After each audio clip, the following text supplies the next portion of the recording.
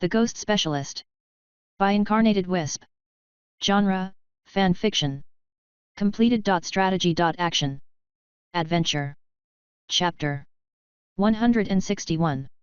Reedy was waiting for Sam when he left the main battlefield, standing just past where the lowest tunnel connected to the arena floor. She ran right up to him as soon as she saw him, and before he could say anything, she had already blurted out a question. What was that? What do you mean? You know my team. That's not Ugh. Reedy pulled at her hair. Sam, that was insane. When I gave you advice to reveal your team members, I didn't mean you had that many. But your move choices. And she let her stuttering come to an abrupt halt and looked right at him. You really caught a dragon type. Yup. Her evolution is a pseudo-legend, too. Remember what I told you about that dragon type hunt? I met Drawcloak there and helped her free her brother. She stuck around and eventually joined my team. This was her second major battle, I think. Slowly, Reedy faced away to blankly stare down the hallway. After a second, she sighed and let her head rest on her hand. Man, you're almost making me feel bad about my own planned reveals. Almost? Sam asked. Well, yeah, Reedy said, speaking as if it were obvious. My team is stronger than yours. She replied to Sam's flat look with a teasing grin. Reedy's battle wouldn't be until at least another 40 minutes, and she still wasn't worried in the slightest. It wasn't like there had been any new developments for her opponent, and her battlefield would be the rocky one. She wouldn't need to worry about fighting atop a pool of water against an electric-type foe. So, if Primeape evolved, that must have happened when you met his brother, Reedy said, tapping her chin. It makes sense, but it's just... Wow. I had a feeling something more happened then, but I never bothered to put those thoughts together. But, whatever. It doesn't matter. Ursaring will still. Nah. Annilope will win their fight, Sam interrupted, half-jokingly. You're no fun, she said with a huff. Anyway, how high is your team's rating? I want to say we were at 8 stars when we earned our last gym badge. Sam offered, remembering a conversation he had with Chuck while he and Reedy walked down the hallway. But then we spent all of our time in Ilex trying to fix any gaps. Given just how hard it is to get to higher stars, I want to say we're at 9, but, realistically, we're probably rated at the middle of 8. Hey! That's as strong as me. Their conversation mostly gave way to idle chat after that, especially since Reedy didn't actually want to know what Sam's team could do. She didn't want it to come up in conversation. She only ever wanted to learn of his Pokémon's strength through battle at least, while the conference was taking place. Instead, they mostly talked about the conference itself and how people might be reacting to what Sam revealed. He had shown off a lot to the point that even Reedy had been surprised, and she had come into the match expecting most of it. There was no telling what people might be thinking. But also, while chatting, the topic of Cassandra's party came up, as well. Yeah, she gave me one of her invites. I heard a few people talking about how she'd passed a bunch around, Reedy told Sam. The only people going are people I think she knows, or people she thinks are strong. Honestly, it's hard to figure out what's going on with her. She wouldn't have been out of place in that trainer school back home. That last part wasn't said kindly. Are you going to go? Sam asked. Maybe. I'm hesitant. Cassandra has this weird perspective that I don't really get. The party will probably be fine, but since the next matches aren't going to be announced till later tonight, I think it might be at least a good way to scout out the competition. The door out of the arena was just ahead of them, and as they walked up to it, Sam brought up another question that had been on his mind since Reedy first appeared. By the way, he started, what happened with my mom? She said she was going to watch my match, but she didn't come down here. Oh, shoot. Whoops. Reedy awkwardly scratched her cheek. She might be upstairs? I kind of left her behind when I raced down here. I think she said something about meeting back up once you escape. Escape? Sam asked. Escape from what? He pushed open the door only to be blinded by the late afternoon sun, and then he was blinded by the dozens of flashes that came right after. This door was meant to be an alternate exit for competitors so that they wouldn't be swarmed when they left the arena, but as soon as Sam stepped onto a thin gravel path that led away from the building, he was already crowded by a baker's dozen of reporters. All of them shouted questions. Most of them shoved microphones in his face. The second their camera's lenses landed on him, Reedy's Pokémon started to blare out with calls and alerts. The push of the crowd saw her fall to the side, out of the mass, and all of the shouted questions drowned out her cries. Samuel! Samuel! Any comments to share about your team? Mr. Greyson. Our reports say you lived in a bookstore. How much of what you know came from there? How long have you been keeping your Pokémon's evolutions hidden? Any comments, hints, or advice for people trying to achieve those same alternate forms? Incredible moves. Do you have a sponsor? Even if Sam wanted to answer, there were far too many reporters shouting questions at him for anything he said to be picked up. Reedy was too overwhelmed by the sheer number of calls coming from her phone, and a pair of ace trainers behind the group were trying and failing to get the reporters to back off. And then, from somewhere in the crowd, Sam heard the faintest of familiar voices. Samuel! Samuel! I can help you escape if you agree to an interview with me. Eyes locked onto the sole lifeline he had, Sam pointed to the single person offering help and then spoke as loudly as he could. I accept. I'll talk to her and no one else. And then, silence. Beautiful silence. Every mic held in his face dropped in disappointment now that there would be nothing he'd say. Finally, the ace trainers in the back were able to push to the front, and, tiredly, they managed to get all of those reporters to step away and give Sam some space. He was finally able to breathe, and Reedy looked up to check on him. When she saw that he was okay, she focused back on her Pokémon to try to get it to shut up. Even hitting it didn't seem to work. Sam couldn't even imagine just how many people must have been trying to call her right now. Seriously, people? Have some decorum. He hasn't even healed his team yet, that single reporter said as she approached Sam, shaking her head.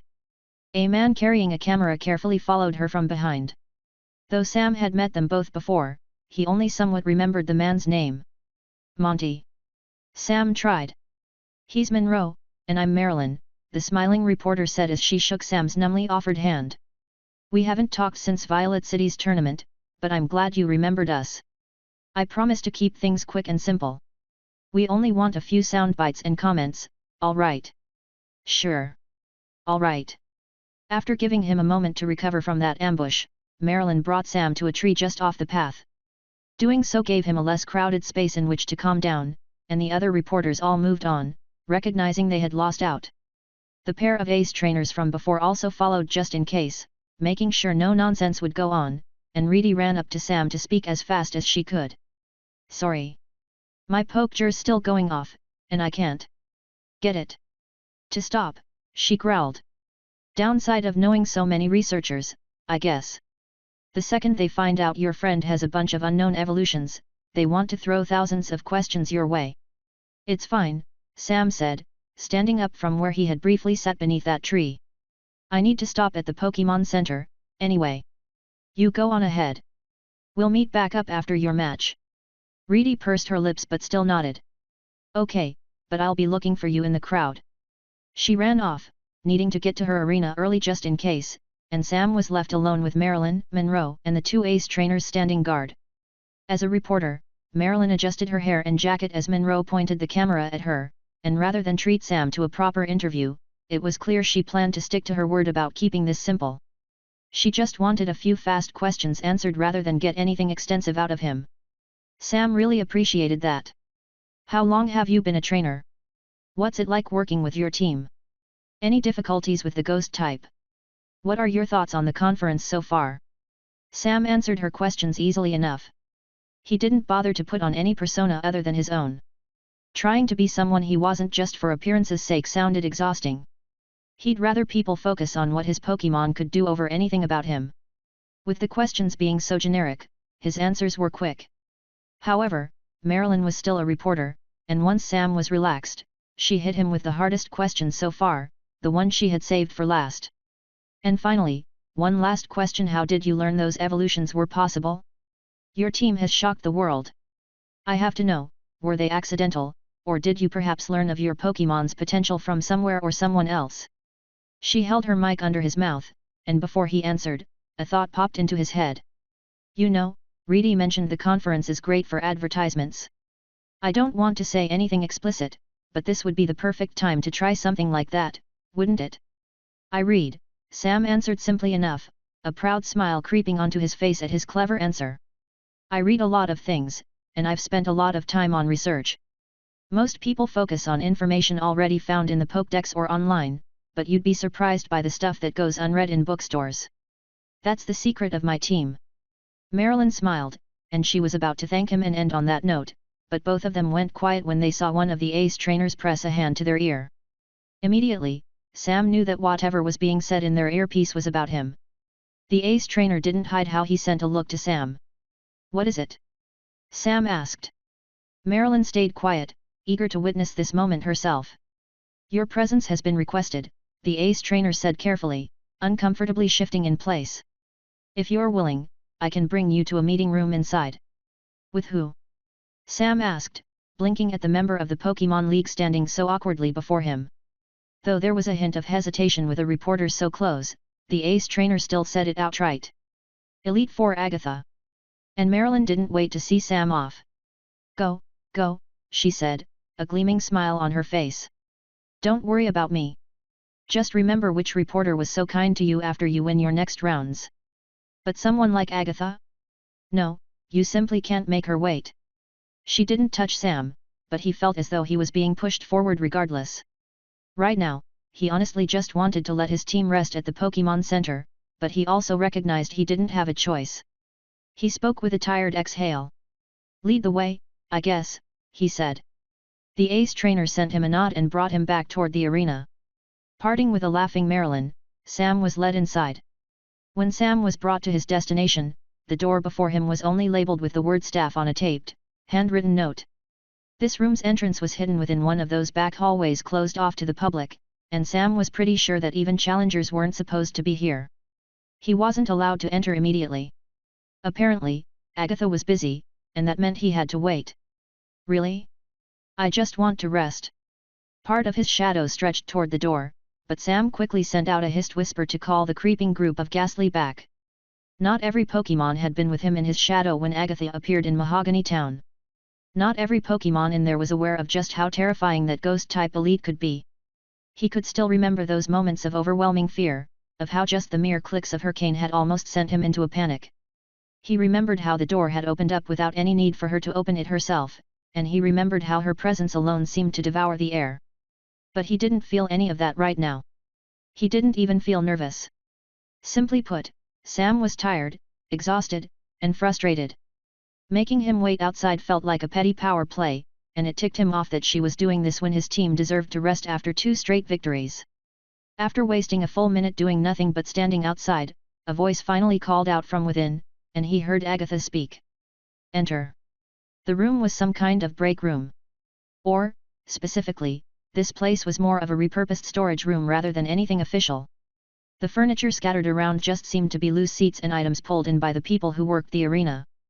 The fabric on an old couch was tattered and close to falling apart, and the handful of other seats were just boxes and plastic chairs. A set of shelves held an old microwave, and a few books were scattered about. A trash can held empty bags of chips. Despite how ragged this room looked, there was a sense of care to this place. The furniture here might have been dragged in from outside, but it had been dragged in here with intention. It might not have been official, but it had been put together with a surprising amount of love. However, no member of the arena staff was present. Someone else had claimed the room for themselves. Only an old woman with a face hidden by graying blonde hair was there. She stood in front of the room's sole window and silently watched the conference's crowds move along the arena's main path. Sam closed the door behind him. A subdued thunk echoed out. Samuel Greyson. Agatha spoke without turning around as she rested her hands on the top of her cane. Your battle was impressive. Your ghost types surprised me. I can tell you've trained hard to make proper use of them in battle. A second passed. Thank you, Sam said carefully. You have a good eye when it comes to commanding your Pokémon, Agatha said to him, staring out of the window. Your improvement is obvious. I hardly recognize that young trainer I met in Mahogany Town. You're no longer the boy so scared of his own history. Scared? I wouldn't have called myself scared. But Sam hid his grumbles.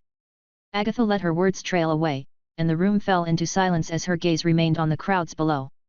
She seemed to be waiting for something, but despite all of the open seats in the room, Sam did not sit, and Agatha did not sit either. Neither of them spoke right away, and the silence almost felt like a challenge. Sam refused to take the bait and ask questions so quickly, and Agatha seemed intent on maintaining her control. Except, it was Agatha who decided to break that silence, and her words were like a sledgehammer crashing through a wall. "I knew your grandfather." Sam went still. Her statement was blunt, but Sam refused to show anything. He forced his expression to stay even, and he fought to not react even though Agatha was looking away. "I will not lie," Agatha said, speaking without any hint of awareness to Sam's reaction. "Your grandfather was a selfish boy. He was hard-headed. Quick to annoyance. Bad at following plans. But more than anything else, he always did whatever he could to support his friends." "Yeah," Sam ended up saying as he rubbed the back of his head. He was unable to suppress a short chuckle. "That does sound like him." "He was always mad," Agatha said softly, tilting her head down. "Mad at something. Mad at someone. Mad in a way that's hard to explain. He always seemed so, mad at the world.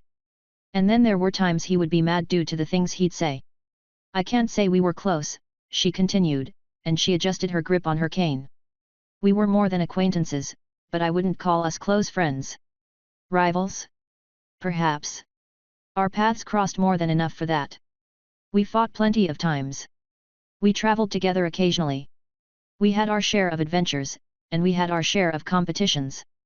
And for a short while, we even had our..."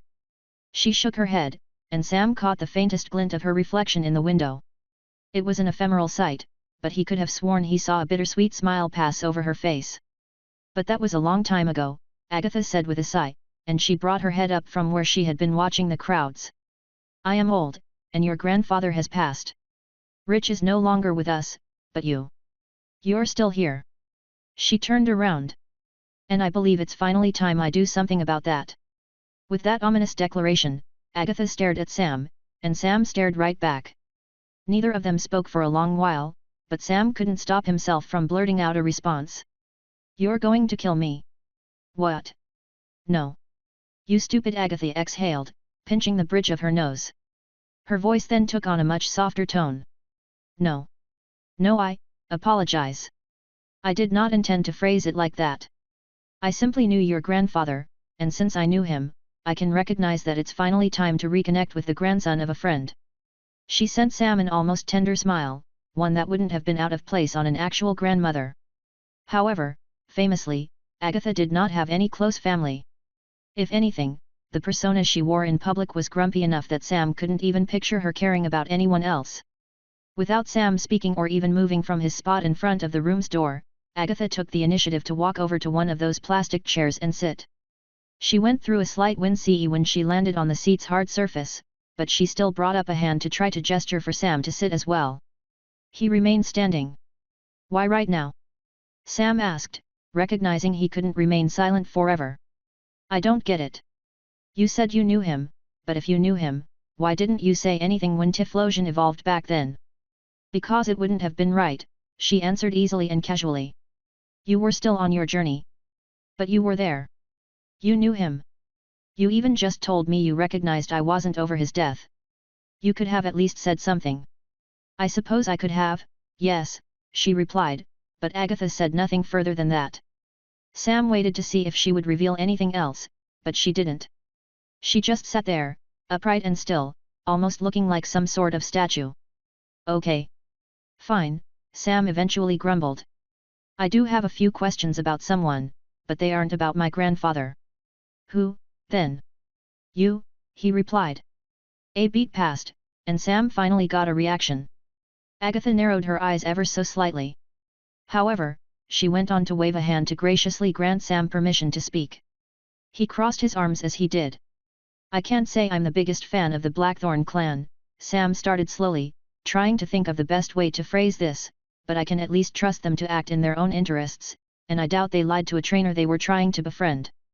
Back when I met them, they told me some stuff about you. Gave me some information. Or warnings, I guess. When it comes to how you view Johto and Kanto."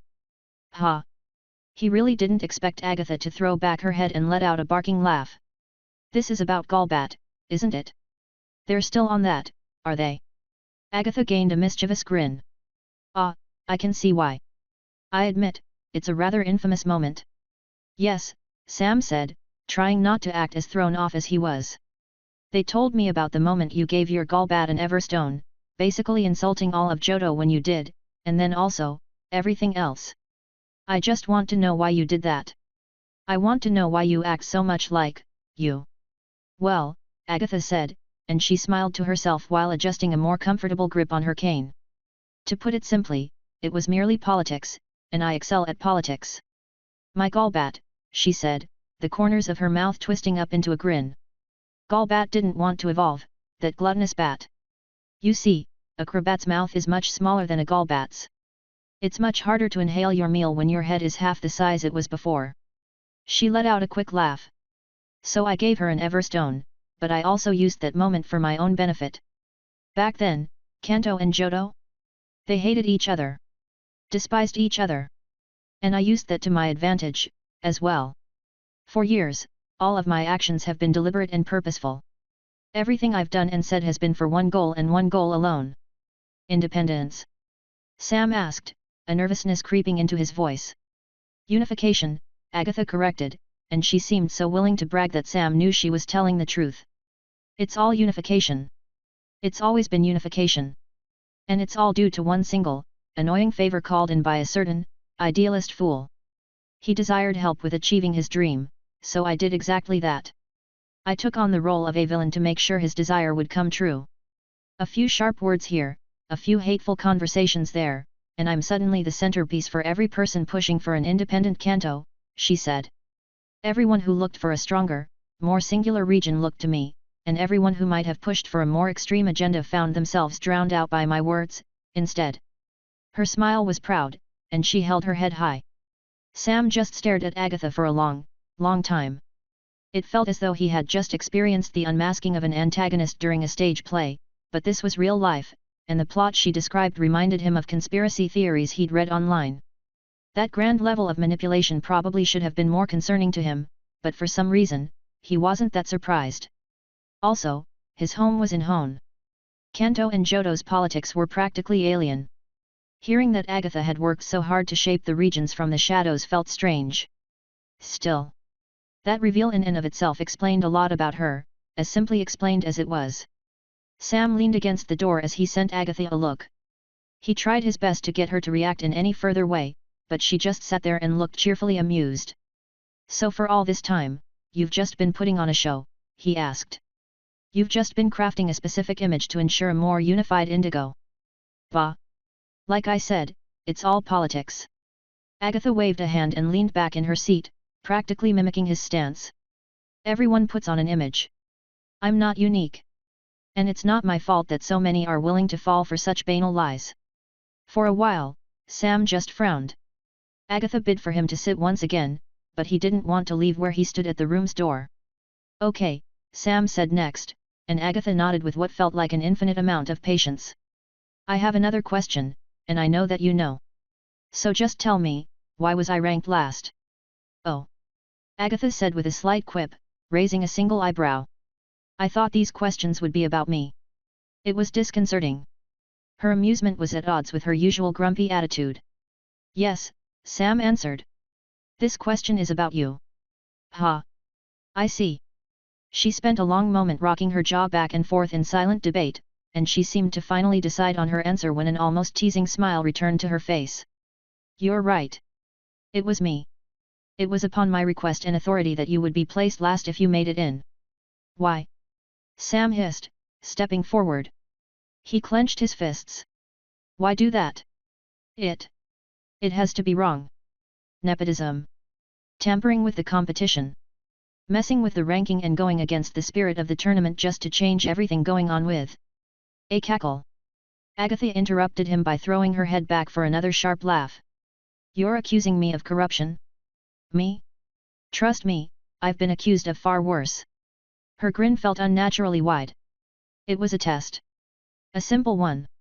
One that did not go against the spirit of the competition but aided it. The truth is, the league lied. They did not explain the matchups properly. A limited range of opponents based on rank? Bah! That is partially true, but only from a certain perspective. The range is much, much larger than you were led to think. Effectively, the match UPS are fully random, rank does not matter. There is no limit on who battles who, and while most of the rankings are real, they're only psychological, they only affect how competitors view themselves. Why? Sam asked. With the way she was staring at him, Sam could tell she was analyzing his reaction. In return, he did his best to analyze her back. He figured out nothing, unfortunately. Why I asked for you to be placed last, or why the league bothered with the ranks at all? Agatha asked. Well, the answer to both is identical. It was simply to see how you and all of the other competitors would react. But that still doesn't answer why. Sam all but yelled. TCH, don't raise your voice. I'll tell you. Now sit down. He didn't. Agatha sighed but continued regardless. The answer is straightforward. Lance requested it.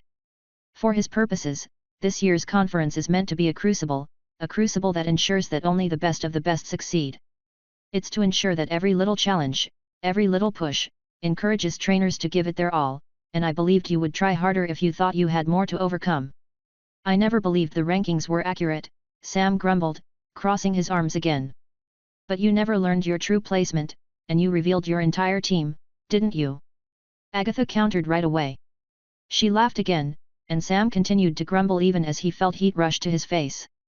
He had revealed his whole team independent of anything to do with the rankings.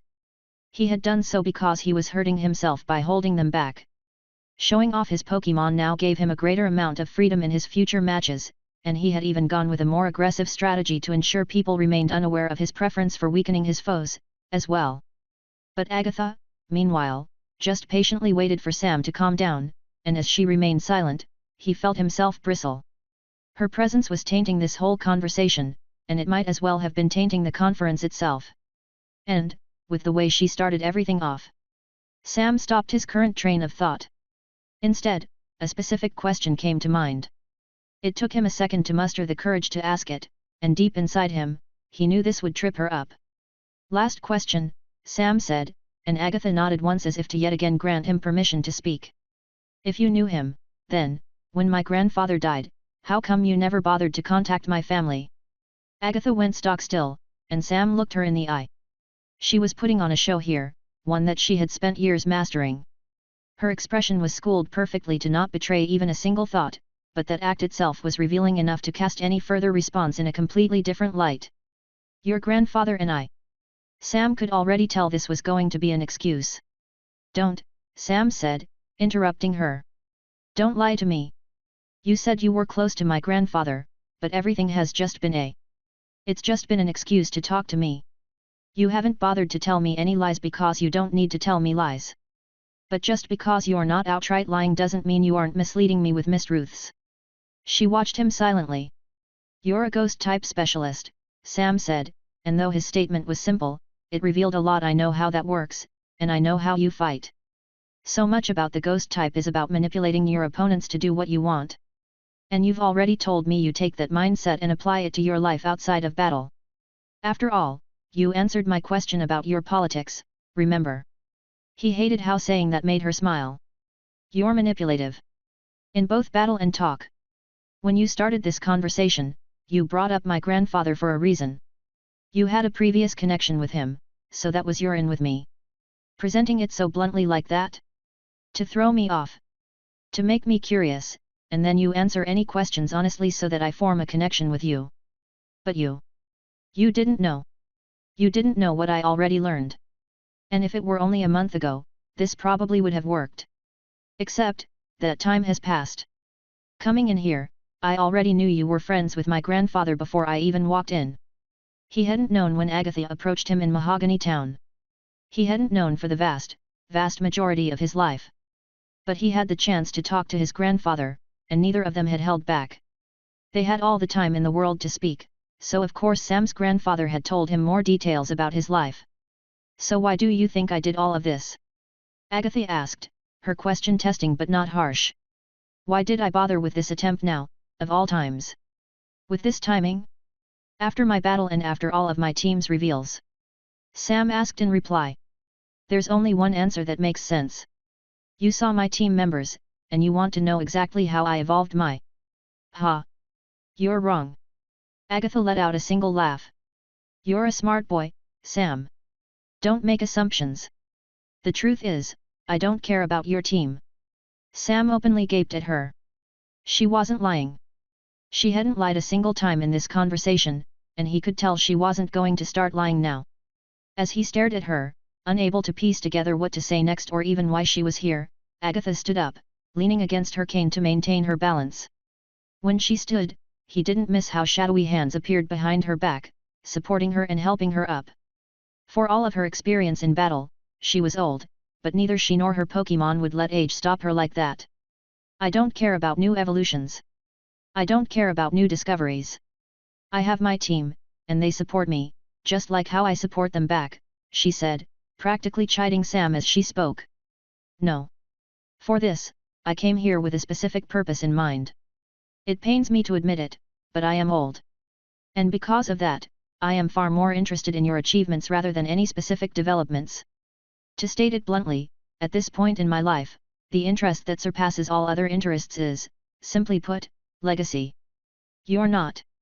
Sam was having trouble finding his words. And that was fine. Agatha was more than willing to continue the conversation on her own for him. The league has rules and restrictions when it comes to offers presented during the conference. Sponsorships, donations, and similar messages are held back until after the tournament is over. There is no sense in allowing competitors to get distracted by offers while they have so many battles ahead of them. There is no reason to have their attention split and potentially cost them their victories. No. Sponsorships and similar offers are restricted for a reason, but I am here to, what did you call it? Nepotism? Tampering? Messing with everything. She laughed. Sure. Call it that. But I am here to get ahead of the game. She looked him in the eye. I wanted to get to you first. My offer is simple and requires no contract. I merely wanted to present you with this. Samuel, I offer you an apprenticeship. Part of the reason Sam had taken the interview with Marilyn was to escape, of course, but it was also so he could have a chance to properly present himself to any would-be sponsors. For a long time, he'd been working toward obtaining a source of income that was more reliable than just jobs and bets on random battles. Other than winning the conference, a sponsorship was his ultimate goal. He wanted a company to pay him money to attach their name to him. He wanted guaranteed support to help with the costs of training his team. An apprenticeship was different, but it offered similar benefits. An apprenticeship would see the master trainer take care of all of the needed expenses of the apprentice. In exchange, the apprentice would be expected to learn from that master and remember everything taught. It was a bit of an archaic concept, but like Agatha had expressed, an apprenticeship was an assured way of creating a legacy. Except, Sam wasn't sure that he wanted that. It wasn't like he was against the idea of Agatha paying for everything, but the requirements just felt like we're not aligned. The cost would be too much. Thank you, Sam said, bowing his head, but I'm going to turn you down. Agatha cocked an eyebrow but didn't seem upset. Why not? Because I've had a lot of time to think about my team, the things I know, and the kind of trainer I want to be, Sam answered. I've had even more time than that to think about just why I like the ghost type. And while I appreciate your offer, I can't accept an apprenticeship that'd force me to be someone I'm not. We have different understandings of the ghost type, and we have different understandings of how ghosts deserve to be treated, he said. At times, we might battle in similar ways, but we're not similar enough. You're all about power and maintaining that power, and I'm Get on with it. What are you? Agatha did not look away. Under the sharp, analytic gaze of the oldest member of Indigo's Elite Four, Sam thought of everything he'd done on his journey. He thought of everything he'd achieved with and for his team. He thought of Trevenant, of Drawcloak, of Annilope, and even of Miss Magius. He thought of how every time a problem came up, he simply wanted to help. Ghosts play pranks, Sam said slowly. They scare people. They curse. They do a lot of things, honestly. But I think the aspect of the ghost type that most people miss is that they also guide. They guide lost spirits. They guide people through the woods. They might not always have the best intentions at heart, but you can't say that's not something they do, he said. When it comes to the trainer I want to be the kind of trainer that people look to for support. So many people have helped me on my journey, and I want to do the same for others. That's the kind of trainer I want to be, but that's not the kind of trainer I'd be if I took an apprenticeship under you. I see. For a while, Agatha just looked at him, any annoyance, amusement, or pressure completely absent. Right now, she was just another trainer. An old one. Another ghost-type specialist. She was an elite, but she was just one of many. She was just another trainer Sam would strive to surpass. Ah, well. I can't fight against that argument, she said, clicking her tongue. And I wouldn't benefit from an apprentice as stubborn as you. So I'll accept your denial. Perhaps I'll find someone else. Moving away from that plastic chair, she began to walk toward the door, and Sam stepped to the side to let her through. But when she reached the exit, she paused as she put her hand on the door's handle. She looked over to Sam with a single eye closed. Although I have answered your questions, so I do have one of my own in exchange, she said, her gaze practically piercing through him. How long have you known? Known what? Known about my connection to Richard. A bit awkwardly, Sam rubbed the back of his head. Oh, that? A few weeks ago. I've known for a bit. I came in here expecting you to reveal something like that, so it was more of a surprise that you said it so bluntly than that you said it at all. She let out one final laugh and smiled to herself while shaking her head. Honestly, it was like she almost expected that answer when she had asked her question. We might disagree on some fine points, but you make a good ghost-type specialist, Sam, she said, finally opening the door. If Rich were here, he'd be proud of you. Thank you, Sam said, smiling, but I already know. Agatha stepped out of the room, leaving the door open for Sam to leave as well. This back hallway was empty save for her. The clicks that came from her cane didn't carry any sense of intimidation, their echoes so unlike the last time he heard them. And one last thing, Samuel, she called out while walking down the hall. I mentioned that the League was holding back most offers until the conference ended. Aren't you curious to know how many you have? His heart raced in his chest. How many? Between the contact requests, sponsorships, and job offers, you had 36 waiting for you when I last checked before this meeting. She hadn't checked that long after his match, and this meeting hadn't been short. If 36 offers had been sent to him so quickly, there was no telling how many he had now. Enjoy the rest of the tournament, Sam. Agatha called out as she reached the end of the hall. This might be the last time you'll have some relative anonymity. Appreciate it while it lasts. And then, she was gone, vanishing around a corner, leaving Sam and his team behind. His head was spinning, but he breathed out and stared up at the ceiling. As much as he wanted to sit there and process all of that interest in him, he couldn't let himself get distracted. He still had all of his plans to get through and so many more battles to win. And just today, I still need to heal my team, watch Reedy's match, rest, and then probably go to that party later? The thoughts lingered, but as he took a step forward to start heading out, more than anything else, his focus was on the conference. Despite all of this, only 2 rounds had passed. He was yet to reach the top. Chapter 162. That's a Wardeer. The audience was in another bout of uproarious cheers as Reedy's Wardeer bounded across the field. Her otherwise unknown Pokémon jumped from rock to rock with ease while avoiding every one of his opponent's electric-type attacks. Wardeer carried himself with the same grace and stature he had carried as a Stantler. He was an old Pokémon, but with his age came years of experience. His new look in his evolved form almost seemed to emphasize that, giving him a beard and bushy eyebrows alongside an air of wisdom and nobility. His opponent, meanwhile, was far too focused on the battle to even start being impressed. Just one paralysis, their opposing trainer yelled. Come on, Kilowattrel. And that was another unknown species in this battle, but it wasn't like most flying types were truly that uncommon.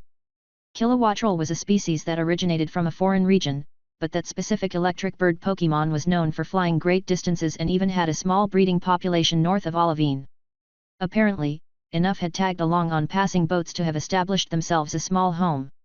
But this Kilowattrel was not one merely passing by Johto. It had the experience of plenty of battles in the gym challenge, and its neck inflated to let it build up a sharp, electric shock. Lightning crackled around its body as it dove toward Wardeer. Wardeer didn't even blink from where he was perched atop a boulder. Protect. Hooves planted firmly on the boulder's uneven surface, Wardeer's horns glowed to allow a shield to form in front of his body. The kilowattrel's flyby thunderbolt scattered harmlessly across it, and he leaped after his opponent.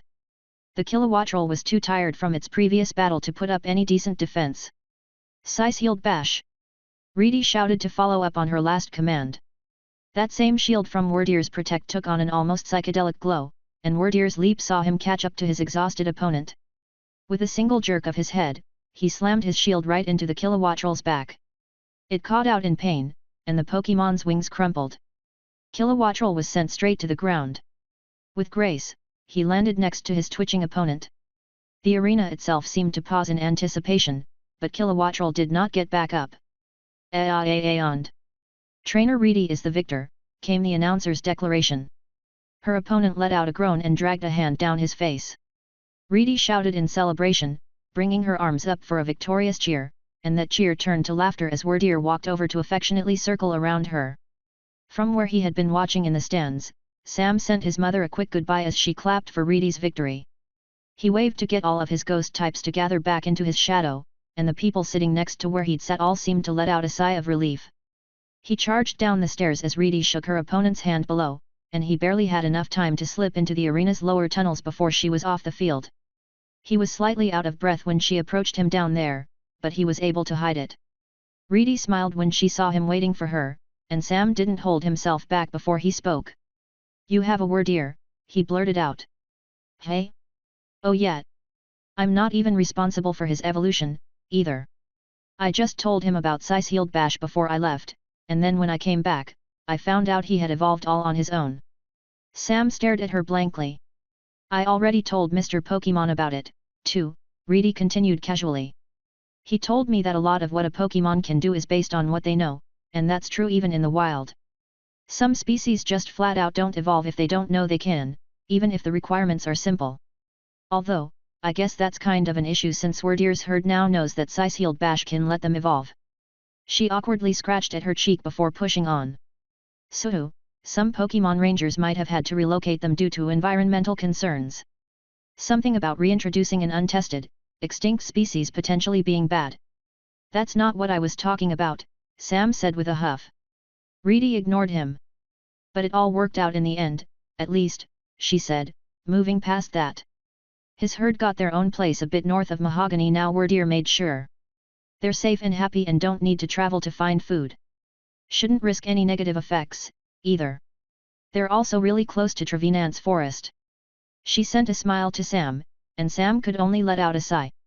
He wanted to know more about Wordier and Wordier's training and everything Reedy had done to make sure Wordier could fit on her team, but she hadn't spoken about any of that. Yet, that was the point. Sam had been so caught up in the surprise of seeing the successful evolution that he hadn't even realized he'd been trying to learn more about her team. They had already both established that they only wanted to learn more about each other's teams through battle, and he had almost barreled right past that. Breathing out, he offered Reedy a quick apology as she kicked up her legs to start leaving the tunnel. Tiredly, Sam also fell into pace at her side. "It was Agatha, by the way," he said. "Agatha? What about her?" "She told me in our conversation. She's the one who made sure I was last." "PFT. What a jerk," Reedy said with a scoff. "So you did talk to her, then? What did she say?" "Just stuff about my grandfather," Sam answered. "And maybe some stuff about sponsorships, too." He filled her in on the basics, but they didn't leave the arena immediately, choosing to stay in the building for now. They had already learned not to make the same mistake as they had after Sam's match. Leaving the arena immediately after a reveal would only cause the reporters to swarm. Instead, they grabbed some food and returned to the stands, rejoining Sam's mother to watch the last few matches scheduled for the day. Sam planned to skim through a lot of them later. The Pokémon League's website allowed battles to be replayed at 4 times the speed. Once the last match had finished, and once they felt like enough time had passed, they exited this smaller arena without any reporter noticing them and parted ways with Sam's mother to safely slip back into their Pokémon Center bedrooms, undisturbed. There, Sam all but crashed, and he was pretty sure Reedy was doing the same in her room. Though 2 battles in one day wasn't anything new for either of them, the pressure of the tournament had made these fights feel all the more difficult. Finally being done with 2 full rounds meant they could take this moment to relax at least somewhat. After all, they had made it to the 3rd round. Just after dusk, their alarms went off. They had talked and already agreed that it was worth at least checking out Cassandra's get-together that night. So, once they fixed themselves up after their 2-hour naps, they met back up in the lobby to visit Silvertown proper. Drawcloak stayed behind for this, sticking close to Sam's mom. She would never admit to it, but she liked listening to his mother's stories about business. To get to the restaurant Cassandra had booked, Sam and Reedy had to climb a steep road. As Silvertown was a settlement within the mountains, the city itself was rather hilly, but those same views let them see the entire city once they reached the top. "Good view, I guess," Reedy said. The entirety of the Silver Conference was visible from here. Despite no battles currently taking place, the centers of each of the 5 arenas were all lit up. They could see the interior curve of the 4 smaller complexes, but the biggest arena building still towered over the rest. The buildings of Silvertown were like a sea of lights around them, only occasionally being broken up by darkened streets and small parks. The first few stars were beginning to be visible in the night sky. Behind them, the restaurant was loud, bright, and full of people. "I'm not looking forward to this," Sam grumbled. "Yeah, social events aren't for everyone, but there'll be other trainers there," Reedy said with a shrug. Cassandra said she invited a lot of people. "It'll be good to get a sense of where everyone else stands." The restaurant itself wasn't necessarily a fancy one, but it was big enough to hold dozens of tables, and each and every one was crowded. Employees ran around to stack plates of food between all of the various groups, and Sam honestly wasn't sure how or why they did it. It didn't matter if a trainer still had more fights to go or if they had been eliminated in the preliminaries, this was a restaurant where competitors could eat for free.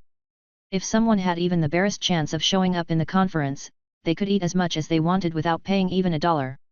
Sam had no clue if the restaurant was just willing to take that loss or if the league itself paid for every meal.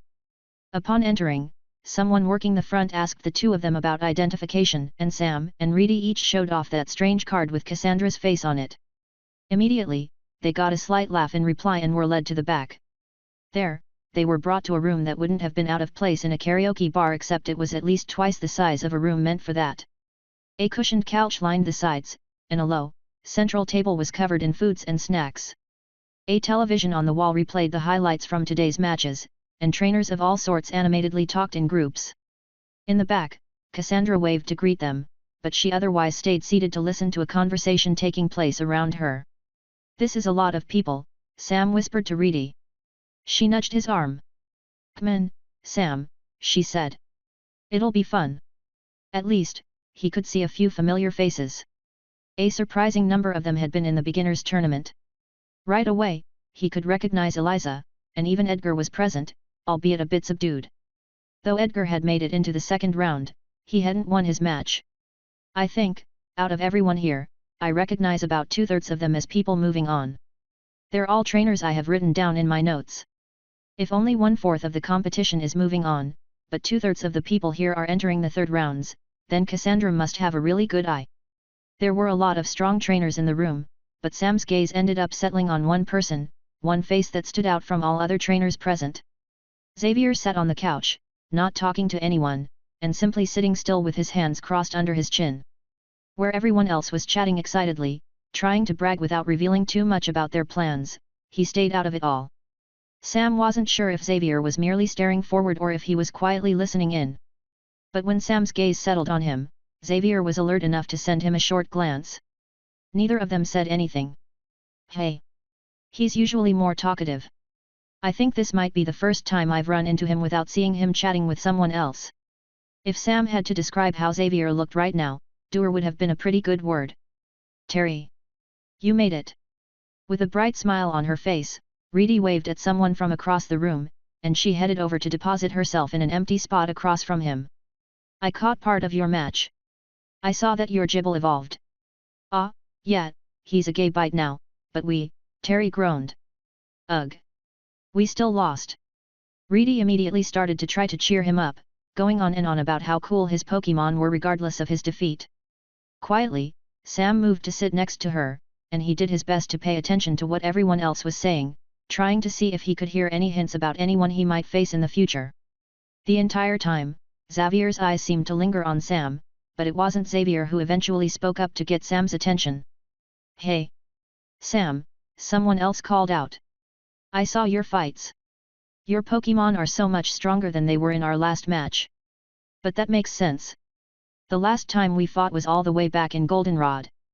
Blinking out of surprise, Sam looked over to see one of those familiar faces staring at him, Eliza. She sent him a smile while picking at some chips. Your team is crazy, she said happily. Almost every Pokémon you showed off is a brand new species. A lot of them aren't brand new, he said, trying not to mumble. Typhlosion is just an older variant of her species, and Annihilape are common in other regions. So then it's true what you said on TV, a boy suddenly asked from Eliza's side. You learned about them from reading. I live in a bookstore. Sam offered awkwardly. People oohed and awed at that as if it were some kind of big revelation. Ha! I guess that makes sense, the boy said. That kind of background fits a ghost-type trainer like you. Is that supposed to mean something? Sam was more bewildered at the boy's comment than anything else, but the trainers listening in just laughed, seemingly thinking his reaction was a joke. Somehow, Sam found himself falling into conversation easily enough.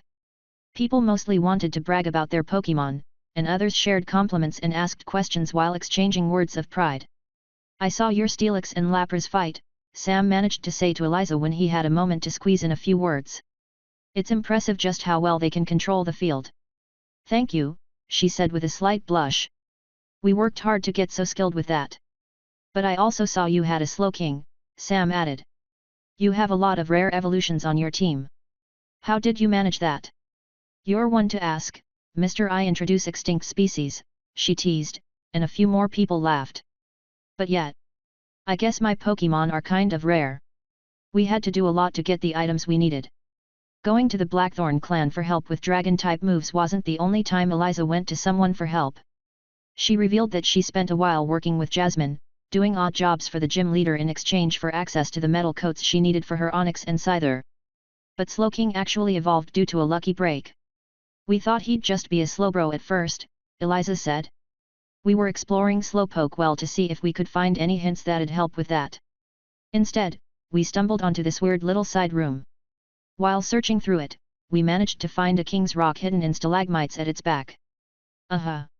Someone else asked her a question, and her attention shifted as she answered that, but Sam failed to hear what she said. He remained totally and utterly silent, unable to stop the look he sent to Xavier. There was only one king's rock that he was aware of inside Slowpoke well.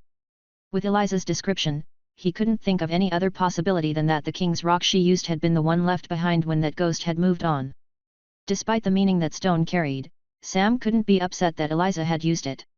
If anything, learning that was satisfying. If there was ever a person to use that king's rock, then it was best if they were a trainer who truly loved their Pokémon rather than just someone grabbing it just to make a quick buck. I'm happy you found that, Sam eventually said. He genuinely meant it, too. Eliza looked back over to send Sam a smile. Thank you. We've been working hard to make the most of it. Slowking aren't exactly the most common Pokémon, so we've been doing all we can to have him live up to his evolution. The conversation continued from there, and Sam let himself fall out of it so he could get some snacks from the table. No one seemed to notice that he accidentally knocked one bowl of chips to the floor. It disappeared into a shadow, and if anyone heard the crunching that came from beneath his feet, nothing was said. However, as all of the chatter and levity of the party went on, Sam wasn't left alone.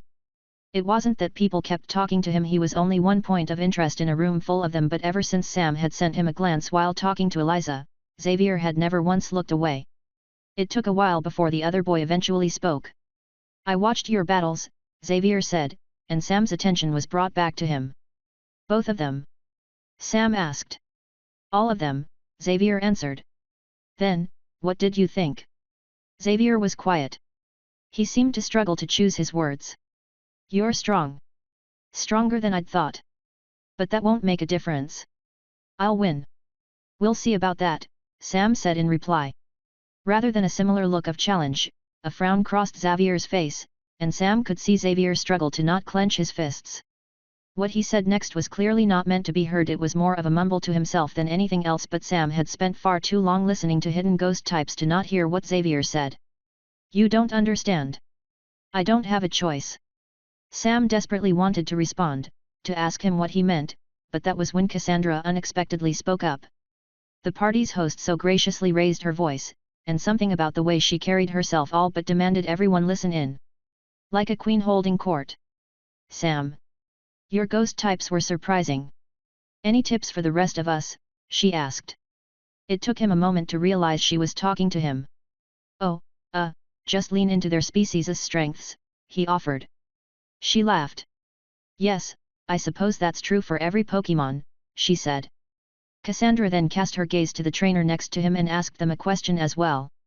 Slowly, she began to speak to everyone, asking questions to people around the room. Naomi, your Ninetales' Confuse Ray is impressive. How did you manage to get it to use its moves as fast as it did? Alexa, I saw your Persian. Its fur is beautiful. Do you have any advice for a Pokémon's diet? Daisuke. I saw the immense strength in your fighting type's moves. I have to know, what kind of punching techniques do you include in their regimen?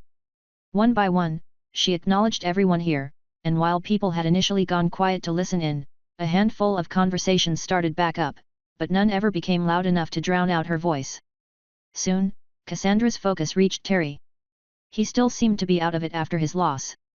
Terry, Cassandra said politely to greet him. So glad you could make it. Sure, Terry replied, and then without saying anything else, Cassandra moved on. Reedy bristled at Sam's side. As Cassandra went through her questions to everyone in the room, Reedy followed her gaze, and Sam followed Reedy's. Cassandra would ask a question or two to a trainer here polite without being intrusive, revealing without being revealing, and then she would move on to do the same for the next person seated. However, that wasn't true for everyone she spoke to.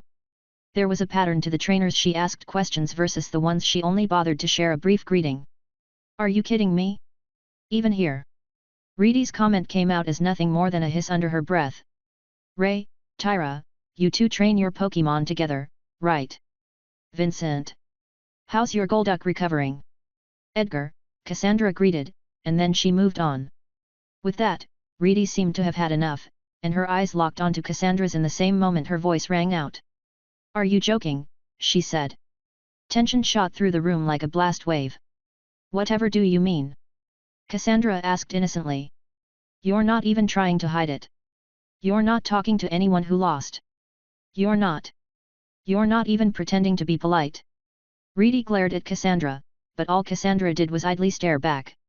A few whispers were shared through the room. Sam caught a hushed comment of someone saying that Reedy was right. I simply didn't want to bother them after. Liar. I merely thought it was better to. No. You didn't. Cassandra smiled. It didn't reach her eyes.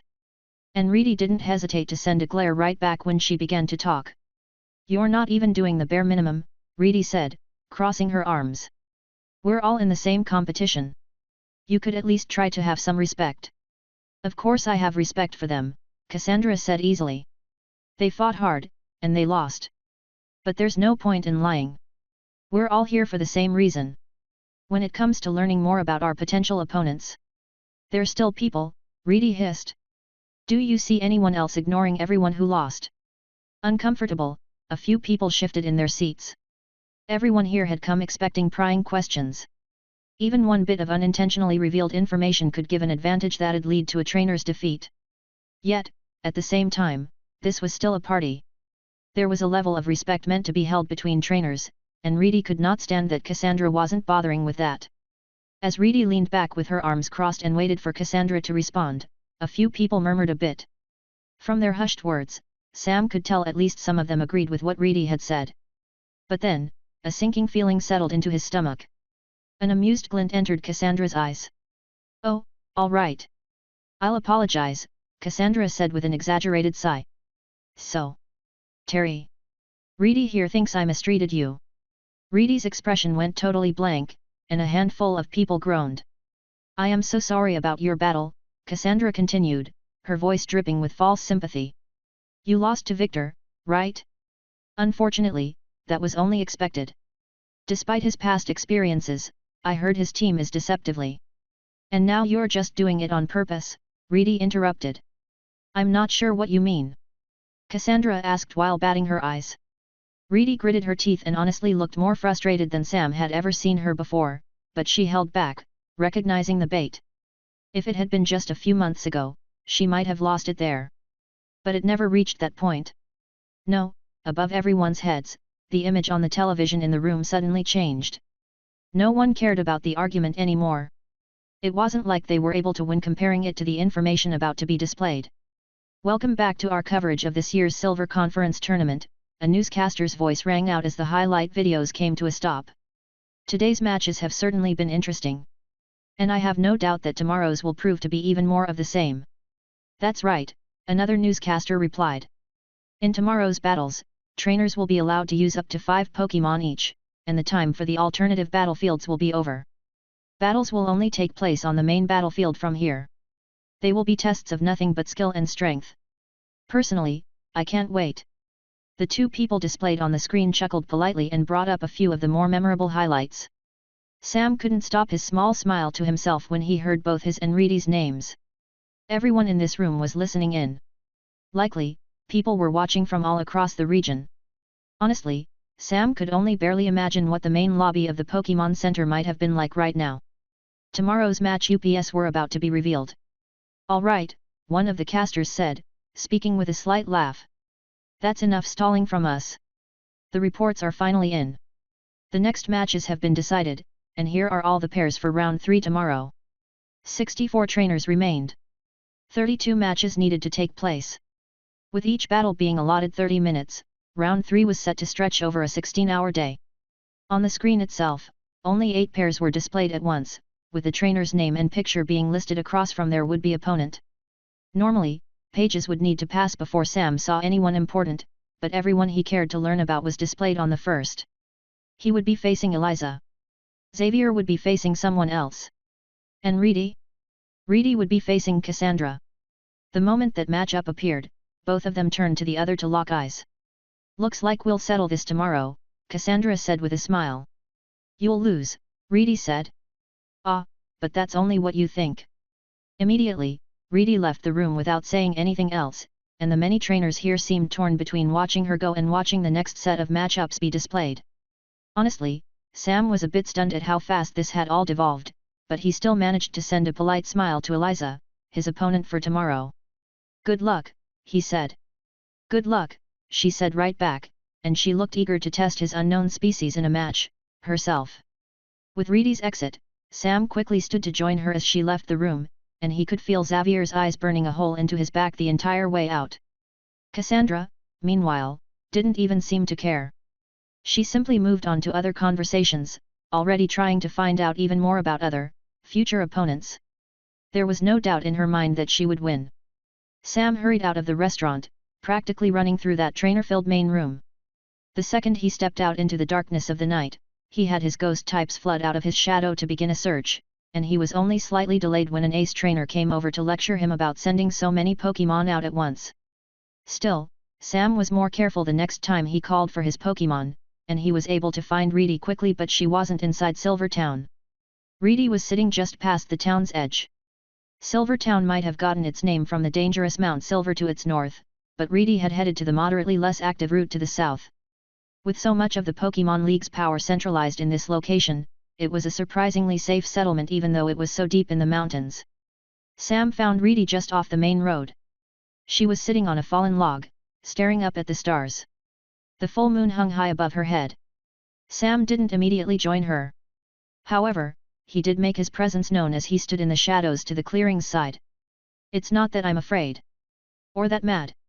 Or even that bothered, Reedy said as Sam purposefully disturbed some fallen leaves. It's just, people like Cassandra? I hate when they act like that. Like they're the smartest person in the room, or like they're so much better than everyone else.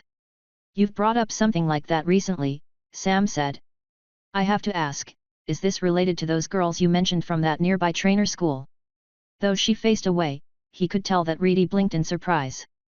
Hey, she said, a smile creeping onto her face. Yeah. Probably. Ha. I think you're right. That definitely explains it. Cassandra reminds me of them. Just someone who only really has her words. Someone who thinks she's better than everyone else and will always win just because she's able to think of a plan. Reedy pushed off her log to stand, and Sam briefly remembered a comment her aunt had told him. Even with her loving family, he was effectively Reedy's first human friend. But all of that was old news to Reedy. Truthfully, she hadn't come here to brood. She had come here to make space. Under the light of the full moon, she pulled a certain pokeball off her belt. I've proven it time and time again, and I'll prove it against Cassandra, Reedy said, her smile having evolved into her classic, sharp grin. I've been called meat-headed. Slow. Too focused on power. But what people don't understand is that all of those are my greatest strengths. Sam finally joined Reedy in the clearing, and her grin practically glowed under the moonlight. She held her pokeball forward, and then with a flash, Ursaring appeared alongside a yawn.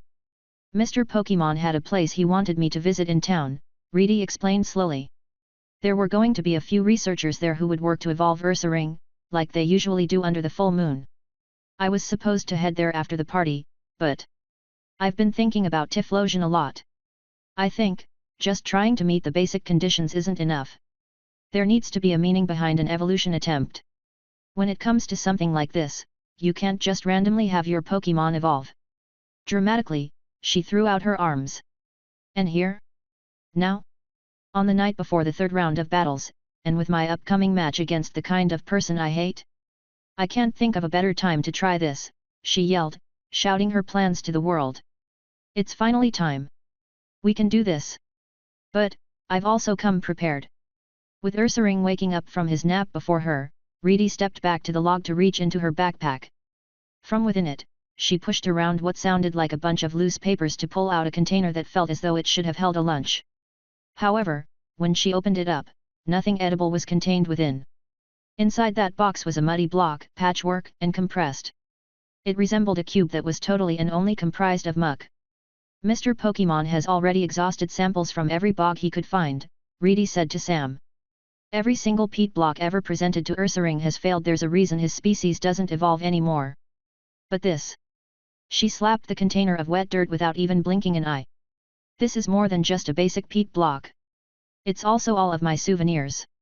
Every time we tried to evolve Ursaring, I asked for a little bit to take with me just so I could create this. Almost reverently, Reedy held the container in her hands and looked up at Ursaring. After all of today's battles, Ursaring was definitely a bit tired, but he had plenty of energy left, reserved just for this moment. The cube was gross. It was made up of nothing but old, stinking dirt. It hadn't been maintained over the past month or so, and it smelled of moist and rot. Reedy looked totally confident despite that. Will it work? Sam asked. I don't know, she answered truthfully, but I have to try. Under the light of the full moon, Reedy grabbed her makeshift peat block to hold it forward, and Ursaring leaned down to give it a sniff. Nothing happened, and Reedy slumped, disappointed. Ursaring's nose twitched. Standing before her, a frustrated glint entered his eyes, and his jaws started to creak open just slow enough for Reedy to recognize she needed to pull back her hands. Dropping the cube, Ursaring snapped out with a mighty crunch, chomping down on that disgusting block before it could hit the ground.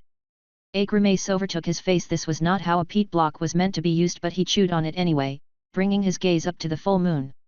Still. Nothing happened. With that, Reedy let out a sigh. I guess this wasn't our moment, she said tiredly. Come on. It's already late enough. We should probably head back to the researchers, and we might have enough time left to. Ursaring swallowed. Sam gagged. The bear Pokémon brought his head back, and then, after a powerful inhale, Ursaring poured his whole heart into a deafening roar. Right away, Sam could tell that Ursaring was forcing it. This was not how it worked. This was not how it should work. Yet, his eyes locked onto the moon in challenge, and he seemed to be practically daring it to stop him. There was no other way this could have gone. So much like Reedy, Ursaring brute forced it. To both of their surprise, his glow started as just flickers, and those flickers were a spark that ignited the event. A moon-bright shine overtook him, and Ursaring's body began to expand to be twice his size, all four of his limbs rippled with muscle, and that weight sent him to the ground. Fur grew around his neck. His jaw grew larger. He shuffled, ears flicking, settling into his new size. And, beneath all of that change, there was a flash, and a clouded moon seared into his forehead. The light broke. The roar that came out of him next was not the roar of an Ursaring, but the roar of a full, properly evolved, Ursaluna. You. Ugh. You're so stupid. Reedy threw herself into his side regardless of what she said. I can't believe you did that. You actually. You did it. Thank you, Ursaluna, she whispered. You managed to evolve.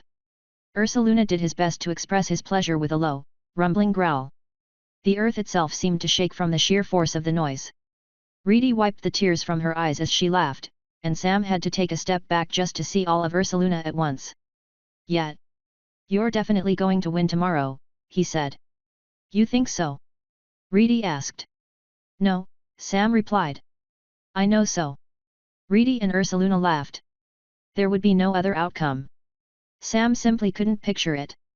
Even if Ursaluna hadn't managed to evolve, the next match's fate had already been sealed. After all, Reedy would never allow herself to lose before she faced Sam. Chapter 163. When Sam and Reedy returned to town that night, Reedy had to practically sprint back to meet with Mr. Pokemon's researchers. She and Sam barely had time to chat, but Sam agreed that he shouldn't go. The tests would likely involve a great deal of poking and prodding to discover exactly what Ursaluna could do now that he had evolved, and both of them only wanted the other to learn about their Pokémon solely through witnessing them in battle. Out of the 32 matches scheduled to take place the next day, they were both set to fight early on. Reedy's battle would be the third match to take place, and Sam's would be the seventh. Due to the pressure of that schedule, Sam was forced to wake up bright and early to give himself time to research his next opponent. Doing so meant he was forced to chug a bitter cup of coffee, and then he joined his mother in the main arena to watch Reedy's match. He made sure to sit as far back as possible, positioning himself in the arena's highest seats. It might have been a bit unusual not to want to be close, but he enjoyed the shadows offered by the arena's back walls, and he felt that sitting higher up let him better see the entire field at once. Reedy is up next, his mother said to him as the previous pair of trainers exited through the arena's tunnels. I've seen all of her matches so far, but I can't say I'm familiar with her opponent. Is there anything I should keep an eye out for? Maybe, Sam said, looking up from his notebook to check the screen above the empty field, but all it displayed was a few highlights. I've seen some of Cassandra's battles, and she does have an interesting team. Except, she calls herself a normal type specialist even though she only has a single normal type with her. The makeup of her Pokemon's types was strange, but Sam wasn't going to criticize any trainer for catching Pokemon they'd befriended instead of rigidly sticking to a single theme. From what Cassandra had displayed, she had individual rock and poison type Pokemon, but she otherwise leaned heavily toward the fairy type. Honestly, that focus on the fairy type partially explained the way she acted. Cassandra has revealed more of what her team can do than Reedy has, at least, I'm pretty sure, Sam said. We've been having trouble figuring out what she's thinking most of the time. I bet she has some special strategy planned out, especially after last night, but... He let his voice trail off. But what? His mother asked. But even though Cassandra probably has a bunch of tricks up her sleeve, I'm more interested in seeing how Reedy will fight than anything else, Sam said. I keep thinking about this one thing she said last night. She said one of her greatest strengths was being slow. That doesn't make any sense, but she refused to explain even when I begged her when we ran back to town. Although, I guess she did give me one hint, Sam said quietly, letting out an amused exhale at the memory. If anything, she was annoyed that I didn't remember her plan. Apparently, I was the one to give her the strategy in the first place. The problem was that Sam had talked about so many strategies in the past that he struggled to single out any one of them. With that reveal, his mother hummed, and she went quiet to let him finish the notes he'd been taking from the last match. Not every battle was going to be relevant to his run in the conference, but observing the competing trainers helped him understand what other Pokémon could do, and they also gave him hints for potential strategies that could be used in battle. As he wrote, his mother ran a hand through her Delcatty's fur while the Pokémon rested in her lap. Sabai hid beneath her seat, and the angled rows of the stands let him just barely peek out at the field from above and behind the heads of the people before him. For Sam's Pokémon, his more ethereal ghost types were hiding in nearby shadows or were half-phased into the back wall itself. Everyone else was staying in their Pokeballs as they were either too large or too physical and would risk drawing too many eyes. Dreepy, however, was getting sick of hiding, and as Sam finished his notes on the last match, the small dragon type let himself out. Drawcloak, having shared the ball with him, was forced out alongside him, and she let out a slightly annoyed growl before moving to phase into the back wall with the others. But Dreepy just pushed himself under Sam's notebook and into his lap. All right. No notes for this next match, Sam said, letting out a short laugh. He rubbed Dreepy's head, and the dragon type let out a satisfied purr. It only took less than a minute after that for the lead-up to the next match to start. The screens changed to display the conference's announcers, and they went through their usual opening banter while introducing the next pair of opponents. On for our next match, we have a pair of normal-type specialists. But don't be fooled. And keep your eyes out. This will be anything but a normal fight. So they're calling Cassandra a normal-type specialist, Sam's mother commented as the announcers went on. Ugh. Yeah. I bet it's cause of a deal she made with the Blackthorn clan, Sam grumbled, letting himself slide down in his seat. She probably asked them to always introduce her like that. The announcers spoke about both her and Reedy, but this was mostly just a way to advertise their sponsors. Cassandra was apparently sponsored by a paint and ink company. Reedy, meanwhile, was spoken of alongside a mention of Mr. Pokémon and was also given a quick comment on her parents' construction business. Oh, hey. Her family isn't an official sponsor, but I guess Reedy's finally managed to convince the tournament to mention them as well. That's going to save her a lot of trouble. Below, as the announcers spoke, the two trainers left the tunnels and moved up to the field. Cassandra's pink dress bounced alongside each of her steps, and Reedy approached while wearing a confident grin on her face. By the time they had reached their opposite trainer boxes, the audience was properly cheering, but the speakers hadn't been turned on to allow the trainers' voices to carry just yet. Though he couldn't hear her, Sam could see Cassandra say something to Reedy.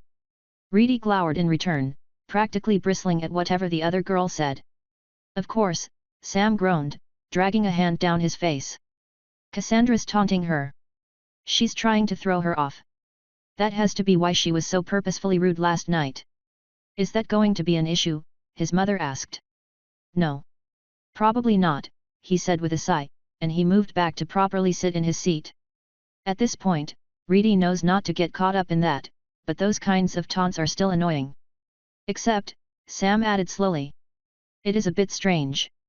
Usually Reedy is the one to taunt, but she's not even saying anything back. The referee went over the rules, explaining that today's longer matches would see competitors using up to 5 Pokémon with up to 6 switches each. Despite those increased numbers, Sam doubted that either trainer would exhaust their limited switches. That wasn't how Reedy and Cassandra preferred to fight. Trainers! Are you ready? The referee shouted, his voice echoing across the field. When both trainers replied with a firm nod, he followed that up with a shout of, "Send out your Pokémon." Good luck, Cassandra said politely. Reedy looked as though she couldn't decide between grimacing and scowling, but her Porygon 2 appeared on the field all the same. Across from her, Cassandra's small smile was demure, and she curtsied before releasing her first Pokémon. Rather than send out anything that might have been considered a normal type, her very first Pokémon looked like a living boulder. A rock type. Specifically, a golem. Reedy gained a frown as the referee brought up a pair of flags, and to the roars of the audience, the battle began. Return, Porygon! Reedy immediately yelled. Sam blinked, but Cassandra seemed to expect that. She didn't even bother to give her fully evolved rock type any commands. Come out, Dragonair! Reedy shouted. This is weird. I didn't think Reedy would ever switch that early, Sam said to his mother. Did she want to bring out Dragonair before any of Cassandra's fairy types? But then why not release Dragonair first? Dreepa squeaked to cheer for Dragonair from in Sam's lap. Below, in her trainer box, Cassandra lazily rocked on her feet as Reedy called for a twister. The harsh whines of the dragon type chipped at the golem's stony surface, but Cassandra just called for an easy command. Roll out. Dragon Rage! Reedy countered. Dragon Rage was a good choice to use against such a defensive Pokémon like Golem, especially after that twister failed to affect it that much. Dragon Rage would strike with the true power of a dragon. There wasn't much variance to its effectiveness, but it dealt damage without being weakened by a Pokémon's defense. Yet, even as the dragon-shaped flames left Dragonair's mouth, Cassandra's Golem just leaped up and tucked in its limbs and head for a roll. Like a smooth boulder hurtling down a mountainside, it rushed across the field, and Dragonair's dragon-shaped flames struck it but did not slow its approach. Since Dragonair could fly, she left where she rested on the ground to position herself a dozen feet up above the field. Unfortunately, Golem didn't seem to care, and a rock jutted out from underneath it to bash it straight into the sky. With it rocketing right toward Dragonair, Cassandra then gave her Golem the most terrifying order possible. Explosion! Protect yourself! Reedy screamed. Dragonair tried to coil up in an attempt to better withstand the move, but Golem were known for carrying an immense amount of potential energy. From between the uneven gaps in its stone, a brilliant light began to glow, and it unleashed every ounce of its stored power, striking Dragonair in a burst that released everything it had all at once. Right away, both Pokémon fell. Sam frowned at the sight on the field. "I don't understand," he heard his mother say next to him. "Why would Cassandra sacrifice Golem so quickly, and why would Reedy let Dragonair faint?" "Hold on, let Dragonair faint?" Sam repeated. "What do you mean? Why do you think that?" "Well, Dragonair is fast. She could have flown away. But Cassandra called for explosion for a reason. Even if she has fairy-type Pokémon, Reedy would expect them," he countered. "Explosion covers almost the entire field, and taking out Dragonair here means Cassandra never has to deal with it again." "Ah, but you said it yourself." "Explosion covers almost the entire field," his mother pointed out. "It doesn't cover all of the field. Dragonair could have flown away to minimize the damage. Why call for her to try to withstand it instead?" Sam wasn't sure how he missed that. He honestly thought the trade for Dragonair and Golem wasn't a bad deal for either side. Except, his mother had a point. Why would Reedy accept a trade when she could have minimized the damage? Dragonair could have stayed conscious, and then Cassandra would have lost her Golem for no reason. "I think," he said slowly, "either she wants Cassandra to underestimate her, or she's benefiting from having her fastest Pokémon faint here. Somehow. Maybe." He wasn't quite sure just yet. Below, Reedy had Porygon return to the field, and she then called for her Pokémon to release a barrage of tri-attacks against Cassandra's Clefable. The Clefable, meanwhile, allowed the first strike to hit, and then it was able to copy and release mirror versions of the move thanks to Copycat. It countered and disrupted all attacks sent its way. Sam had never thought Clefable was that strong of a Pokémon, but it was surprisingly capable of taking hits with what it was demonstrating. Though it wasn't perfect at countering Porygon's attacks, Copycat was surprisingly effective at matching Porygon's moves to dissipate them. Additionally, the delayed healing provided by Wish let it time its recovery to undo any hits that slipped through. Though Porygon's attacks were strong and accurate, Copycat was letting Clefable match it near perfectly. Between the two Pokémon, the Clefable was definitely the one more trained for stamina. With this strategy, it would outlast Porygon if the current standard continued. After a while, Reedy recognized that and had no choice but to return her Pokémon. Cassandra smiled, and she returned Clefable as well. But why? As Sam pondered that question, both trainers' voices echoed out from speakers below. "Starting to have enough?" Cassandra asked. "TCH. You haven't even seen what we can do yet," Reedy shot back. Wardeer came out, and almost tauntingly, Cassandra sent out her Wigglytuff without even giving it a moment's thought. "Oh, that's sitting up," Sam censored himself when he remembered his mother was next to him. "I get it. Cassandra is copying Reedy's strategy." "How so?" "She's trying to mess with her," Sam explained quickly. "She's doing the same thing Reedy did to win her first few rounds. Cassandra has pre-picked the match UPS she wants to face, and she's doing whatever she can to always maintain them. So Golem's explosion was intentional. She would have only ever used Golem against Dragonair. And then taking out Dragonair makes sure Reedy has fewer options. Here, Clefable was the chosen counter to Porygon, and Wigglytuff was the chosen counter to Wardeer. After all, as much as Wardeer was an expert at using his horns to conjure psychic shields, his physical attacks meant nothing when his opponent could inflate like a balloon and take to the air. "Confuse Ray!" Reedy shouted. With an exhale, Wigglytuff dropped a few feet to completely avoid the incoming beam. Hypnosis. Drifting around on air currents, Wigglytuff didn't need to keep its eyes open to allow the wind to carry it away. "Psybeam," Reedy said through clenched teeth. And right away, Sam could tell that Wardeer was not a special attacker. Those kinds of ranged attacks had only come to him after he evolved, and he'd only had a month at most to improve them under Reedy's guidance if she had even bothered. Once Reedy tried and failed to do anything to Wigglytuff so many times, Cassandra gave her next command. "Charm." From the air, Wigglytuff blushed to emphasize its pink appearance. Something about its move made it look helpless, and Wardeer became that much less willing to put as much force into his attacks as before. As he was the evolution of Stantler, Wardeer greatly preferred physical attacks. Charm, however, hindered that. Reedy did her best to take a deep breath as she changed gears. Calm mind. At least, the focusing effect of this move would help Wardeer attack from range. Though he wasn't the best special attacker with his training, Calm Mind would let him better match his potential. You've overplayed your hand, Cassandra said, and she spoke regardless of how Wardeer was currently building himself up. So far, you've made every move I expected. You've fallen for every basic trick I've set. Reedy clenched her fists, and Wardeer seemed to wobble where he stood. Wigglytuff hadn't stopped using charm, and he seemed more unsure of himself than ever before.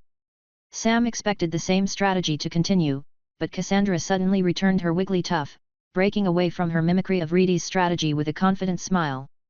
Simply put, she no longer needed to maintain that strategy. She'd already applied all of the psychological pressure she'd sought, and now she wanted to capitalize on that. Grand Bull, Cassandra said, releasing a heavy, purple canine Pokémon. And Cassandra sends out another normal type. This is truly proving to be a competition between two identical speciali. She's not, Reedy snapped, and her voice pierced through the announcer's echoing comments. A normal type? Identical specialists? Please. Don't make me laugh. The only normal type she has is Wigglytuff. Everything else? Not normal. Definitely not normal. And she's not normal, too. Dreepa let out a small squeak as Sam awkwardly shifted around in his seat. A few members of the arena let out boos to Reedy's words. It wasn't just that they disliked her insults, the Blackthorn clan was also suppressing information about the fairy type. There was also a cultural resistance when it came to acknowledging the fairy type's existence. I'll prove it. Reedy yelled. You'll see exactly what I mean. So, Wardeer. You've used Calm Mind enough. Now, unleash your Shadow Ball. How scary! Cassandra cried out, and she purposefully shrank back. Her Grand Bull might have resembled a brutish, dog-like Pokémon, but by their nature, Grand Bull were inherently skittish. Here, Cassandra's Pokémon was genuinely such a coward that the mere sight of the Ghost-type Shadow Ball made it freeze in place. But Cassandra didn't even blink. Some gasps echoed out when the Ghost-type move managed to deal damage to a supposed normal type, but Cassandra was utterly unfazed. Grand Bull came out of the other side of that attack heaving and panting, heavily injured, but more than that, its eyes were now flicking around in a near-frenzied panic. I know this one, came a whisper from Sam's mother. That's Grand Bull's rattled, yes. I think you're right, he said slowly, processing just what she meant, except I'm pretty sure rattled is its hidden ability. I don't think Cassandra actually knows Grand Bull has it, she'd brag if she did. I think she just believes she's clever for leaning into her Grand Bull's fear. She was lucky. An unknown yet present ability was weighing the match in her favor. The rattled ability made use of certain species' flight or fight response whenever they were hit by a scary attack, which usually meant a ghost, dark, or bug-type move. Though they defaulted to a flight reflex, that flight reflex could be trained to lean more towards fight, making their instinctual panic fuel their movements to increase their speed. Here, so utterly consumed by fear, the Grand Bull charged, entering a blank mindset where it needed to eliminate its source of fear now before anything else could occur. So terrifyingly focused, the dust cloud it kicked up behind it almost looked like something right out of a cartoon. With that incredible speed, it charged Wardeer, and Reedy didn't seem confident enough in his physical capabilities to fight back. The Wigglytuff's use of charm from before was doing its work. Defend! Reedy shouted, an exceptionally clear stutter in her voice. Protect! Wardeer hurriedly put up his protective screen, and though he took no damage, the sheer power behind the Grand Bull's slam still pushed him back. Crunch, Cassandra then ordered. Darkness-wrapped teeth chomped down on Wardeer's leg, and Sam clutched Dreepa when the little dragon-type whined after hearing Wardeer's lowing yell. This isn't good, Sam mumbled. Wardeer was just a normal type when he was a Stantler, but now that he's evolved, he's part psychic. Crunch had dealt super effective damage, and nothing was stopping Grand Bull from using it again. As Reedy gave her Pokémon a new order, the best way Sam could describe how Wardeer used his Size-Healed Bash was that he used it like a frightened man wielding a frying pan. The shield conjured by Protect shifted up to be placed at the top of his head, and then he frantically swung his horns down to slam that glowing surface onto Grand Bull's back. But Wardeer was hardly able to put any effort into it. Despite his impressive showing in the previous match, Wardeer was utterly useless here, and Cassandra was not a foe to scoff at. Her Grand Bull, its blood pumping, tore Wardeer's legs out from under him. He landed hard onto his side only for a fist to smash right into his stomach, He was taken out just like that. Wardeer is unable to battle, the referee announced. Trainer Reedy, please send out your next Pokémon. Reedy wore a grimace on her face. Cassandra looked to be nothing but confident. Tensely, Reedy returned her Wardeer, and Porygon made their third appearance on the field for this match. I don't get it, Sam's mother said quietly. Why is Reedy not sending out Ursaluna? Ursaluna, yeah, Sam said to confirm the evolution's name.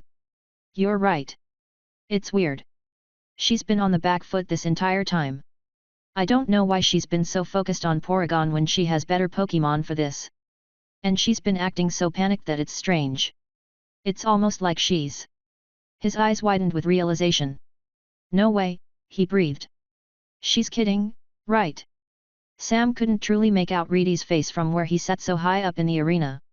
However, cameramen trained onto Reedy could, and the screens above the field changed from the team information to display her current stance. Unlike how she acted at practically every previous point in the match, Reedy no longer looked frustrated. She was standing tall, a wide smile on her face, and she leaned in with her arms crossed in a display of utter confidence. With her smile fading, Cassandra stared back. Ugh! Finally, Reedy said with a sharp exhale. Do you even know how long it took for you to send out your fastest Pokémon? The sudden confidence with which Reedy spoke caused Cassandra's mouth to twitch ever so slightly. It looked as though she wanted to frown, but she fought against it. It wasn't that she was losing her composure, it was that she had been truly caught off guard. Excuse me. I get that Arbok is technically faster, but you made a mistake by using this strategy before. Granbull is your fastest whenever you let him get hit by a scary move, and that was the opening we needed, so thanks for that. Reedy said. Also, I guess, thanks for letting us take out your golem so easily. And thanks for training your Wigglytuff's speed. If it was any slower, I might have been worried, but now we don't even need to think about that. The corners of Cassandra's mouth twitched again, but this time, she didn't bother to stop her frown. With Reedy's speech, Porygon started to act. As a Porygon too, it didn't need any direct commands to know what to do. Sam began to laugh. As the battle resumed, Porygon finally used the move that Reedy had been wanting them to use this entire time, a move she had first learned about all the way back in Goldenrod. From underneath her Pokémon, enormous, psychic-type screens formed and came out, and they slid to the edge of the field to assemble into a block that encased the field. Specifically, they assembled into a room. Nervous, Cassandra's Granbull took a step back. Next to Sam, his mother was confused, but he didn't say anything. He didn't want to ruin Reedy's grand reveal. All of your planning. All of your confidence. You never stopped once to think about how easily you were winning? Reedy asked. Never stopped to think that, hey, maybe this person I'm facing has more of a strategy than just hit fast, hit strong? And that maybe her fear was a little too fake. At this point, Cassandra was no longer listening to Reedy's taunts. She was already shouting out orders to send her Granbull forward. Crunch! Bite! Whatever you can! Just take it out, now! With its fear fueling it, Granbull would reach Porygon quickly, especially since it was already on Reedy's side of the field after taking out Wardeer. Yet, as the last few screens slotted in place to finish off this reality warping room, the rate at which Granbull charged began to rapidly slow. It looked as though someone had just hit a button to have its dash play at quarter speed. You've fallen for my trick, Reedy said, sending Cassandra the widest grin in the world. Or, I should be more specific. You've fallen for my trick room. Will helped her with this, didn't he? Sam said, letting out a groan. Cassandra's Granbull was over halfway to Porygon, but it was practically locked in place, running as if it were trying to force itself through molasses. The effects of Trick Room inverted the benefits of speed, so everything Cassandra had done to accelerate her Pokémon now only saw it be slowed. Which meant Reedy's relatively slow team had free rein to react. Slowness as one of her greatest strengths, for sure, Sam thought to himself. Teleport, Porygon! Reedy shouted. Porygon disappeared into their Pokeball. Cassandra hesitated. She'd been copying Reedy's strategy. However, when Reedy called for teleport here, she revealed a crucial flaw in Cassandra's plan. At any point, Reedy could have returned her Pokémon without using a switch. She'd never been forced into any matchup in the first place. Ever since the beginning, Reedy had been playing along to secure herself this moment. She hadn't blindly entered this battle. She had done her research, and she had come with a plan. Cassandra was slowly realizing that she never had an advantage in the first place. Trick Room would only be active for a limited time, however, and Reedy was quick to send out her next Pokémon. However, when she called out her Pokémon's name, the entire arena, Cassandra included, sucked in a breath. Ursaluna. It took only a single second for the world to become consumed by deafening roars. The announcers were going crazy over the speakers. Cassandra seemed to be at a loss. Even her Grand Bull, slowed by the Trick Room, looked worried at the sight. Ursaluna had been an Ursaring just the day before, but now, in front of the entire conference, he had taken the field as yet another, brand new evolution. Yet, Cassandra never had a chance. Sam laughed. Fire Punch, Reedy ordered. Sam blinked. Ursaluna was a slow Pokémon, but with Trick Room up, it was like he was in front of Cassandra's Grand Bull in an instant. The lumbering form of his evolution required him to rear up to land this punch, but his arms had twice the amount of muscle mass as before. A flaming, clawed fist slammed right into the Grand Bull's stomach, and the Pokémon was blasted across the field before coming to a stop, fainted, right before Cassandra's feet. Arbok. Cassandra called out quickly. Replacing Grand Bull, Arbok was honestly a decent choice. The frightening design on its chest would see Ursaluna's physical power be reduced thanks to its Intimidate ability. By cutting his willingness to fight, he was less poised to sweep. However, Cassandra intended to leave Arbok out, a critical mistake. She doesn't realize Ursaluna is a ground type. Sam exclaimed. Once again, the Trick Room made Ursaluna lightning quick, making the hesitation caused by Arbok's Intimidate meaningless.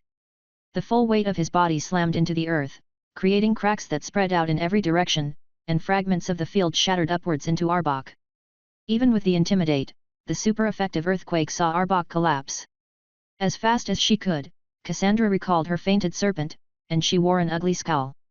There was no more pretending, whatever amenable expression she had tried to maintain had ended. Right now, she was just desperate to find a way she could still win. Seeing that Ursaluna was limited to the battlefield floor, her Wigglytuff came out next. Once again, out of her remaining two options, Wigglytuff wasn't a bad choice. It was an inherently slow Pokémon like Ursaluna, and that meant the Trick Room would let it float through the air with a greater speed than normal. In a way, this was a counter, and Cassandra started to laugh. She shouted something to Reedy, undeniably trying to taunt her, and just like Wigglytuff had done against Wardeer, a charm cut Ursaluna's attack. But it was pointless. So focused on Ursaluna's physical power, Cassandra forgot that Reedy had long since taught her Pokémon a certain, ranged special attack. Despite all of the speed the Wigglytuff had obtained in the air, a glow emanated from Ursaluna's throat. His hyper beam blasted it straight out of the sky, and the unconscious, deflated Pokémon soon drifted back to the ground. Sam had never heard the announcers speak so excitedly, not even in his own match. Barely able to hear his own thoughts, he had to tap on his mother's arm to get her attention, and both she and Dreepa leaned in to hear him speak. That's 4 of Cassandra's Pokémon down. Golem, Arbok, Wigglytuff, and Granbull have all been knocked out. She only has her Clefable left, but Reedy's not in her best state. Dragonair and Wardeer are down, Porygon is heavily damaged, and Ursaluna is recharging after that hyper beam. Cassandra isn't going to let herself fall for that move again, and Ursaluna's strength has been vastly reduced. But another hyper beam could win Reedy the fight, his mother offered. Could it? Sam countered. Cassandra's Clefable can heal itself, and withstanding a hyper beam would open up Ursaluna to a copycat retaliation. Honestly, all of this boils down to whoever Reedy's final Pokémon is. Because, if I know her, she's not going to risk leaving Ursaluna out. She'll want to end this strong. So, I expect she's going to. Ursaluna disappeared in a flash. She's probably going to switch, Sam finished. Reedy timed it well. The effects of Trick Room were wearing off. Relieved, Cassandra breathed as the reality warping effect faded away. Finally, Cassandra said, a small smile returning to her face. I may only have one Pokémon left, but we still have more than enough room to turn this around. As expected, her Clefable came out. It had a bit of time to rest inside its Pokeball, and it had plenty of stamina to last through the rest of Reedy's team. However, Reedy had one more Pokémon to reveal. When she drew back an arm to throw forward its Pokémon, Cassandra visibly tensed. And then Dreepa squeaked in alarm. Surprising him, Sam shot up out of his seat when he saw what Pokémon it was. I knew it, he shouted. Reedy said her last Pokémon was a volunteer from home. And she also said it was a normal type. So, of course, there weren't any other options. It was always going to be her family's Kangaskhan. Let's do this, Mama! Reedy shouted, her voice echoing through the entire arena. It's time to finish this. Let's take out that dumb Clefable and end this battle. Her family's Kangaskhan, nicknamed Mama, let out a rumbling growl and brought up its arms as if preparing to box. Its tough hide made it obvious that it could take any punishment sent its way, and it angled its body to the side so that the pouch on its stomach would never take a direct hit. Dizzy punch! Reedy ordered. Sing! Quick! Cassandra shouted. Clefable breathed in to exhale a melody. Though the trick room was gone, Reedy's Kangaskhan was surprisingly fast. It had to have had previous experience due to it being a recent pickup. Sing didn't affect it immediately, either. When the lullaby reached it, both its eyes and ears started to droop. But Reedy was, well, she was her name. She was ready. The Clefable was staying in one place to use its sing, and Mama the Kangaskhan's entire body was already locked into the process of running right toward it. Reedy quickly adjusted her command. Body slam! While running, Mama fell asleep, but her momentum brought her forward regardless. Before the Clefable could move out of the way, it suffered from the massive Pokémon's full weight slamming right into it. Unconscious but not out of the fight, Mama's full mass pinned the now injured Clefable to the battlefield floor. Her body slam meant Clefable was paralyzed in a completely different way than most other forms. Cassandra tried her best to order a new move, Seismic Toss, a TM taught attack that let a Pokémon attack based on innate power rather than any trained strength. And, with that order, the Clefable was just barely able to lift the heavy Pokémon, but it did not do so for long. The Kangaskhan's pouch rustled. A short head popped out. A baby Pokémon squeaked. Hearing the shout of her child, Mama the Kangaskhan's eyes snapped open. Right away, she was back in the fight. Dizzy punch! Reedy yelled again. The Clefable's seismic toss never finished. Reedy's Kangaskhan jerked to the side. Its fist slammed into her opponent's stomach, and the Clefable collapsed from the punch. Mama fell on it again. Likely, that was enough. As she pulled herself off of her foe, the nearly flattened form of the Clefable became visible underneath her. A groan left its soft body, but it was otherwise unable to continue the fight from the heavy attacks it had just sustained. Clefable is unable to battle. Trainer Cassandra has no more usable Pokémon, the referee announced. Trainer Reedy is the winner. The world became overwhelmed by cheers. Sam existed solely by swimming through the noise. Cassandra seemed unable to do anything where she was standing. She just stayed there with her fainted Pokémon on the field and stared. It's funny, Sam said, speaking quietly while he and his mother leaned in to better speak. A Kangaskhan is a great fit for Reedy's team. It's a normal type, it's powerful, and it's also a great counter for most of what I can throw at her. How so? Sam patted Dreepa's head as both Pokémon below were returned, and he took out his notebook to write down his observations now that the match was over. The two trainers on the field approached each other to shake hands. Cassandra's walk was slow and disbelieving, and Reedy's was an excited dash. Because of the new Pokédex, Reedy knows all of her Pokémon's abilities, and Kangaskhan has two abilities that make it perfect for fighting my team. It might be a normal type, but it's scrappy. All of its normal and fighting type moves can hit ghost type Pokémon. And its second ability, his mother asked. Early bird, Sam answered. We saw it in the match. It never stays asleep for long. Mama had demonstrated that ability when her baby Kangaskhan had squeaked to wake her up. Those two abilities combined meant that a Kangaskhan was a threat that his team members could not simply phase through. He would also be limited in his options to shut it down thanks to its early bird. However, though Reedy had won this fight, witnessing it meant Sam now knew more of her tricks. From where he sat, he watched as she turned to wave to the audience and scanned through the crowd. She found him, meeting his eyes, and he locked eyes with her right back. Though Sam still had at least one more battle to get through, it was clear that her gaze was in challenge.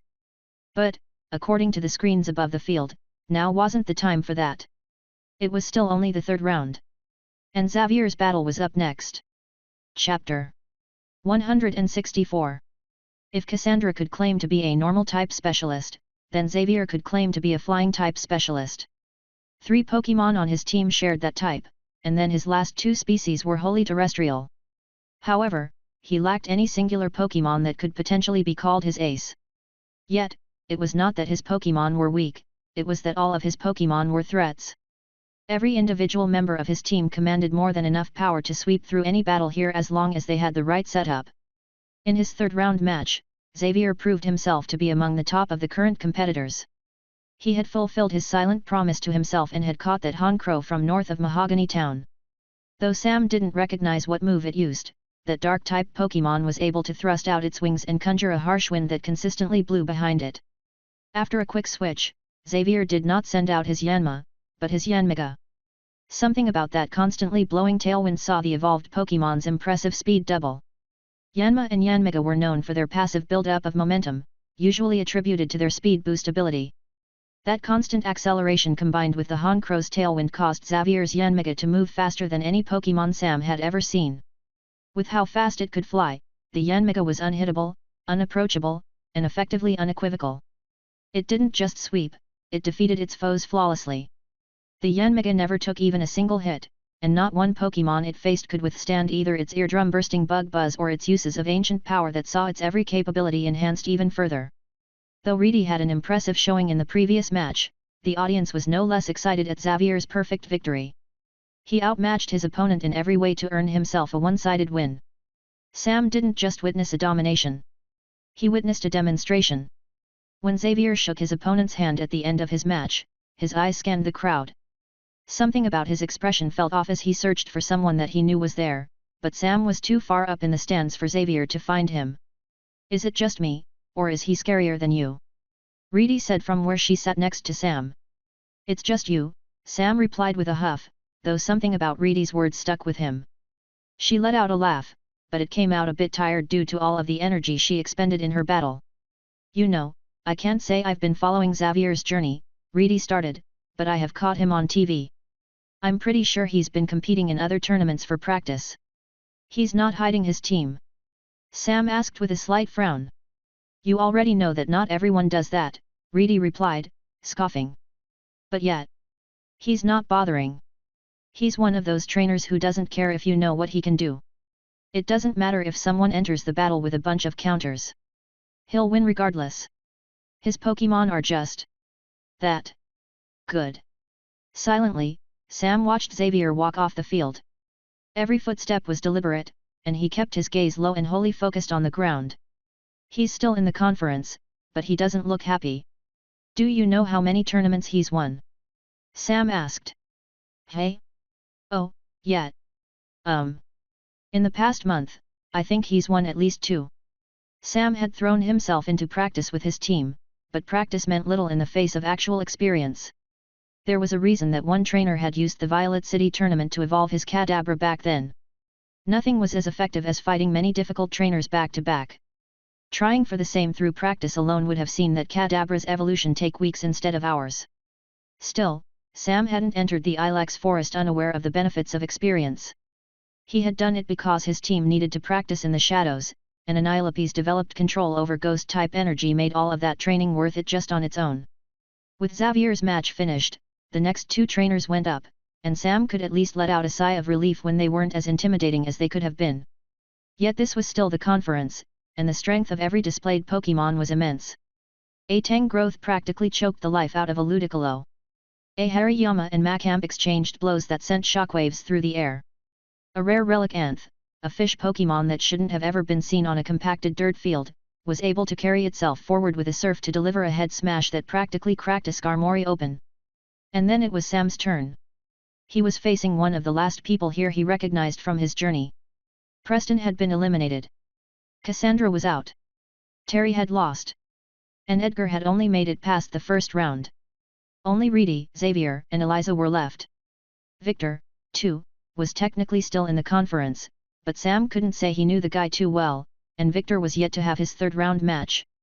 When the battle before Sam started, he stood, knowing he needed to get to the lower tunnels to be prepared to come out next.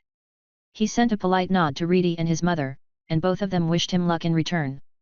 "Crush her," Reedy said, a sharp grin on her face. "Show them all why they should fear you, sweetie," his mother added. She replied with only a polite smile even as Sam sent her a second look. He parted to the sounds of his ghost types cackling around him, and he made sure all of the Pokémon he planned to use in this match were safely inside a Pokeball. While he waited in the tunnels under the field, Sam took several deep breaths. He also pushed any lingering thoughts about Xavier's match out of his head. He had prepared himself for this battle. He had seen Eliza's strategies. Everything she did was to set up the field in her favor, literally adapting the terrain, but he knew how to fight both against and alongside that. Though he had a plan, he wouldn't rigidly stick to it. He had learned from his mistakes. If he encountered anything unexpected, he would just adapt, and then he would win. And on the opposite side, we have Samuel Greyson, came an announcer's voice as league staff encouraged Sam out onto the main arena's battlefield floor. The ghost-type specialist who shocked the world with his reveal of not one, not two, but 3 brand new species. His opponent, Eliza, has demonstrated time and time again an absolute mastery of battlefield control. And now, we'll see which is stronger, the sneakiness of Samuel's ghosts, or the sheer power of Eliza's battlefield-wide moves. Eliza wore a polite smile on her face as she approached the field opposite to Sam. She waved to all of the cheering people, but she also sent him a respectful nod that he sent back. "Good luck," Eliza said, repeating the same thing they had said to each other at Cassandra's party last night. "Good luck," Sam said to her in reply. He could tell she was eager to test her team against his, and both of them were eager to win this match. Quickly, the referee went over the rules. This would be a 5-on-5 match with 6 switches allowed per trainer and then called for both trainers to send out their Pokémon. Drawcloak. Steelix. Eliza looked over Sam's choice with a pleased smile. Typhlosion was by far Sam's preferred choice of a lead, but he had led with Drawcloak in his previous battle as well. Leading with her twice in a row almost implied some sort of habit or strategy, but in this case, Sam had simply released Drawcloak here since she was a strong counter to Eliza's plans. Eliza always started her battles with the same set of moves, after all. Over the field, Drawcloak hovered in the air and faced Eliza's towering Steelix. It lacked the sheer size of Jasmine's Steelix, but that didn't mean it was any less intimidating. However, Drawcloak had witnessed that battle, and she had already seen one of these behemoths fall. She was ready for this match, ready to prove that she was just as capable as the combatants she'd watched back then. Her tail swished behind her. From atop her head, Dreepa let out a hiss in support. Drawcloak had to force herself not to flinch at the unexpected noise, and Sam had to force back a laugh when he saw that exchange, pretending his smile was due to confidence alone. With both trainers' choices on the field, the referee then gave the Pokémon one last look over before nodding his head once. A pair of flags swung through the air. "Begin," the referee shouted. Though neither trainer immediately spoke, the Pokémon on the field moved. Eliza, so reliant on reshaping the field, stayed silent as her Steelix dove into the earth. Drawcloak, meanwhile, wasn't immune to ground-type moves, but she could outrange them. She shot straight into the sky to give herself some distance. Only then did either trainer give a command. "Lock on," Sam said. "Earthquake. Dig," Eliza ordered. Drawcloak didn't have to change where she was in the sky. She could remain utterly still even as the Steelix dug through the floor's surface, the upper half of its body exposed, to cause the field to churn and crack. Almost like ice flows, the compacted dirt of the battlefield itself broke apart into platforms. Pieces of ground shifted and tilted to form discrete, uneven surfaces. The Steelix then dove deeper, vanishing into the earth, and all of those crooked platforms sank and rose to form gaps and canyons between them. Eliza was already palming a Pokeball, preparing to switch, but Sam wasn't going to let her move on to phase 2 of her plan so easily. Infestation. Dreepa dropped off Drawcloak's head to plummet toward the still shifting earth. He carried a payload of bug-type energy that was delivered via skittering off of him and into the ground. Though the Steelix was protected by the earth itself thanks to Dig, the energy still pierced into the floor. Then, as fast as he could, Dreepa dashed back to Drawcloak with a rapid use of quick attack. Incredible strategy. Though we are unable to see it, Drawcloak's use of lock-on has allowed Samuel's Pokémon to land their move even through the protections of Dig, an announcer shouted out. If this move works the way it has in his previous matches, Steelix will be unable to switch. If it wasn't for lock-on, this strategy wouldn't have worked. The infestation would have dissipated into the ground, and Eliza would have been able to return her Steelix the second it emerged. Instead, when it burst from the earth, Drawcloak's bug-type energy crawled over the Steelix's body as if it were covered by clusters of spiders. Infestation did not deal much initial damage due to Steelix's resistances, but the energy would slowly eat away at it, dealing damage regardless of its type. And it would be stuck taking that damage as long as Drawcloak stayed out. "That's annoying," Eliza commented, but not unexpected. "Steelix, use Stone Edge." Though half of the Steelix's body was out of the ground, its other half was still buried. It used that to its advantage, swinging its spiked tail to have it explode out of the earth and send jagged fragments of stone up at the floating Drawcloak. Drawcloak's speed would normally let her dodge most moves, but in this case, the sheer power behind that tail swipe saw the stones hurtle upwards with incredible momentum. She could avoid most of them, but not all. Several of the smaller fragments managed to pierce her side. "Dragon Breath!" Eliza yelled the very second Drawcloak slowed from pain.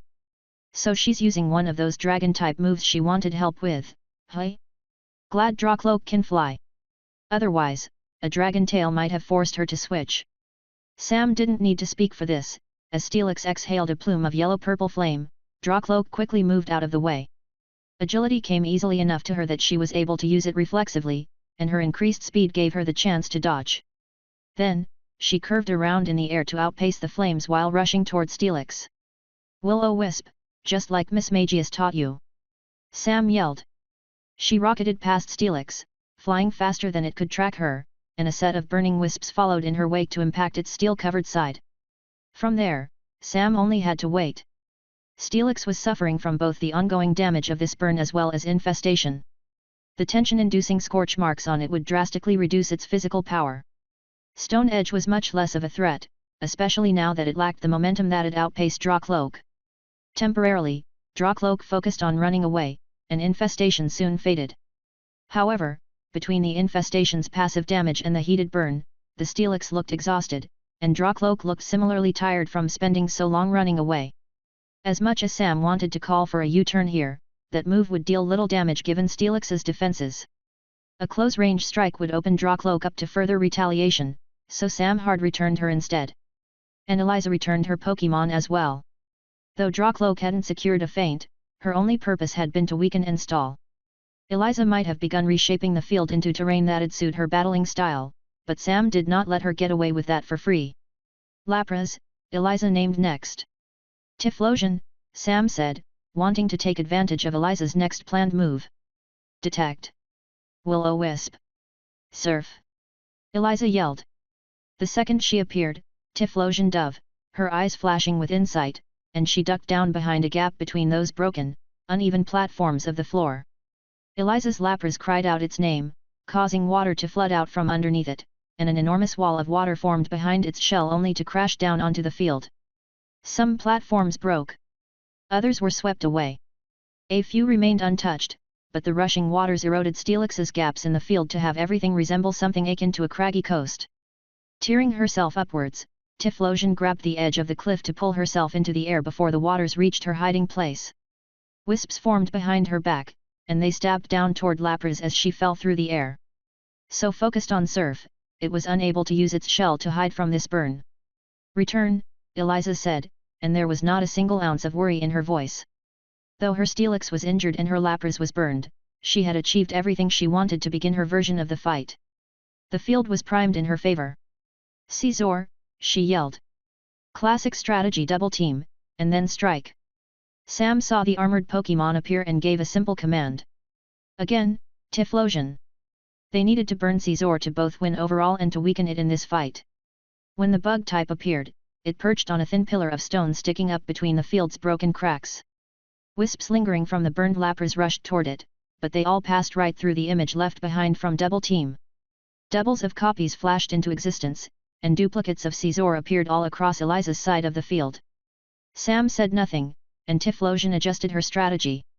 Scizor might have had a way to dodge, but she had a way to guarantee a hit, and she surprised both Eliza and Scizor with a swift that tracked her foe to guide and deliver her will-o-wisps. With ease, her attack landed. When the wisps followed, Scizor was burned. "Perfect. That's all we needed, Typhlosion. Now, return," Sam called out. But Eliza just smiled. Hearing Sam's shout, her own order came out as fast as it could. "Pursuit." Every double-team duplication moved simultaneously. Typhlosion had barely begun disappearing into red light when Caesar struck. Pursuit was a move that punished all forms of escape, and though Typhlosion could never truly be trapped as a ghost type, she could still be hit. A red claw delivered that dark-type pursuit with a massively increased strength right to her chest. Not only did the super-effective damage mean this landed extremely effectively, but this move was powered up by using it against an escaping Pokémon. The only reason Typhlosion didn't faint outright was because Caesar had been weakened by its burn. Sam exhaled as she disappeared. He clicked her ball back to his belt.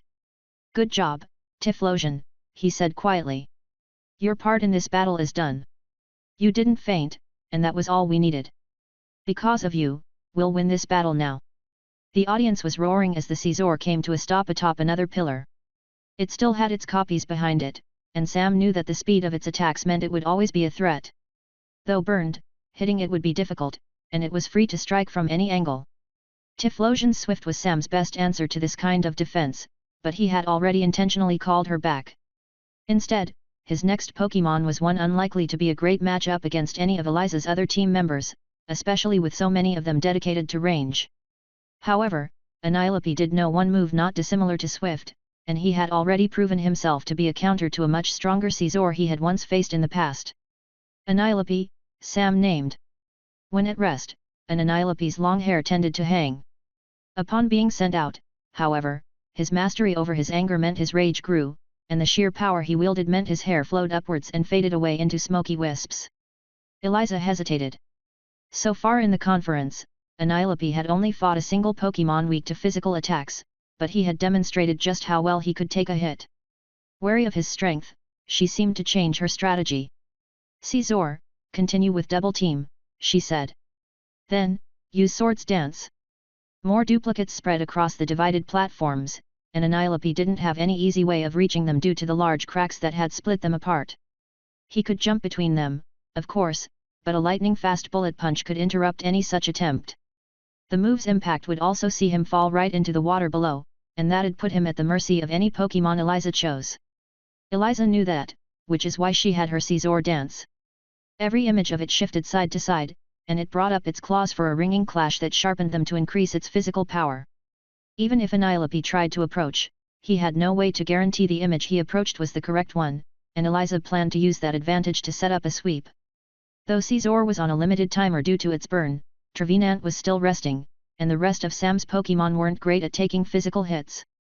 Sam knew that if he played this incorrectly, the Caesar would tear right through his team. That's why he called for Shadow Punch.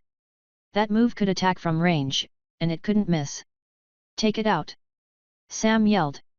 Drawing his arm back, a brutal punch from Anilope sent a shadowy copy of his fist rushing forward. The duplicate didn't track like Swift, but he could control it, and the copy twisted around the field to pass through the images until it finally landed against the real Caesar, still in the middle of its Swords Dance. Unfortunately, Caesar's metal carapace let it easily withstand the blow. "Keep up Shadow Punch," Sam said. "Don't stop until it faints." "Swords Dance," Eliza ordered again. "It can only send one out at once. So just keep boosting yourself." "Ugh. Great." Sam barely suppressed his groan as Eliza correctly determined Anilope's weakness.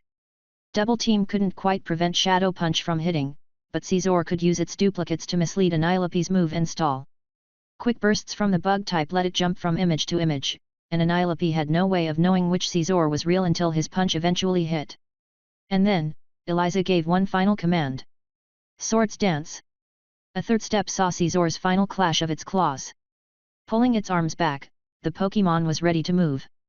It had reached a point where its power was maximized, no further use of Swords Dance could increase its attack further.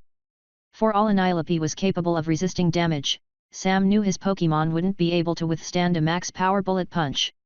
Though the burn was slowly eating away at the Caesar, it would be able to take out several of Sam's Pokémon unless he did something to counter it, and now. "Curse," Sam said tiredly. Anilope was more than just a raging ball of physical power. There was at least one move he could use before being taken out here. If there was one thing Sam could rely on Anilope being, it was being angry.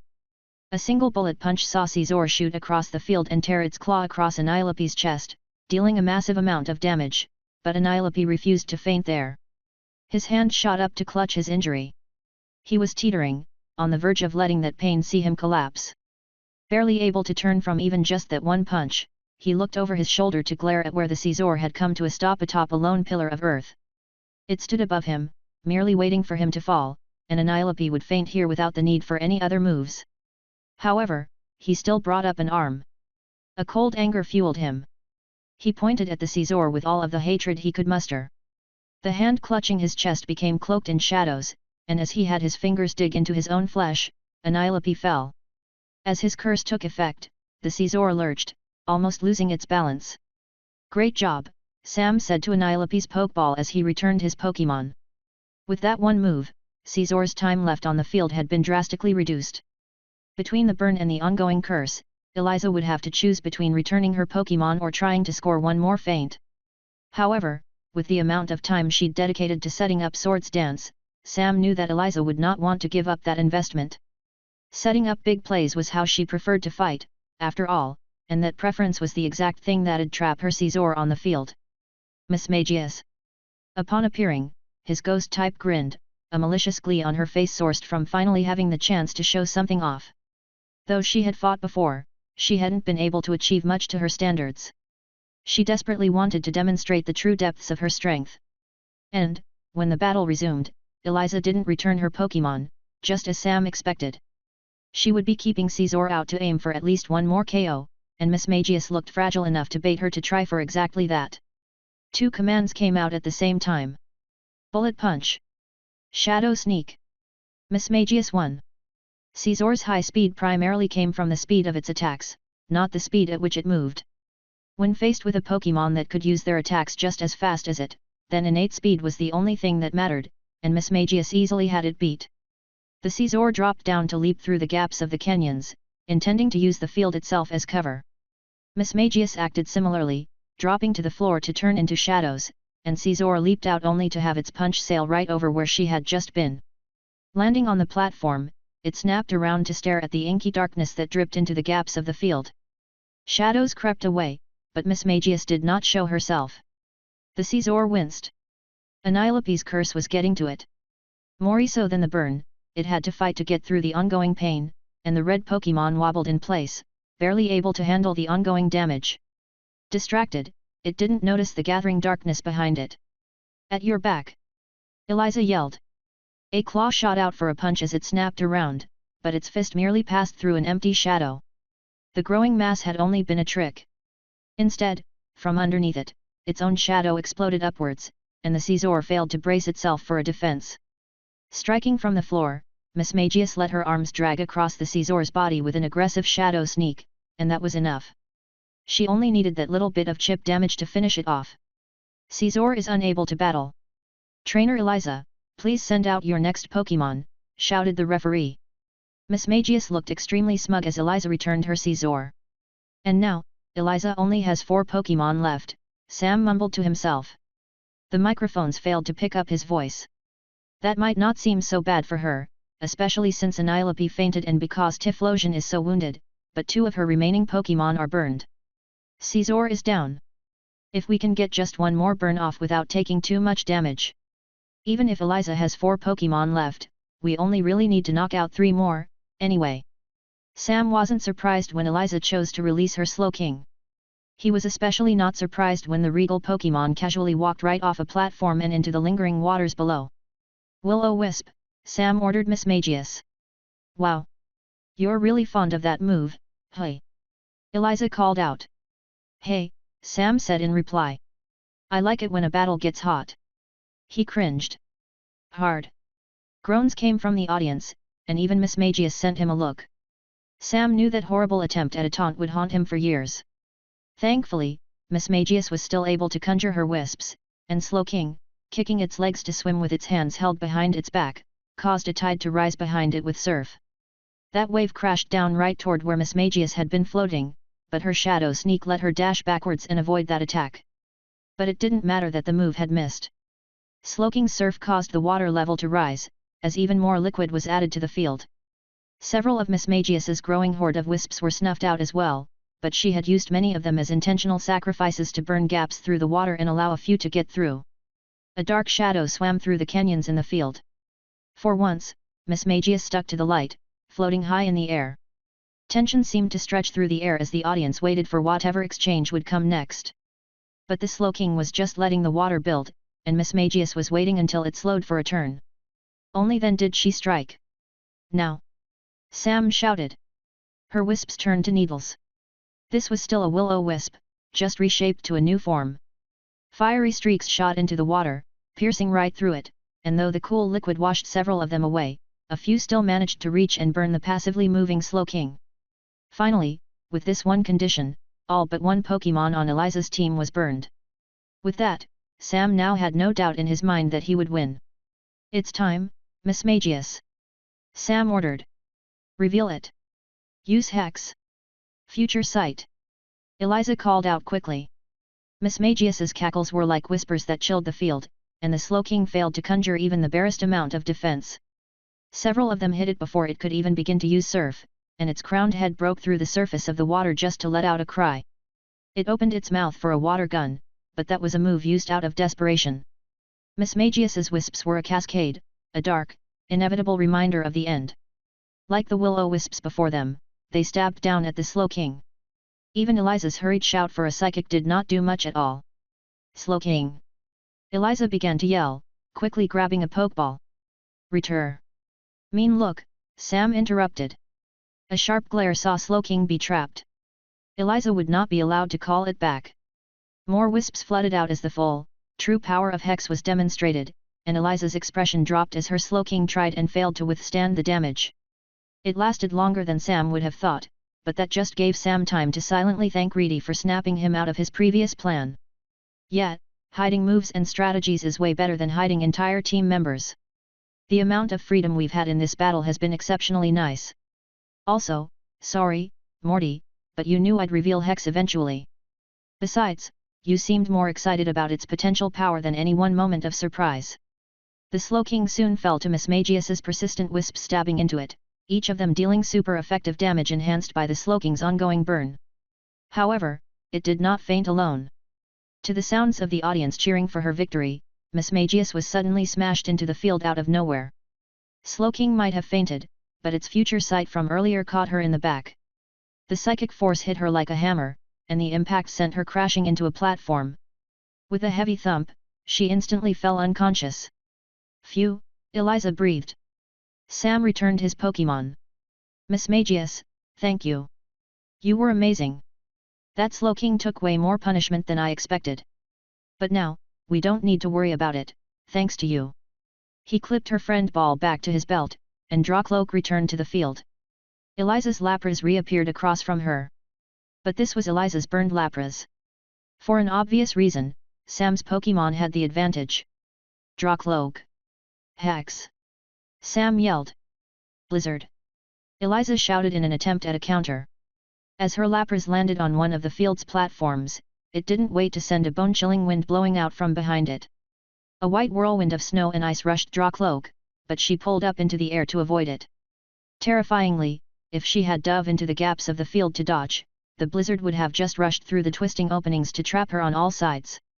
But blizzard was not the most accurate of moves, both due to its chaotic nature and due to the time needed to build it up. If snow was falling, that would have been a different story, but Drawcloak was easily able to send out her own form of purple wisps that stabbed into the Lapras's exposed neck and fins. Any burned mark was stabbed, and the move dealt that much more damage due to the Lapras's ongoing burn. Sighing, Eliza seemed to recognize the outcome of this matchup as well. She looked to come to a different decision, instead. Perish song, she said emotionlessly, and her Lapras forewent all forms of defense. One last, unblocked Hex finished off Lapras, but the mournful song it sang while under attack seemed to linger and echo through the air. You're trapping Drawcloak the same way I trapped Caesar, Sam said unhappily. Through expectation. Eliza smiled. Sam didn't want to return Drawcloak, he didn't want to give even an inch to Eliza by returning his Pokémon. He also only had the heavily injured Typhlosion left as well as one Pokémon he was purposefully saving for last. He didn't have very many options. Though a ghost type, Drawcloak was trapped. Perish Song would see her faint, but Sam needed her to stay out to secure this last KO. She wobbled a bit in the air, but Drawcloak still turned around. Giving him a short nod, she recognized the current situation. "Thank you," Sam said to her. Dreepa saluted him from atop Drawcloak's head. When Eliza sent out her next Pokémon, her command was both unfortunate and expected. "Protect, Steelix," she yelled. Upon its appearance, the enormous steel type hardened its body so that Drawcloak's quick hex splashed off of it and failed to deal damage. "Now dig!" Eliza yelled next. Her Steelix dove into the ground, and Drawcloak was forced to wait. She hadn't had a moment to use lock-on, and Steelix was avoiding her view. Even if it ever peeked out, there were enough places it could briefly poke out between the platforms to avoid her gaze. So Drawcloak was forced to wait. But this was fine. She just needed to stay out to stall for Sam's other team members. With Steelix's burn, Drawcloak didn't need to deal damage. Much like Eliza, they could just wait. Time passed, and Drawcloak soon collapsed. The parish song had demanded that she'd faint, and that came true while Steelix stayed underground. Sighing, Sam returned his Pokémon, and he went on to send out Typhlosion, choosing the most injured member of his team to reserve a final Pokémon just the same as Eliza. This wasn't his plan, but he could make it work. It also helped that he didn't need to worry about another pursuit. "Now, Steelix!" Eliza yelled. Her Pokémon burst from the ground to try to trigger an earthquake, but it didn't matter. Detect! Typhlosion stepped back on her platform, avoiding the cracks that spread and caused large chunks of the ground to fall into the waters below. Steelix's body looked superheated from its burn, and it tried to rush her. All she needed was a quick jump to the side, and Steelix's momentum saw it slide. Its entire body crashed into a platform, and this desperate, final attempt failed to do anything before it succumbed to its burn. "Come back." Eliza looked tired. "Return," Sam said as well, and Typhlosion was brought back into her Pokeball. And now, he'd won. It didn't matter what Pokémon Eliza sent out. With Typhlosion conscious in her Pokeball, his final Pokémon guaranteed him the win. Eliza wasn't aware of that, and slowly, she seemed to chew on her options, rocking her jaw back and forth. She had only 2 Pokémon with her with only one left to send out, but she did eventually make her choice. Stantler. This made sense, a normal type would be immune to a ghost type move like Hex. But Sam had to force back his laughter when he realized that he knew the Stantler that appeared. That same young Stantler, the one once passed over by Reedy, snorted as it was released onto a platform, a confident smile on its face. Though Reedy had not caught it, it had managed to find itself a proper trainer all the same. Unfortunately for it, Sam could tell by the look on its face that it was still far too cocky. It would not be winning this fight. Haunter, Sam named. This was not Jengar. Yes, Sam sent out a Haunter and not Jengar, choosing to use one of the many ghost types that had been traveling with him in his shadow. There was no sense in lying to himself about the truth of those Pokémon, they were his. Sam might have had a core team, but these ghost types relied on him, and he could rely on them. This Haunter was giving him the chance for a trick he could only really pull off once, but it was doing so at the perfect time to allow both Trevenant and Jengar to rest. Upon being sent out, the Haunter's initial reaction was one of awe. Its very first official battle ever was in the conference, of all things, but it was also ready to act. It knew what it had to do. This Pokémon was fast, and it was weak. That combination was exactly what Sam wanted it for. "We're in the perfect position, Stantler," Eliza shouted. "Remember our lessons together. Charge forward. Take it out with Zen Headbutt." Ever so graceful, the Stantler leaped, and it jumped from uneven platform to uneven platform with practiced ease. Fighting it conventionally would have seen it be a hard foe to pin down, but Sam's current strategy meant he didn't need to think about any of that. As its horns glowed with psychic-type energy, Sam's Haunter did nothing in response. With a grin on its face, it readied its claws, and a slow, creeping shadow stretched out over the field to connect to the Stantler's own. Eliza's eyes widened, but she realized far too late. "Stop! Fall back!" Stantler was already mid-attack. This Haunter was not a Pokémon that fit on an 8-star team. Honestly, it would have been out of place even on a 5-star team. When the Stantler's Zen Headbutt hit, it had no way of defending itself, and as a famously fragile Pokémon, it fainted to the super effective move just like that. But that was where Destiny Bond came in. With their shadows connected, when the Haunter fell, so did the Stantler. The Haunter needed to use no other move. Eliza groaned when she saw her Pokémon fail to get up. And the referee's shout announced the end of the match. Stantler is unable to battle, came the yell. Trainer Eliza has no more usable Pokémon. Trainer Samuel wins. Some members of the audience booed. Some members of the audience cheered. Sam waved to them all regardless as he returned his fainted Pokémon from the field. Everything had been for this final moment, with Sam going as far as to treat this 5-on-5 battle as a 4-on-4 match. That's why he wanted to hold Typhlosion back. He wanted to have at least a final, conscious team member in his pocket for the very end. He hadn't been worried about Miss Magius's faint to future sight, and he had willingly let Drawcloak faint to perish song for a reason. He smiled as he shook Eliza's hand at the side, and she breathed out in disappointment, bringing her fingers through the end of her hair. I want to be sad, but I guess I can't be upset about this kind of loss. Top 64 isn't bad for our first conference. We gave it our everything, and we almost kind of won. A normal type Stantler would have been way scarier if we fought it conventionally, Sam said. It was a good battle. You have a strong team. After shaking hands, they moved off the field. They needed to make room for the next set of trainers, and they both really wanted to heal their teams. The audience's cheers weren't anywhere as excited as the cheers after Reedy's or Xavier's battle, but that was mostly due to the lack of major reveals and the battle's rather anticlimactic end. Like Morty had warned him, Destiny Bond wasn't exactly a trick Sam could rely on too often if he wanted to be regarded well. But Sam had still won, and he was moving into the fourth round, entering the Silver Conference's top 32. Somehow, from the initial 256, he was one of the few trainers who were still able to compete. Reedy caught up to him to celebrate, and he made sure to heal his Pokémon before returning to his mother in the stands to watch the rest of today's matches. After writing down all of his notes, he had time to relax in the Pokémon Center, and the next set of match UPS was announced. When he saw them, he went silent. It was like the entire world froze all at once. Reedy patted his arm, and Sam stared at the hanging screen. The listed pairings stated the obvious. Sam would be facing Xavier in the conference's fourth round. Chapter 165. Sam's Pokémon made themselves comfortable within his small Pokémon Center bedroom. Annilope wasn't interested in planning for the next battle, so he just hopped up onto the bed and began to snore.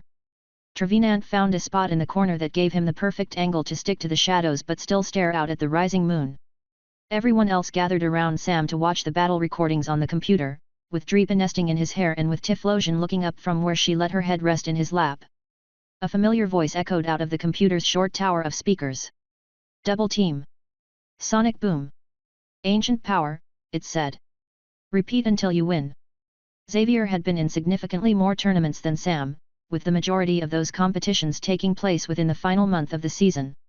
He had earned his 8th gym badge long before Sam had, and he had spent all of that extra time practicing and gathering experience for his team.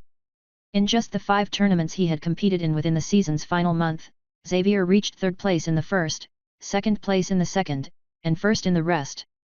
Reedy said she saw him win Goldenrod's main tournament, Sam said to his team as the battle played out before him. People came from all across Johto to compete in that one. If he won there, it's no wonder he won in the other tournaments.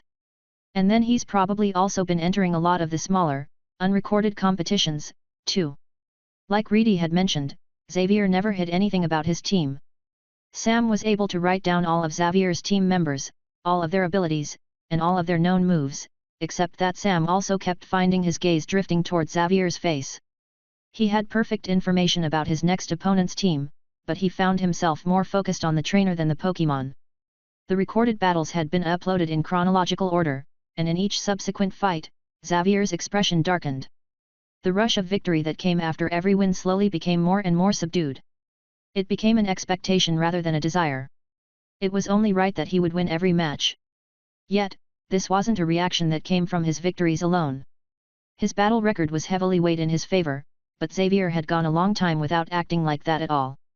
There was always a little bit of dourness to him, but it had never been anything to this extent. Based on the upload dates, he only started to experience this change just before he defeated his 8th gym. Only then did a certain tension in him begin to grow. Only then did his expression begin to darken over time. Occasionally, Sam could see that stress leak through whenever one of Xavier's Pokémon almost took a hit. He was trying to hide it, but he was filled to the brim with nerves, and the more Sam looked at it, the more he felt as though Xavier's tough expression was him putting on a show. It's not expectation. It's obligation, Sam thought to himself. It has to be connected to what he whispered at Cassandra's party. Xavier said he didn't have a choice. Sam clicked the mouse, and the video paused. Silence stretched throughout the room. From atop his head, Dreepa let out a squeak, and Sam had to sigh before being able to come up with anything to say. Xavier is strong, he said, not sure how else to phrase it. Ignoring everything else, his strategy is surprisingly straightforward. He wins simply because, well, he's better than everyone he faces.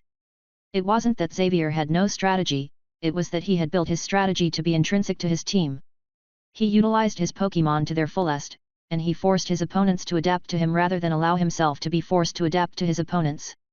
In just that last battle Sam had watched, Xavier demonstrated exactly that. His Yanmega played into its speed boost ability to cycle through moves that were all enhanced thanks to the momentum of its constantly increasing speed. Using only 3 moves in a set pattern should have made it predictable, but that didn't happen. Instead, the Yanmega just became more and more difficult to put down over time. Double Team increased its evasion. Sonic Boom threw off its opponent's attacks. An ancient power forced the opposing Pokémon to dodge while clogging up the field with stones. The Yanmega had only been facing a Sudowoodo, and there was a massive difference in speed between those two. However, Yanmega's extreme weakness to the rock type should have seen it play more carefully. Yet, despite how even a single bit of chip damage would have caused it to faint, the Yanmega never hesitated. So confident, it never once needed to rely on anything but that pattern. That alone proved its extreme competence. We'll watch the next battle, Sam said, moving on to the next recording in the league's archives. In this match, Xavier's Poliwrath ran right up to an Ariados.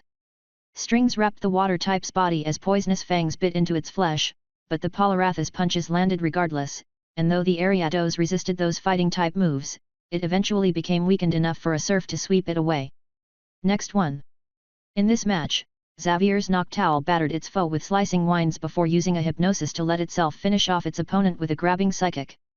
And the next. This battle saw Xavier's Donphan use rollout to completely sweep through his opponent's team. And in the next battle, his Yanmega used Bug Buzz to all but blast its foes away. Poliwrath dominated through the sheer power of its punches. Noctowl's smooth flying demonstrated an incredible amount of agility. Finally, in one of the very last recorded matches before Xavier participated in the conference, he used a new Pokémon. A certain Honchkrow took great glee in the dark-type miasma that pulsed out of its wings to knock out its foe. He's overwhelming. His Pokémon are crazy skilled. He has more experience than us, and together, his team, Sam let out a frustrated exhale. I can't lie about it. They're stronger than we are. Cries of protest echoed out from throughout the room. Ticked off, Anilope woke up just to raise a hand for a rude gesture, and even Dreepa protested from atop Sam's head. But a whine from Typhlosion in Sam's lap saw everyone go quiet, and Sam ran his fingers through her fur out of thanks. I'm sorry, but it's the truth. This isn't even me being defeatist, I'm simply pointing out a fact. It doesn't matter how confident we think we are. A Haunter tried to shout out its denial, but Sam kept going. But we have to recognize that this is going to be an uphill battle.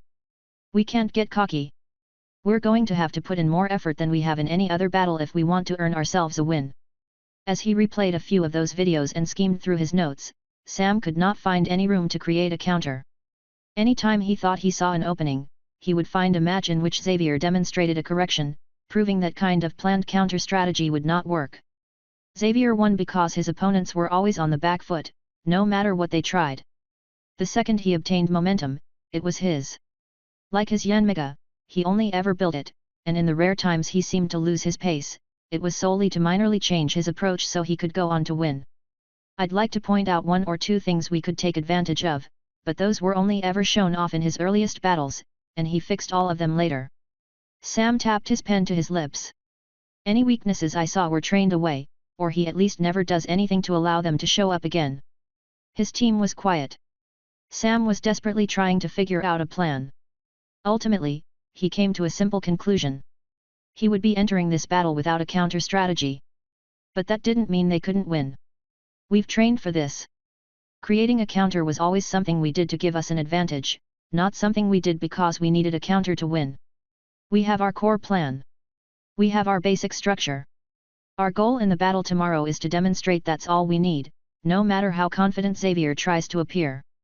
Xavier might have had more experience, but that didn't mean Sam's team had slacked.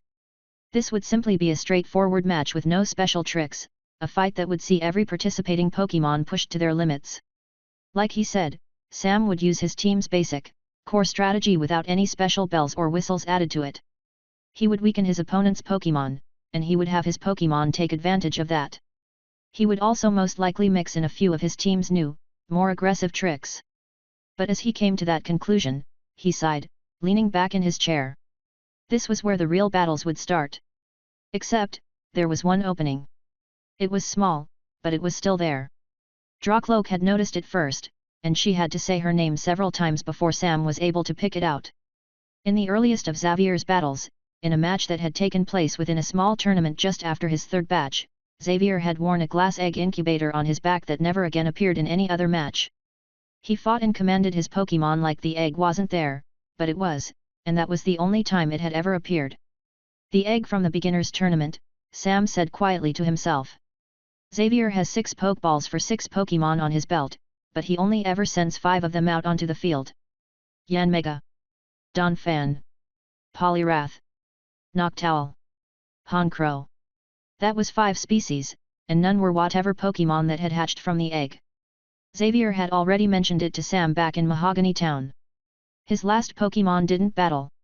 For as strong as he was, he only had 5 true fighters on his team, and that would give Sam just enough wiggle room to make their relative team strengths equivalent. He could afford to have his Pokémon take more damage as long as it opened up a weakness that another of his Pokémon could exploit.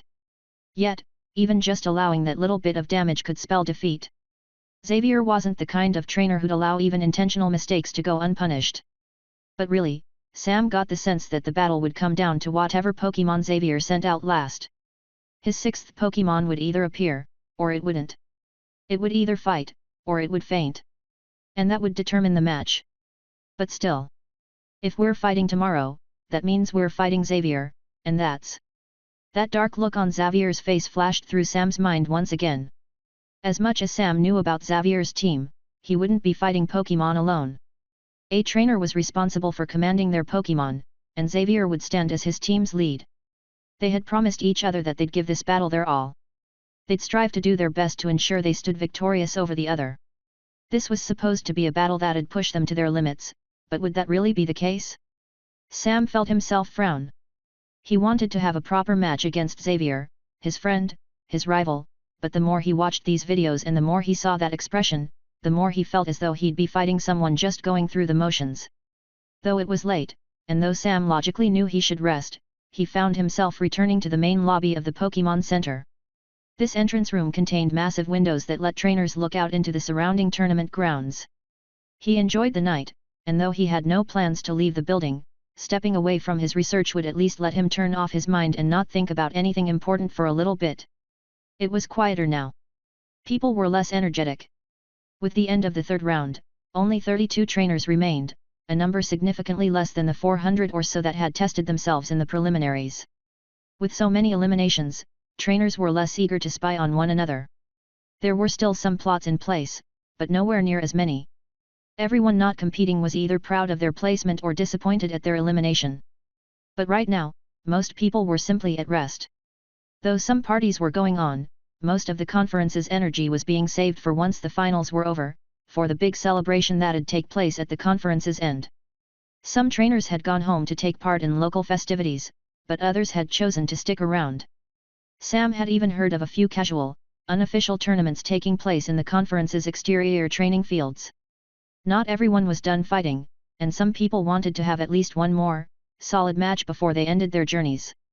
It was almost bittersweet that the tournament was progressing like this. With this year's changes, more people were getting the chance to fight, but more people than ever were being eliminated. Those thoughts didn't help.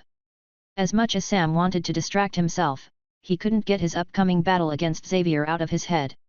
He didn't want to join the many trainers just sitting around and waiting for the end of the conference.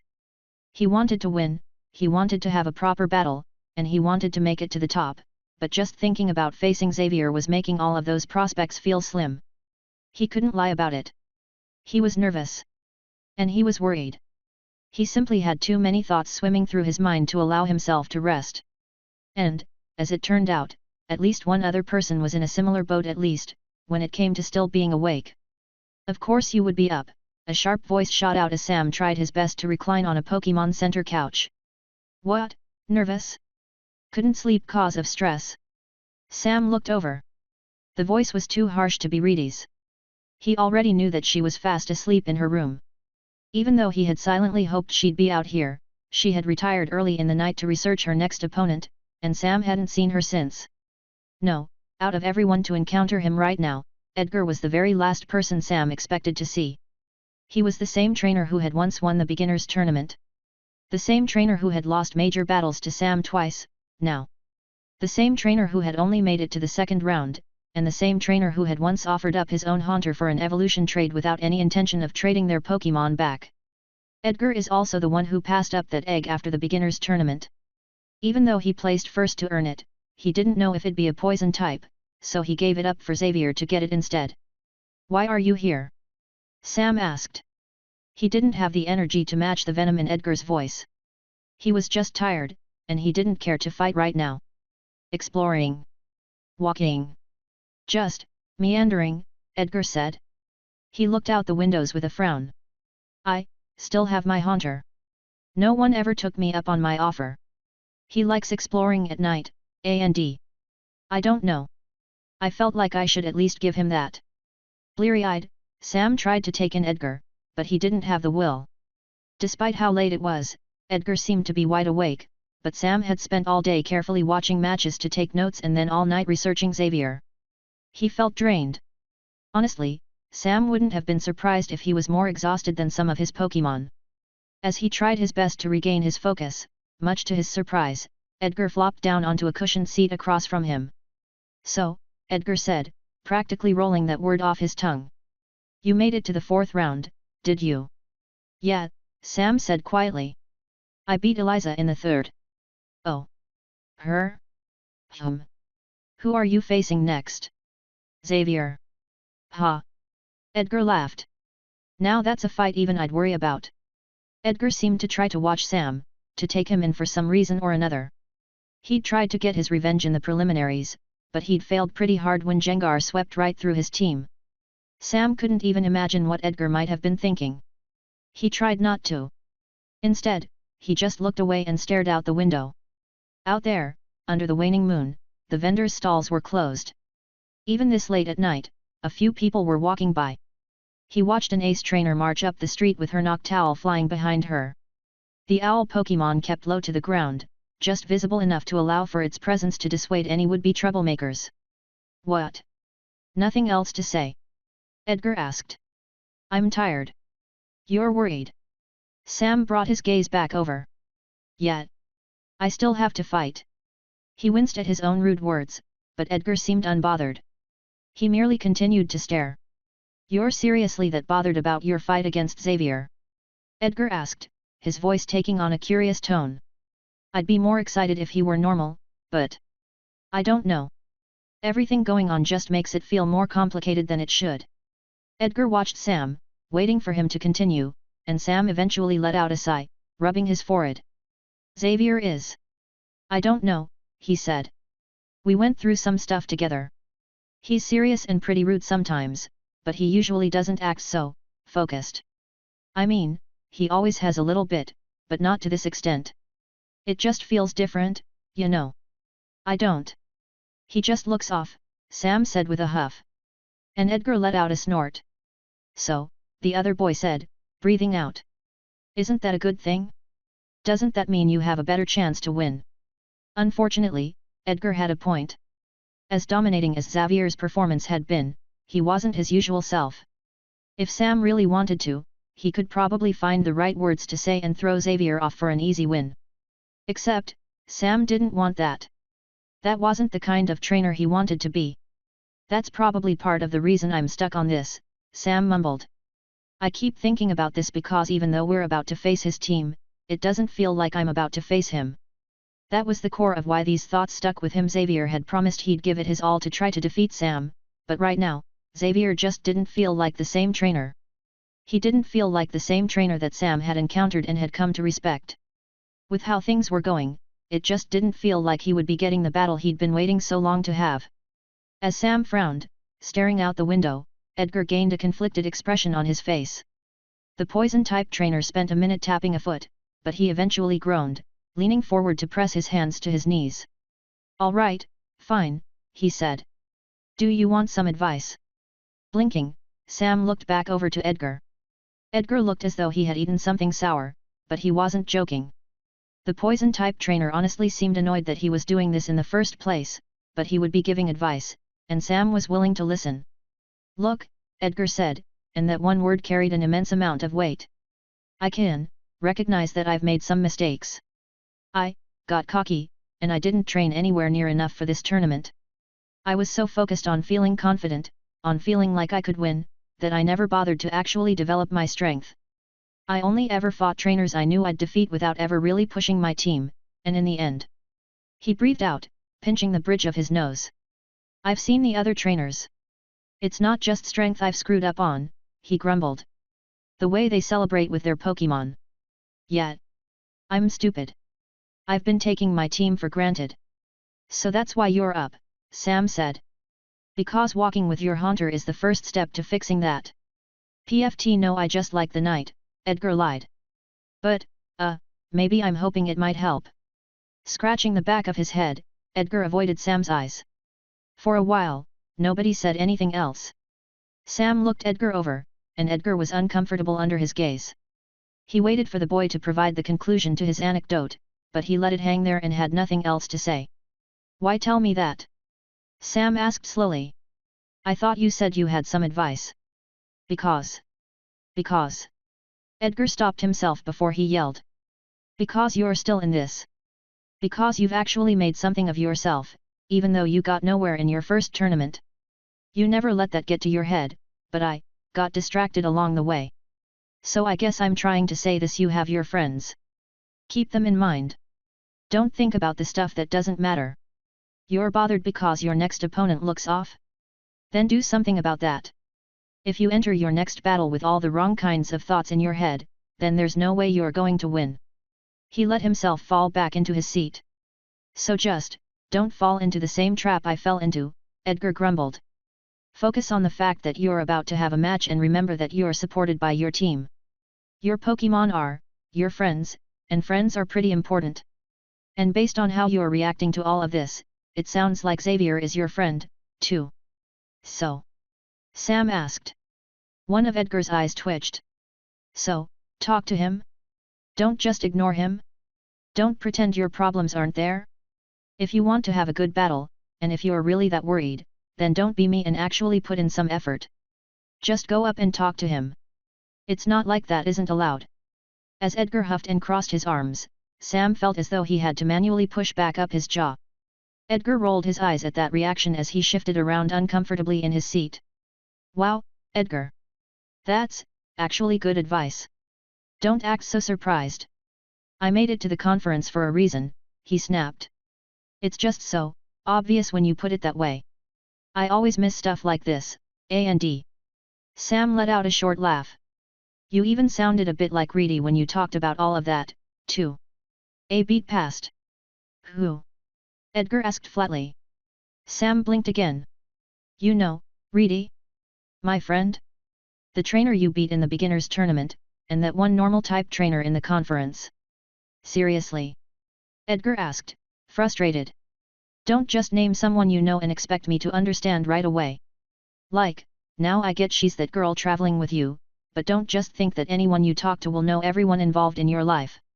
Something about that blunt statement made Sam laugh, and Edgar pushed deeper into his seat, radiating frustration and acting so unlike he had once acted with that easygoing attitude from the last time Sam had met him. But the difference was there for a reason. The Edgar back then was an Edgar who had never lost, an Edgar who had never properly faced defeat. "Thank you," Sam said, and his own genuineness almost shocked him. "I know the advice was simple, but sometimes simple advice is the best. I just need to do something about this instead of just sitting back and worrying. So, I guess, I need to find Xavier and actually have a talk."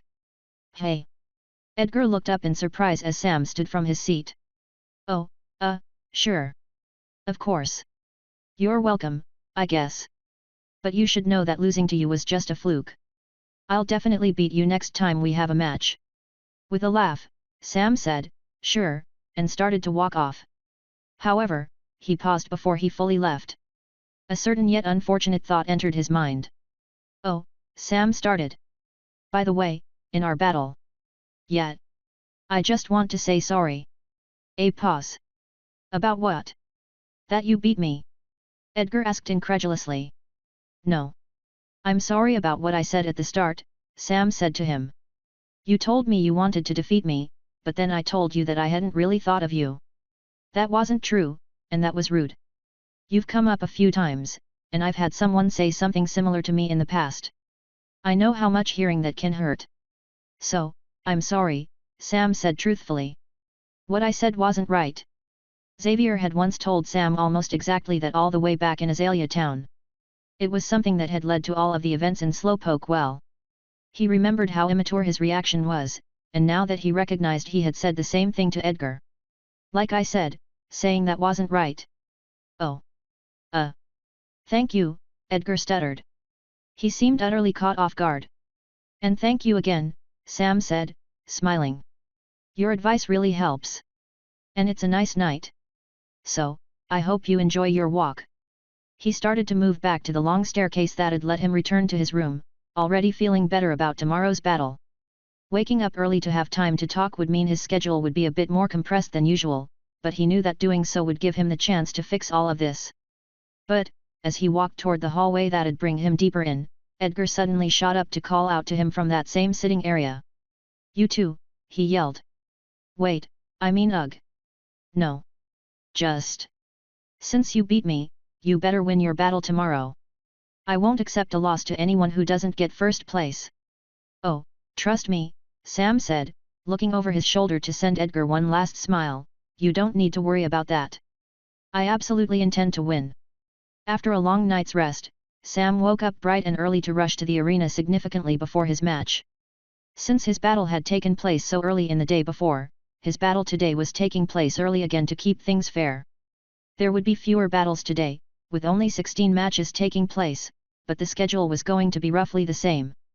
Increasing the number of Pokémon in a match almost exponentially increased its length, so yet again, a full 16 hours were mapped out to handle the 16 battles taking place. Though Sam wasn't the first scheduled, he entered the arena before the first match, but he didn't plan to watch it from the arena's stands. He was ready to hunt for his opponent, to find Xavier and have a proper talk. He wanted to remind him of just why they had been waiting, to challenge him to a proper battle, and to reignite the spark in his eyes. As pumped as he was, Sam expected to wait, but as his eyes scanned the sea of faces flowing into the building, he found Xavier almost right away. However, Xavier wasn't part of that incoming crowd. He stood off to the side, just past the entrance of an inner hallway. A pair of ace trainers stood at the hallway's front, standing guard to prevent anyone but official challengers from heading deeper in. Seeing his opponent right there and having spent all night preparing himself for this, Sam immediately moved to approach. He strode toward his friend and began raising a hand to wave, but he found himself slowing when he saw that Xavier was already talking to someone else. You're joking, right? Sam could barely hear Xavier above the cacophony of the crowd, but he could still make out the obvious, acrid tone to the other trainer's voice. There was a look of palpable disgust on Xavier's face, though his body remained utterly still. His hands had been locked into stiffened fists at his side, and Sam slowed as he provided his trainer ID to the ace trainer guards. He used that as an excuse to listen in. I am sorry, came a response from the person in front of Xavier. They are simply too busy. Even after all this time? Even during the conference? Perhaps if you make it past the top 16, the other person said. She was dressed in a proper suit, one befitting someone who worked in an upscale business. She was young but clearly older than Xavier, yet she bowed her head in what could only have been deference. Despite that sign of respect, Xavier glared at her with what felt like genuine hatred, and the suited woman did her best to not wince. She kept on the most serious, professional look on her face, but she still continued to talk. And what she said next made Sam freeze as he stepped into the hall. I am sorry, she said, but they do send their best wishes. It is unavoidable, but, right now, your parents are simply unable to watch your fight. Chapter 166. Sam was silent as Xavier failed to respond. The woman in the suit brought herself back up, sent him a polite nod, and then hurriedly turned to leave. Xavier didn't even watch her go. He just stared at the wall of the hallway before him. Sam stepped to the side to let her pass, but all of his attention was on his friend ahead of him. Xav. Sam didn't even get to say Xavier's name. Xavier just turned and stormed down the hallway. As fast as he could, Sam scrambled to catch up, running to chase after his friend. Xavier! Sam shouted. Finally, Xavier heard him, and the other trainer snapped around with a sharp reply of, "What?" However, when Xavier saw it was Sam, he froze and immediately schooled his expression. Sam caught up and stood across from his friend. "Are you okay?" Sam asked.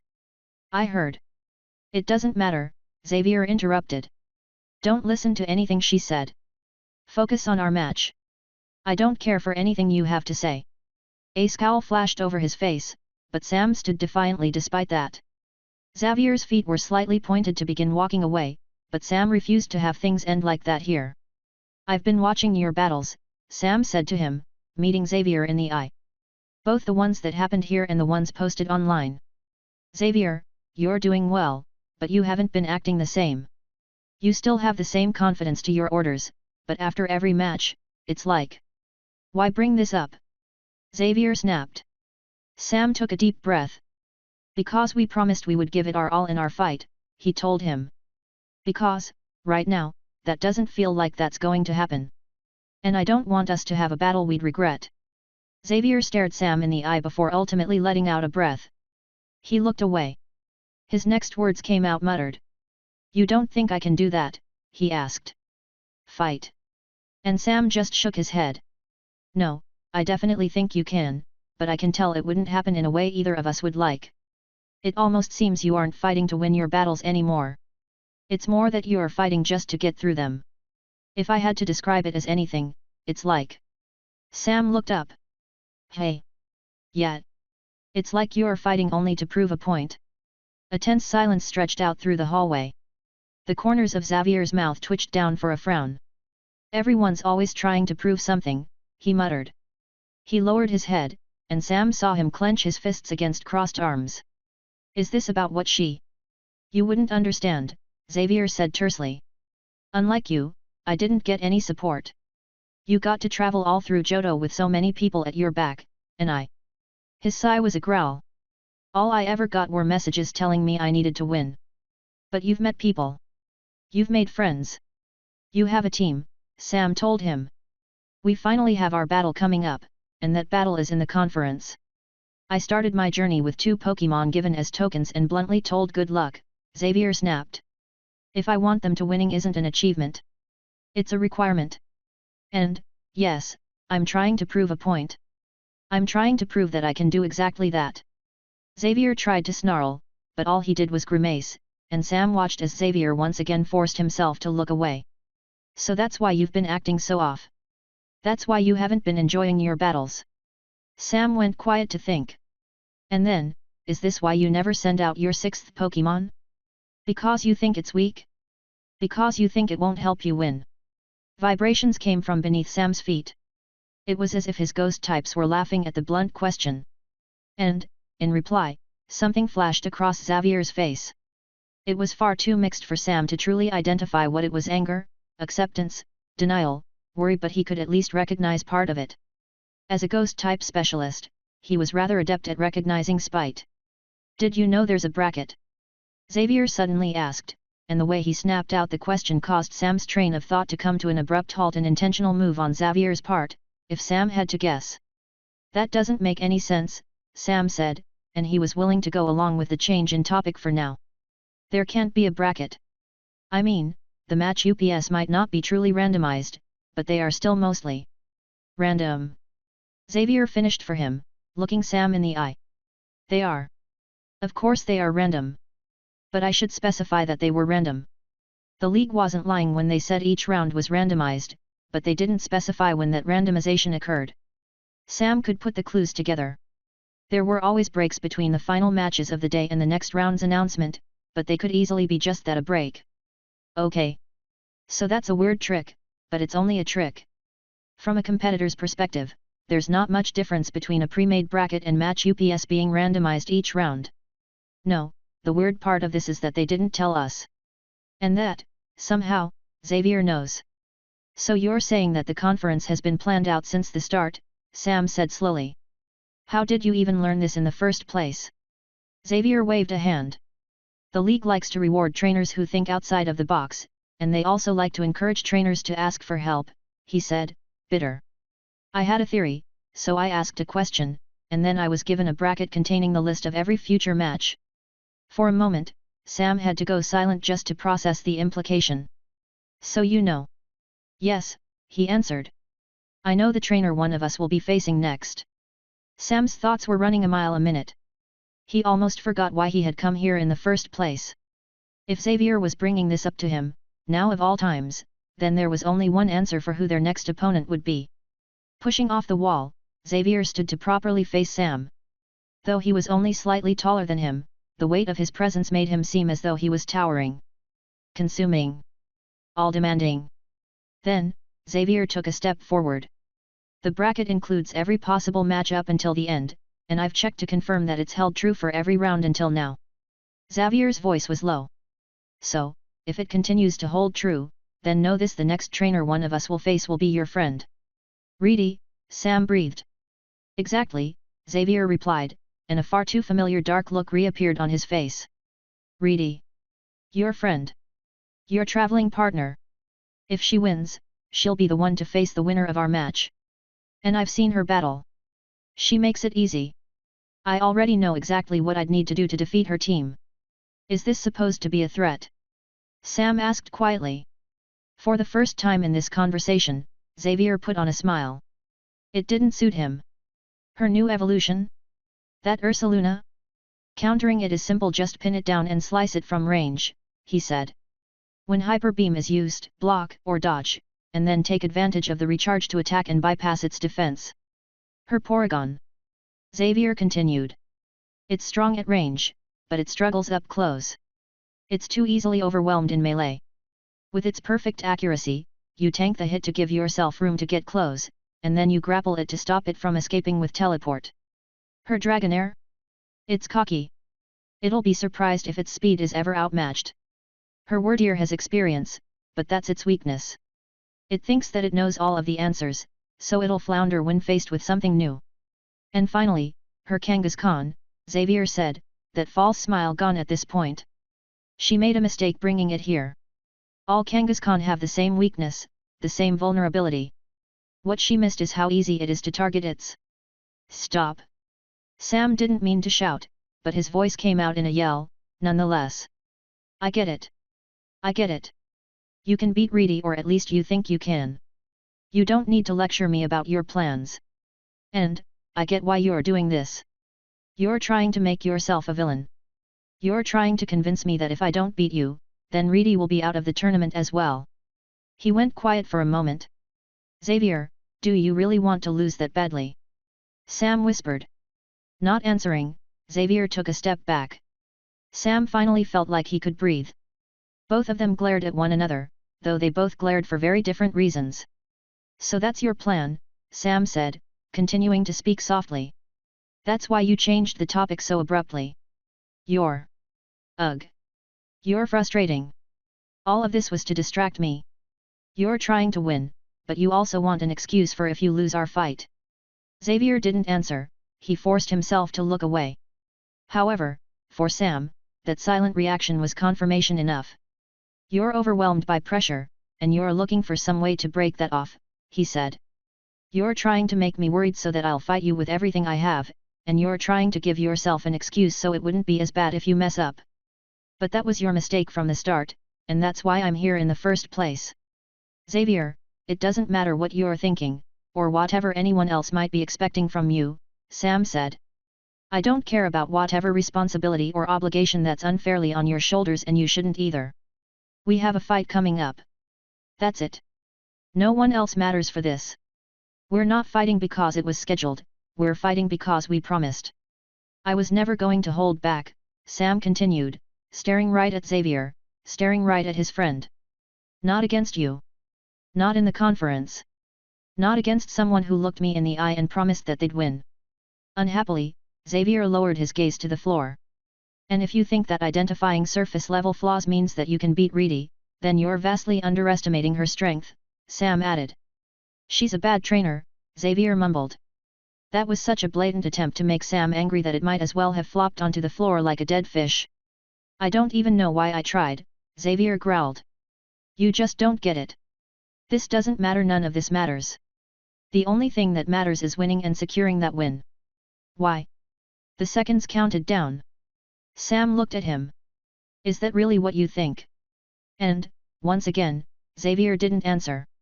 He merely chose to cross his arms and not look Sam in the eye. All right. Well, if you're going to be like that, then I'll accept your challenge, Sam said. We'll fight. But don't think that our fight will happen in the way that you want. The battle was not the challenge Sam had accepted. I talked to someone the other day, someone important, Sam said slowly. I turned down a very generous offer because it went against what I believe in about the ghost type. But doing so let me come to a realization, when it comes to who I want to be someone who helps out. A guide. So, let me help you. We'll battle, Xavier, but we won't be battling to win. No, we'll battle for that reason we already established. We'll be battling to prove which of us is the better trainer, not just to see who would win. That's the same thing, Xavier replied flatly. It's not, Sam responded. You'll see what I mean. Xavier tried to glare at him, but the attempt failed when Sam easily met his gaze. After a few seconds of trying to hold it, the other boy let out a long groan and began to walk away. You're annoying, he snapped out. And you're a good trainer, Sam shouted after him. You don't need to prove anything to anyone, and don't let any of them ever tell you otherwise. Storming down the hallway, Xavier left Sam, but Sam intentionally stayed behind. He let the other trainer get just far enough away to give himself the chance to shout without Xavier speaking back. And by the way, Sam called out, this is going to be a full team battle. So, since we're going to have a proper match, I expect all of your Pokémon to be sent out. Xavier stumbled. A full, 6-on-6 battle, Sam said at a normal volume. It'll be fun. I'm looking forward to it. In the distance, Xavier turned at the corner to continue toward his assigned dressing room, and after a few further seconds of silence, he did his best to slam the door. Sam held back his laugh and waited until he was sure Xavier was absent. Only then did he look down at his shadow. I hope I didn't just screw us, he said, mumbling to his Pokémon. We still have the numbers advantage, but I want to fight and win against Xavier and not just have another, random battle against another, random trainer. We'll do everything we can to win, but we'll also do everything we can to make this more than just an average match. I want to move on in the conference, but I'm also selfish. I want to win and have a good battle, but I also don't want Xavier to make any decisions that he'd regret. Reedy caught Sam in the tunnels just before he was about to step out onto the field. She only said one short phrase. You better win, Sam. And then she was off, running back to the stands to watch the battle from a better angle. Sam knew her match was coming up soon, but it wouldn't be right away. She was scheduled to go up closer to noon, which meant she'd have an entire lunch break to either celebrate her victory or mourn her loss.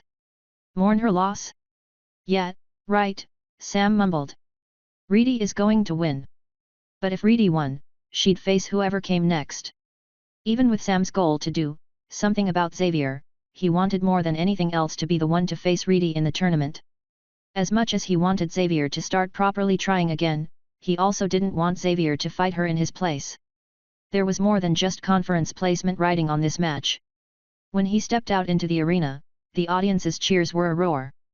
At this point in the tournament, with only 32 trainers left, specific competitors were becoming more and more well known. Sam could hear shouts of his name as well as shouts that cheered for his Pokémon. The ghastly and haunter beneath his feet weren't supposed to react and reveal themselves here, but he could see the edges of his shadow waver as some of those ghost types drew back from the noise and others leaned forward out of a faint desire to approach. Xavier was on the other side of the field, and he was a one-trainer procession as he walked to his trainer box. His expression was locked in grim determination, and he remained silent as he took up a position opposite to Sam. To the roars of the audience, Sam bowed his head in respect. Let's have a good battle, he said to Xavier, but he got only the barest twitch in response. the absolute minimum level of acknowledgement possible. Really? Only that, even after everything else? This will be a full team, 6-on-6 battle, with trainers sending out 1 Pokémon each, the referee announced. Trainers will have access to 7 switches, and the battle. To Sam's ears, the rest of the referee's words didn't matter. Instead, the echoes of the audience drowned out all other noise, and the whispers of the announcers bounced around him. A thunderous beat pounded in his chest. No matter what, he would defeat Xavier here. Once he was done speaking, the referee brought up 2 flags, and both Sam and Xavier grabbed their first Pokeballs. Typhlosion hit the field with a cry of her name, and Xavier's Poliwrath landed across from her, a faint flex to its arms showing off its bulging muscles. So he chose to send out his water type first. He was expecting Typhlosion. Hey! Sam whispered to himself.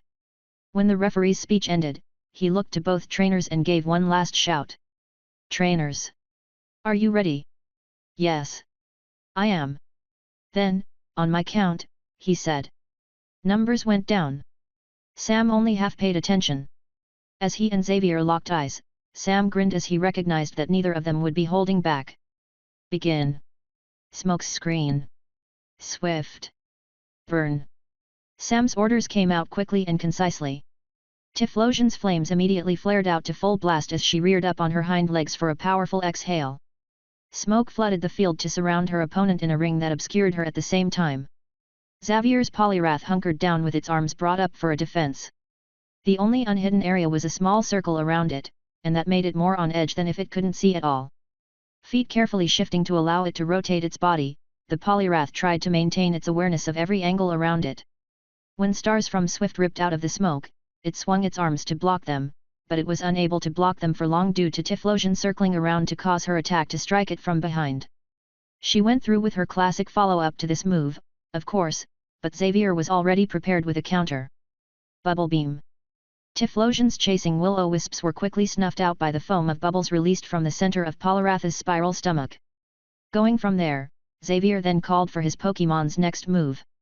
Mind Reader, he ordered. Poliwrath will be able to detect her in the smoke, Sam realized. Poliwrath jumped in place as its eyes narrowed, snapping itself around to track where Typhlosion ran. Quickly, it filled its body with energy to fuel a protect, and the flames of a flamethrower harmlessly washed off of it, failing to burn or even deal damage. If it can detect you, then go full offense. Sam yelled. No more preparation. Send out your parade. The smoke had been there for more than just obscuration, Typhlosion had been using it alongside her weaker moves as a distraction. Poliwrath had made a mistake by using Protect so soon, and all around it, purple lights glowed in the smoke. A twilight of wisps grew and grew as Typhlosion's smoke screen lit up with hundreds of glowing stars. Ha! I see. A new strategy, Xavier muttered. A new trick, Sam corrected with a smile. Pretty neat, right? As if Poliwrath was a magnet, every star collapsed right toward its position. It couldn't risk using Protect again so soon after the last use, and it had no room to dodge with Typhlosion's choking smoke taking up so much space. Yet, upon seeing so many purple flames rush Poliwrath, Xavier just sighed, and the sound of his exhale seemed to echo throughout the arena. Close combat. But why? Close combat lowers a Pokémon's defense. Why call for it here? Sam got his answer when Poliwrath shifted from a defensive stance to an aggressive one. It saw every glowing mote hurtling toward it and took that flood as a challenge. As the first embers neared, it struck with a fist, breaking through the targeted mote to burst it into smoke. Another rushed in from the side, but Poliwrath spun to swipe its elbow through and break apart that one as well. Then, the rest of the wisps came, and Poliwrath used its entire body in a furious offense that evaporated Typhlosion's infernal parade. Its arms punched and swung, and dozens upon dozens of wisps were lost to violence before they could reach Poliwrath's form. Though Poliwrath could not be called a perfect fighter, it was an overwhelming fighter, and the vast majority of Typhlosion's infernal parade was destroyed under its raw, fighting-type skill.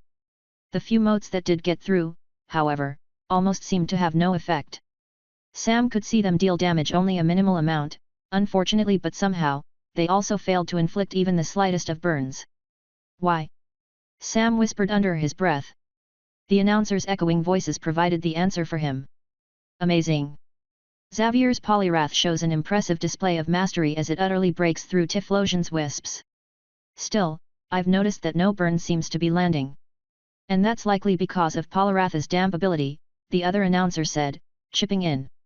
Damp shouldn't have any relevance here, as it's primarily used to stop the initial spark of moves like explosion, but Xavier seems to have taken advantage of Polyrath's innately moist body to help it resist drying out. Every mote that seared into Polyrath was a mote that it had purposefully let through. If Polyrath was to take damage, then it would only allow itself to take damage where it was not at risk. The Infernal Parade might not have been a resisted fire-type move, but the burning heat could at least be withstood. Polyrath's natural dampness prevented any of those flames from properly sinking in, and thus, it was unable to be burned. Truly, this was a technique designed to specifically counter Sam. But it wasn't perfect. Sam immediately caught onto this counter's weakness, and he didn't fail to capitalize on that flaw. "Keep it up, Typhlosion!" Sam yelled. "It's wearing off. Dry it out." Though the initial wisps only dealt a bare amount of damage and failed to inflict a burn, each successive hit still saw some of Polyrath's moisture evaporate away. Damp was providing a defense, but that was not the true purpose of damp, so it wasn't going to last. Not just that, but the pure aggression of close combat meant Polyrath was opening itself up to further attacks more and more over time. All of that came to its head when Sam heard a slight sizzling even through Polyrath's anti-wisp assault. One of the wisps, the smallest one, drifted down to land on its body, and instead of fizzling out due to moisture, it seared into Polyrath's back to leave a small, purplish mark. Perfect. Other wisps began to do the same, and Polyrath began to truly take damage. It was not yet suffering from a full burn, but the very start of that condition was now beginning to form. And once Polyrath is burned, its physical power will be cut, and it won't be able to keep up its defense. Creating wisps is trivial for Typhlosion at this point. Infernal Parade hardly takes any effort. Xavier's plan to stall is failing. Polyrath will exhaust itself first, and Typhlosion will be in the perfect place to start dealing increased damage. However, as much as the current situation was a good sign for Sam, it was also a sign for Xavier. As the wisps began to sink in, he only needed to say one word. "Payback." And with that command, Sam suddenly realized that Polyrath had never dropped its mind reader from earlier. Practically out of nowhere, Polyrath leaped, jumping right over the cloud of wisps that crashed down to consume where it had been standing. It twisted around in the air to draw its fist back, and its arm turned as dark as pitch as every ounce of pain it had suffered was taken and doubled to power this one punch. "Detect!" Sam yelled. Xavier said nothing. Polyrath crashed through the smoke, the shockwaves from its blackened arm smashing into the floor to send all of Typhlosion's cover back. Exposed, her detect let her avoid the move by mere inches, but Polyrath was still right in her face. "Bubble beam," Xavier ordered. Polyrath acted faster than Sam would have thought. It wasn't that Polyrath was faster than Typhlosion, it was simply that Polyrath was already prepared for this follow-up. Before Sam could think of a response and even before Xavier finished speaking his command, a foam once more left the center of Polyrath's chest. That stream exploded outward, and all its bubbles exploded against Typhlosion, bursting less than a foot away. The water-type energy seeped into her, and her fur became soaked with dripping pain. She howled. Shouts came from the audience. Pushing up, Polyrath flexed its arms close to its body to maintain its bubble beam. "I know it's painful, but you can do it.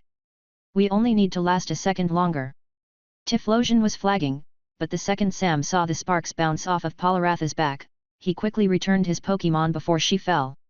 "There," he sighed. "Thank you, Typhlosion. Now, we're in a great position because of you." Her smokescreen was gone.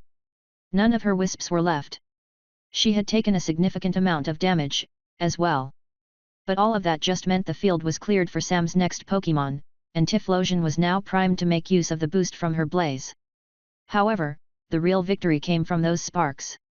So focused on maintaining its bubble beam, Polyrath hadn't put up a defense to stop the last few, lingering wisps from burning its back. "Ha! It worked! Don't underestimate us, Xavier. Your Polyrath's power is going to be cut in half from here," Sam shouted, already feeling victorious. Xavier sent a short glance to the discolored marks on his Polyrath's blue back, but his gaze betrayed not even a single thought or any hint of doubt. "So," he said. "A burn only affects his physical power. And this doesn't affect any other member of my team. But Polyrath is weaker. And it'll be taking damage over time. Despite Sam's shout, Xavier sighed. Tiredly, he rubbed his forehead. All of that just for a slight burn, he mumbled. Grinning, Sam sent out his next Pokémon, Drawcloak. She was eager to properly fulfill her planned role on the team, and from atop her head, Drepa squeaked out a taunt, but Xavier ignored the energetic dragon type to grab a ball of his own. Come back, Poliwrath, he said, his fighter disappearing into red light. Yanmega. Full speed. Will-O-Wisp. Into Hex. Sam yelled. And, if not, then use Thunder Wave. Sam's orders proved to be prescient. When Drawcloak hissed to conjure her wisps around her, Yanmega had already built plenty of speed to dodge. So similar to Will-O-Wisp, her Hex failed to catch up as well, and the massive dragonfly Pokémon shot past where she was rushing above the floor to hit her with a bug buzz that threatened to knock her out of the air. A dragonfly against a dragon type, hey! Sam quipped. Well, we'll see which of our Pokémon is the true dragon between them. He was mostly acting cheery to try to get Xavier to snap out of it, but honestly, coming up with cheesy comments was actually pretty fun. Another Will-O-Wisp from Drawcloak was disrupted by another pulse of bug buzz, and then Yanmega dove down for another flyby. It got right on top of Drawcloak only for her to let out a burst. Electric energy zapping off of her, her thunder wave spread across enough area that Yanmega had no room to dodge. As it flew past Drawcloak, lightning licked across its body, and when it pulled back up, its momentum almost seemed to stall due to the paralysis limiting its movements.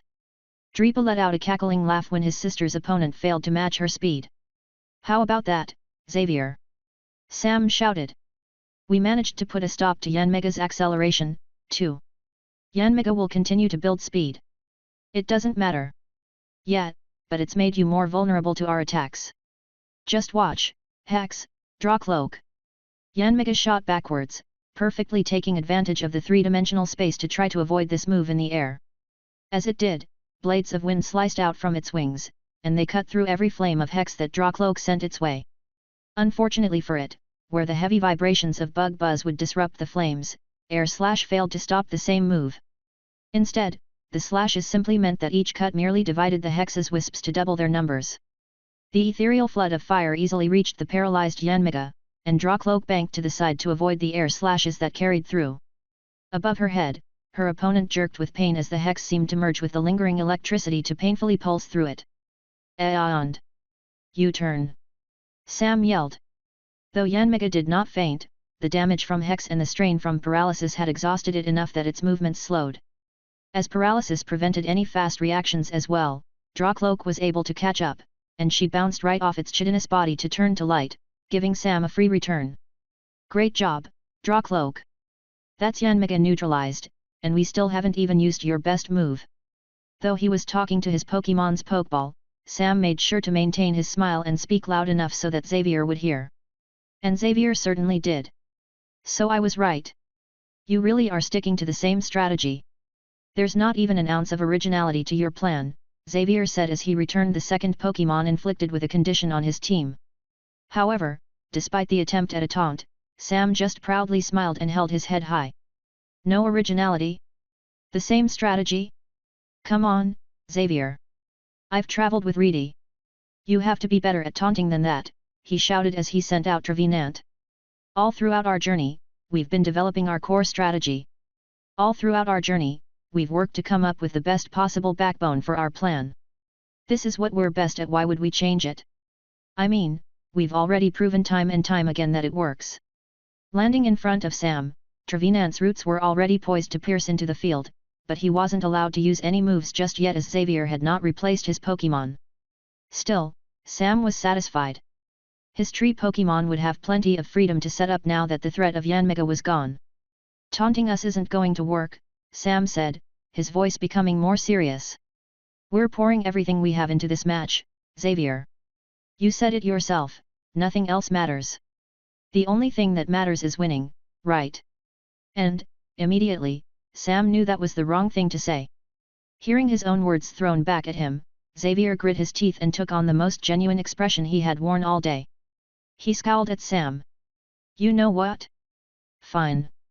If you want a fight fueled by emotion, then you'll get a fight fueled by emotion, he growled. I was planning on avoiding this matchup, but if you want it so badly. With the shout of, Honchkrow, a new Pokémon appeared on the field, the same Pokémon that had once chased Sam in the forest north of Mahogany Town, and the same Pokémon that had only been present there due to Trevenant's call. The two Pokémon that had been sent out knew each other, but that was not a good thing. The instant Honchkrow's gaze landed on Trevenant, a dark glint entered its eyes, and its face became shrouded by a darkness cast by the rim of its feathery hat. "Now's your chance for revenge, Honchkrow," Xavier said, his voice low. "Ignore everything I told you earlier. Do it. Use your attack." Sam felt his smile waver as the Honchkrow let its eyes be visible once more. There was nothing but cruelty to its look as its gaze locked onto where Trevenant stood. Trevenant tried to brace himself, but his opponent exploded off the ground with an incredible speed. Like a flash of darkened lightning, Honchkrow carved a wing right across his chest, leaving behind a jagged groove. Rather than stay in the air, the Honchkrow then landed behind him, sliding to a halt across the dirt of the field. Dealing with the force of the impact, it shook its wing, and dark-type energy flicked off of it as Trevenant contorted for a howl of pain. "That was Night Slash," Sam said, grimly identifying Honchkrow's chosen attack. Shrouded by darkness, Night Slash was exceptional at landing critical hits, and this was a Honchkrow clever enough to apply its species' unusual luck to enhance that critical rate even further. It had its super luck ability trained. Combined, Night Slash had landed critically to bypass all of Trevenant's defenses. But he hadn't even had the time or instinct to put anything up. This fast, critical, super effective attack meant he only managed a single cry. Thus, Trevenant collapsed. The referee's voice echoed over the field. "Trevenant is no longer able to battle," came the shout. "Trainer Samuel, please send out your next Pokémon." Briefly, words failed Sam. With a single hit, Xavier's Honchkrow had taken out Sam's most defensive team member. The sight of his fallen Pokémon caused only one thought to enter Sam's mind. "Oh," he realized, "I definitely made a mistake." Chapter 167. The Honchkrow was a wraith, a spectre of Sam's inevitable defeat.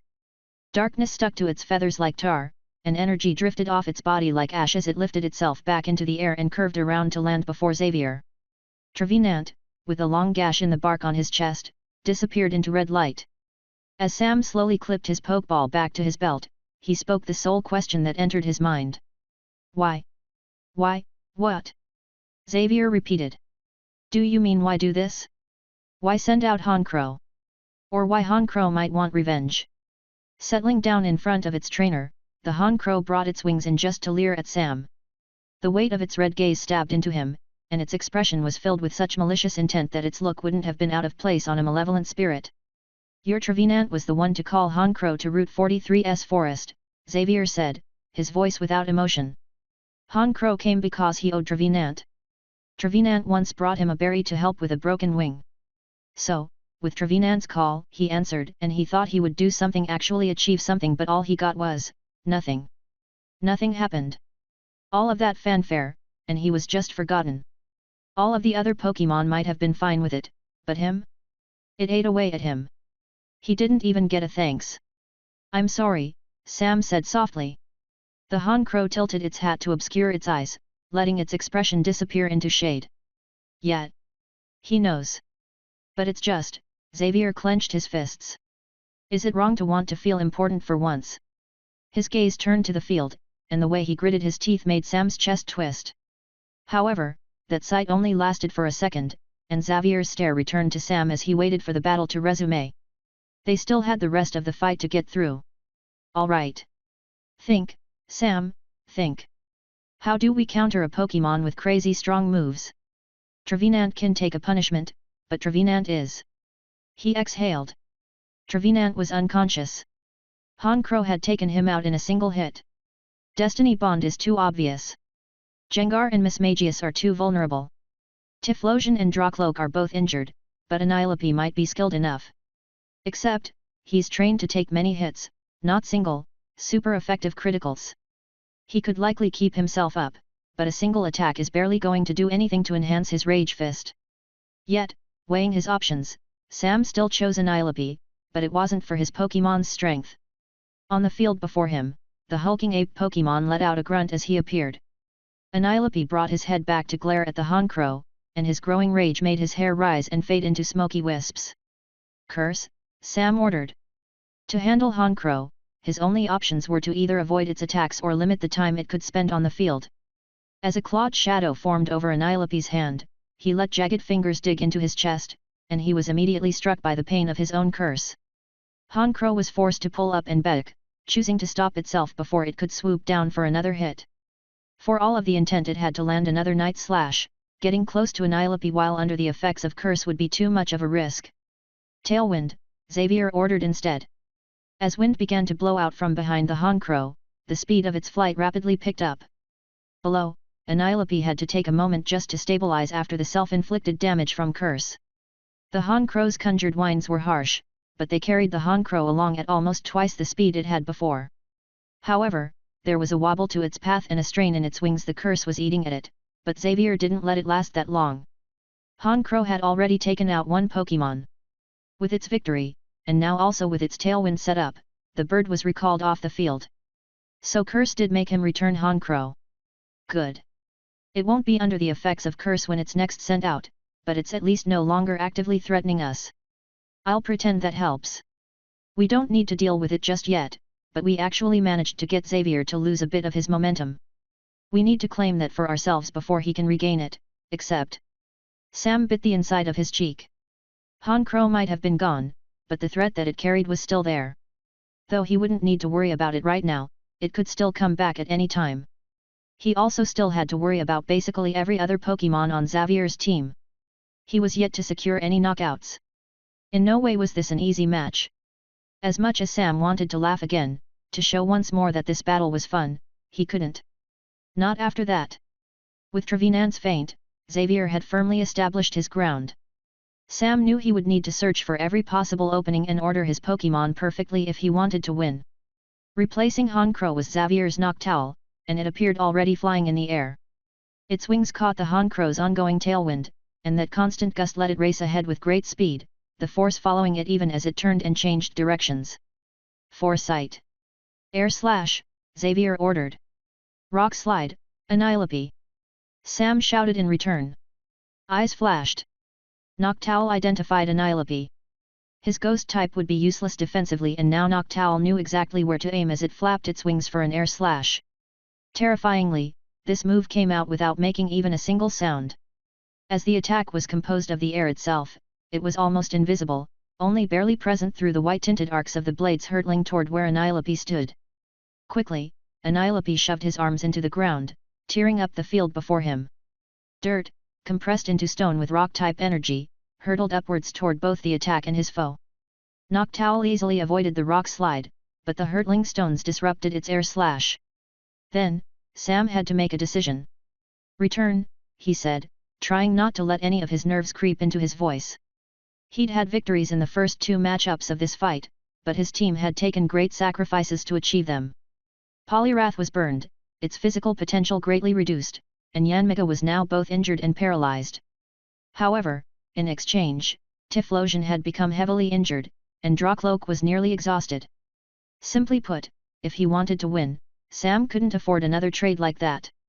Instead, as he sent out his next Pokémon, cackles rang out, and Mismagius let shadows erupt from behind her. An almost mocking grin crossed her face, and Noctowl's eyes reflexively flashed for another foresight. Confuse Ray. Nightshade. Will-o-wisp, Sam ordered. The order of attacks almost felt nonsensical, but Mismagius knew what plan Sam meant. Her arms twisted around her, she spun to release her moves. A surprise beam of illusions shot out to strike the flying Noctowl between the eyes, and darkness pulsed to surround her in a sphere. Then, like hornets leaving their nest, her flames broke through the shade to race toward where the Noctowl was still in flight. Whirlwind, Xavier ordered. With a flap of its wings and a burst of wind, Mismagius's flames all dissipated at once. Hyper Beam, he said next. Hyper Beam. Sam repeated, barely able to believe his ears.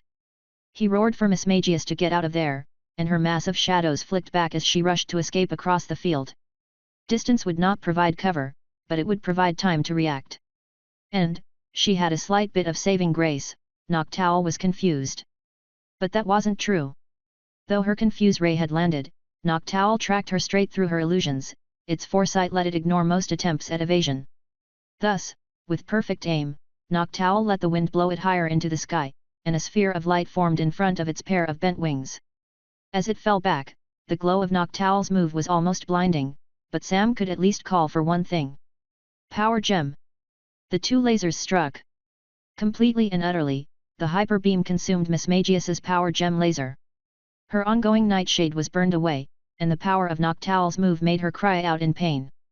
But she wasn't the only one hit. Her Power Gem managed to pierce through. Though it had been consumed by the hyper beam, it also stabbed through like a needle entering a straw. So, like how the hyper beam had struck her, her Power Gem stabbed right into the Noctowl's chest. A coarse hoot left its throat, and it was clear the super effective attack had hurt. When the light of that hyper beam faded away, Miss Magius was still up, breathing heavily and majorly wounded, the gemstone on her chest glinting in the field's light as if to threaten another Power Gem laser attack. But Noctowl was still conscious, too. As much as Sam wanted to call for Miss Magius to heal here, he couldn't order a pain split after that. Noctowl was too injured for the healing to be worth it. Using it now would see little benefit, and all it would do was give the Noctowl an opening to finish Miss Magius off. At least, there was a bright side to this situation. The tailwind petered out. Right now, Miss Magius was faster. Sam had a chance. But instead, the Noctowl just disappeared in a flash of light as Xavier returned his Pokémon. No. Sam didn't realize he had shouted in an outburst until long after it had left his throat. If he had just called for a mean look, Noctowl wouldn't have escaped. Instead, using that move had never even entered his mind because he hadn't deemed it necessary. No, that's not true, Sam realized. I never had a chance to use it because barely any time passed. Xavier never gave Miss Magius the freedom she needed to use more than one attack. Donphan, Xavier said as he chose his next Pokémon. His voice was flat and even, and it betrayed nothing but confidence. Ice Shard. Ice Shard. Sam repeated. It was an unfortunate, surprise move. Shadow Sneak wouldn't have worked. Ice Shard caught both Sam and Miss Magius off guard. This completely healthy Donphan should have been the perfect chance for her to heal with Pain Split. Instead, a shard of ice formed in front of Donphan's tusks, and before Miss Magius could realize what was going on, the ice shot out with blinding speed to strike her in the chest. After the Noctowl's hyper beam, that was enough. The chip damage finished off Miss Magius, and Sam's team suffered the second knockout of the fight. And we're the only side with fainted Pokémon. He didn't miss that he was down 2 while Xavier still had his entire team. Sam was losing. Badly. For every inch he'd managed to pry away, Xavier had carved himself a foot. Not one Pokémon on Xavier's team was a pushover, and Sam was struggling to think of a way to recover his position. Breathing out, he was forced to take a moment to center himself, using the same strategy to calm down that had worked so many times before in the past. He couldn't let this match get to his head, no matter how much Xavier felt like a towering figure in his mind. Across from him, that same trainer was completely silent. Xavier was a giant. A mountain-sized wall to cross and overcome. But yet, Sam had already climbed a mountain once before, and Xavier's icy attitude was nothing compared to that peak's bone-chilling whines. All right. Enough of that. No getting stuck in a spiral. No getting consumed by defeat. Sam brought up his hands to slap the sides of his face. Xavier. You've made some great calls in your favor, but that doesn't mean much. This isn't my battle to lose. It's your battle to win. Xavier blinked. That's not. Yeah, I know, Sam said flatly. I was trying to imply that you still have to fight to win instead of just carrying yourself to victory, but, well. For some reason, he swore he could hear Reedy laugh. Still, he knew how to handle this Donphan. He just needed to take this moment to calm himself and choose the right strategy. His smile returning, one of his Pokémon made their second appearance. Annihilape once again hit the field. His Pokémon's breathing was heavier due to the self-inflicted damage of Curse, but out of every Pokémon on Xavier's team, his Donphan was the one Sam knew how to counter the most. And, with Annihilape's appearance, both Pokémon stared off. There was an edge to their gaze, not quite hostility, but definitely a desire to fight. Oh, yeah. They had a standoff in Azalea's Pokémon Center, didn't they? Dramatically, Sam pointed forward in the same moment he heard Xavier give a command. Defense curl. Roll out, Xavier ordered. But Sam knew those orders had just sealed his victory. Bulk up, he said. Clearly, Xavier had figured out how Rage Fist functioned. Sam had tried to keep its uses subtle, but it was like Xavier had dissected every moment. He had his Donphan roll in rapid circles around Annihilape to build speed and power. It didn't bother to use its move the usual way, where it would have attacked with increasing force multiple times in a row. Xavier was either doing that to avoid the strength increase of Rage Fist, or he was just waiting for rollout to hit its peak before striking, anyway. No matter what his reasoning was, both Pokémon had time to build themselves up. Pulling itself tight, the Donphan was a tire that left deeper and deeper grooves in the dirt. Annihilape, meanwhile, stayed in one place and watched. His eyes flicked around to track his opponent as he controlled his breathing and allowed his blood to begin to pump. Finally, Donphan was moving fast enough that it was almost kicking up a sandstorm into the air. A veritable sand tornado formed around Annihilape, and then Donphan leaped. Drain Punch! Sam yelled. With a deafening crash, Annihilape's fist slammed against the spinning wheel that was Donphan, and though his hand ground against the Pokémon's attack, the ongoing spin did not halt. What did halt was the rollout's forward momentum. Donphan tried to dig into him, but Annihilape's ongoing punch fought against that. Then, slowly, red energy leached off Donphan's body and into Annihilape's arm. With every drop that sank into him, his arm grew in size and strength, and a certain vitality returned to his face. Eventually, he finished his punch. The sheer force of that follow-through launched Donphan back. Its rollout interrupted, it slid across the field, breathing heavily and shaking as though it could barely stand. Though he had not secured a feint, Annihilape looked better than ever before. He was even still standing in that same spot he had stood when first sent out. Enhancing Drain Punch with bulk up meant the drain he inflicted was enough to practically restore all of his health. This was the combination that made an Annihilape so dangerous. Rage Fist was a finisher, not a primary attack. Every hit an Annihilape sustained built their rage to be unleashed in a finale, and Drain Punch gave them the healing needed to last as long as they could. So how do you like that, Xavier? Sam shouted. Pretty great, right? Sam was smiling again. He couldn't hold back the pride he felt for his Pokémon. Honestly, he hadn't known if this would work. Drain Punch had only been partially functional back when they had left the Ilex forest. Annihilape had practiced it over the few weeks they had spent there, but his focus had been on ghost-type moves. Drain Punch was very much a last-minute development, and it was Annihilape's very final surprise. I wanted to save at least one move for Reedy, but at least we're revealing it against Xavier and not anyone else. But this means Annihilape has shown off everything he knows. Other than a few basic strategies, he doesn't have any secrets past this. Out of everyone here, Sam felt as though he was the most tired. His Pokémon were fighting, but they were used to exhaustion. He wanted to win, and the stress was getting to him. Knowing that Drain Punch had landed so well helped a lot, and he and Annihilape waited for Xavier's response. But all they got in return was a sigh. Donphan, just finish it with Fisher. What? Sam said flatly. Annihilape lunged, trying to reach where Donphan had landed on the other side of the field before it could use this move. However, his Drain Punch had simply knocked the Donphan too far back. The heavy Pokémon in front of Xavier reared up on its hind legs only to slam down with its full weight. The impact sent a deep crack shooting out toward Annihilape. The field opened up beneath him. It caught him off guard. He had misjudged the length of his jump. He fell into that opening, and then the two sides of the field slammed shut. Then, silence. A tense air. Worry. The truth sank in. Fisher had hit, and, notably, Fisher was a one-hit KO move. You've never used that before, Sam said quietly. I've never needed to. I was saving it for a moment like this, Xavier said. Donphan let its legs slam into the ground again, but this time, it wasn't to attack. A pillar of earth broke through the floor to bring the fainted Annihilape back to the surface. The Pokémon did not get up. Sam had no words. He watched his unconscious team member lie on the ground, remaining there without even the smallest hint of motion to him. The referee's face was tense yet blank. Annihilape didn't look like he was breathing. But Sam wasn't worried. He could tell his Pokémon was okay, just fainted.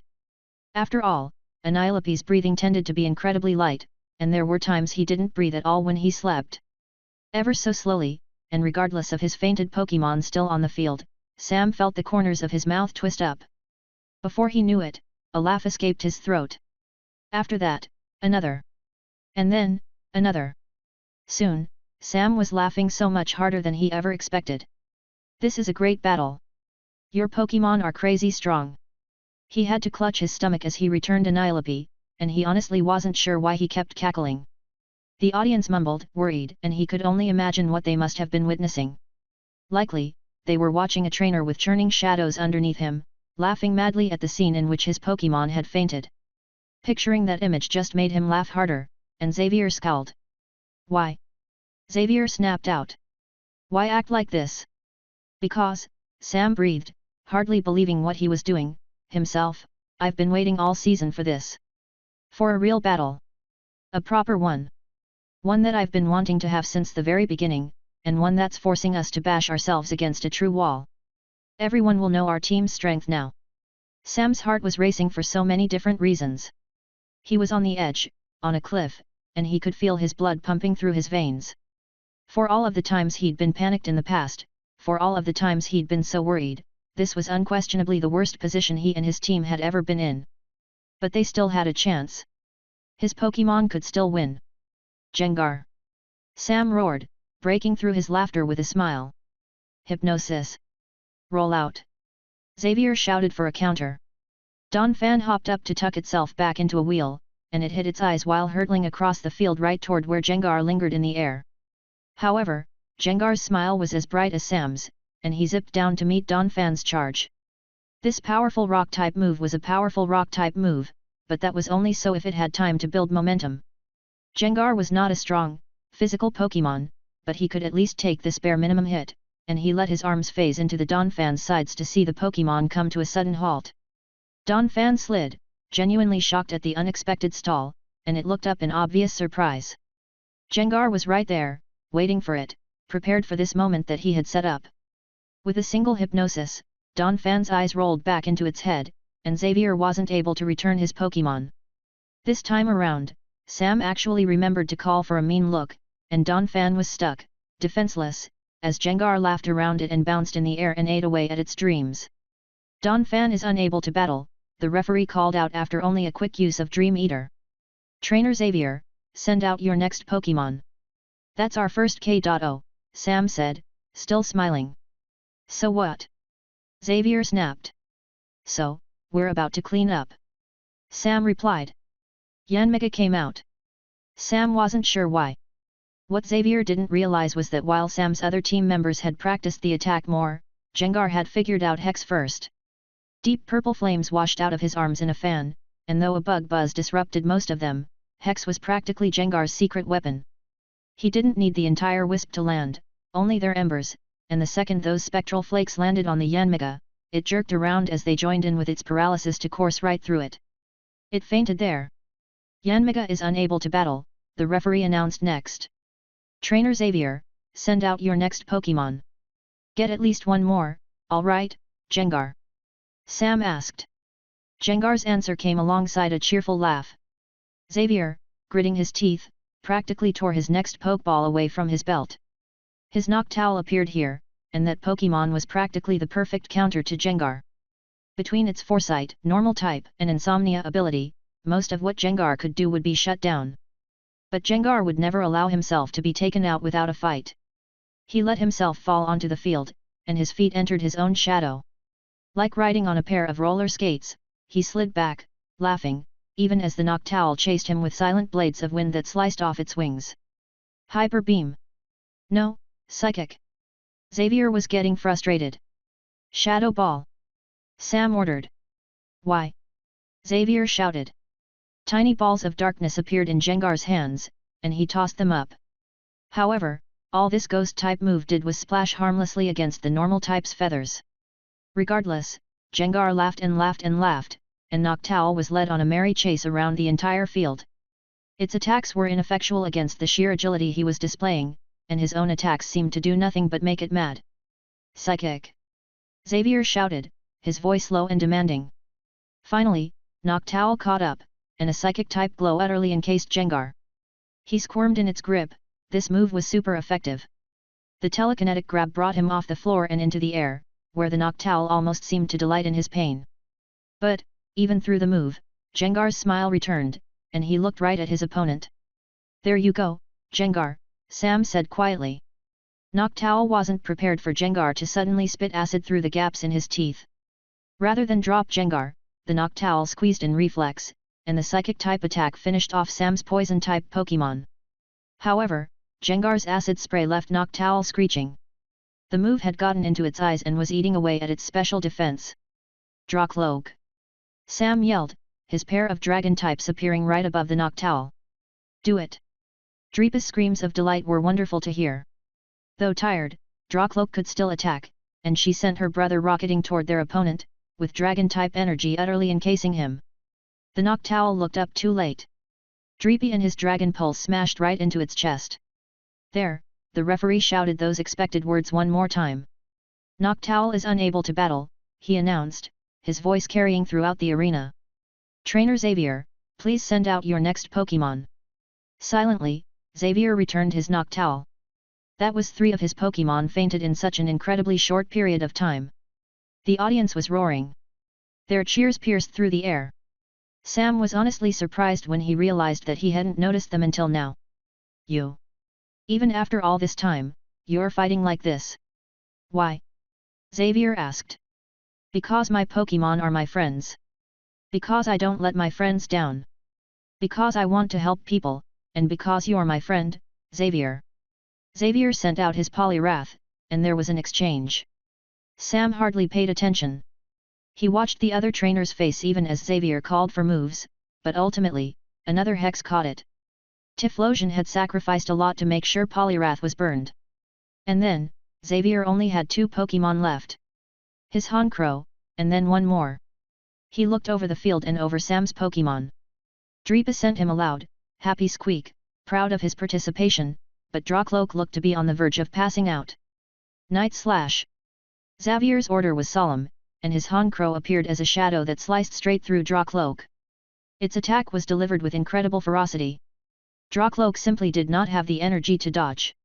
She fell from the Honchkrow swiping its wing straight through her body. Dreepa grabbed his sister to try to save her before she fell out of the air, but Sam managed to return them both before they slammed into the floor. The battle was left just like that, with Sam and Xavier facing off. The only Pokémon remaining on Sam's team was Typhlosion, and she was injured enough to be in range of her blaze.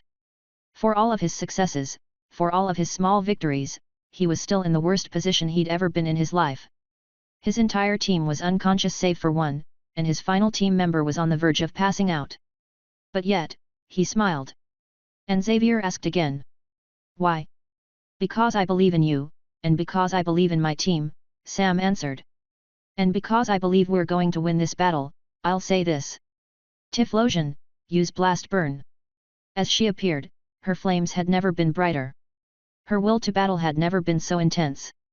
Atop the edge of the arena itself, the brazier with Ho-Oh's flames burned, and for a brief moment, it was almost like Typhlosion's purple light threatened to put them out. She breathed, and her fire breathed. A volcano erupted from her back. Night Slash! Now! Xavier screamed. His Honchkrow dove right into her heat. Its wing smashed into her chest. That should have finished her off, but Typhlosion refused to fall here. Let's do this! Sam roared. Get back, Honchkrow! Xavier yelled in a complete panic.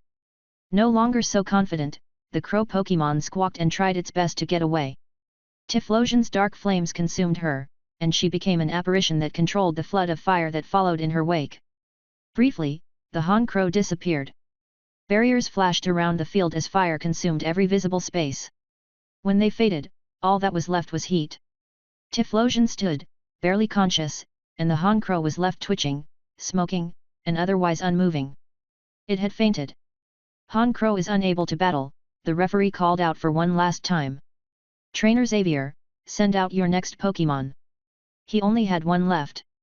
Xavier was utterly silent as he returned his Honchkrow, and he solemnly clipped his Pokémon's ball back to his belt. Typhlosion had the barest amount of stamina left, and she was continuing to stand through sheer willpower alone. Blast Burn had taken practically everything out of her, and the sheer amount of energy used in that move meant she needed to take time to recover. As it stood, even a gentle breeze could finish her off. Given that Xavier had one more team member, the fate of this match boiled down to whether or not he sent it out. Waiting, tense, Sam held his breath, The arena seemed to go still. You did it. I can't believe. You actually did it, Xavier mumbled. You told me to use my final Pokémon, and I... He laughed. He laughed again. For a while, he didn't stop laughing.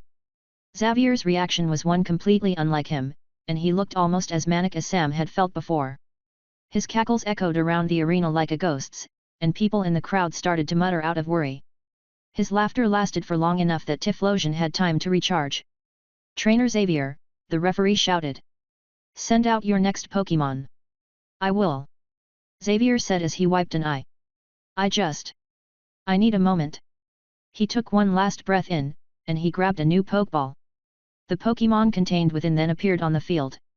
Upon laying their eyes on it, the audience broke out into even more mutters, but these mutters were sourced solely from confusion. Other than Xavier, Sam was the only person here who recognized the species.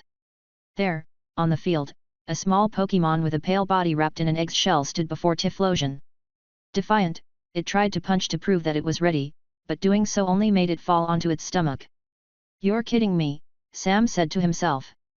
Xavier ignored him, and he silently watched his Pokémon rock back and forth as it struggled to return to its feet. Trainer Xavier, the referee said slowly, what is this Pokémon? When Xavier spoke, he gave his answer singularly and confidently. Tijipai, he said. And Sam knew there was no way that Xavier would win their battle. Chapter 168.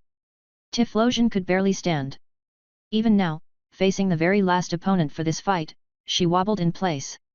The only reason she wasn't falling unconscious was due to sheer adrenaline.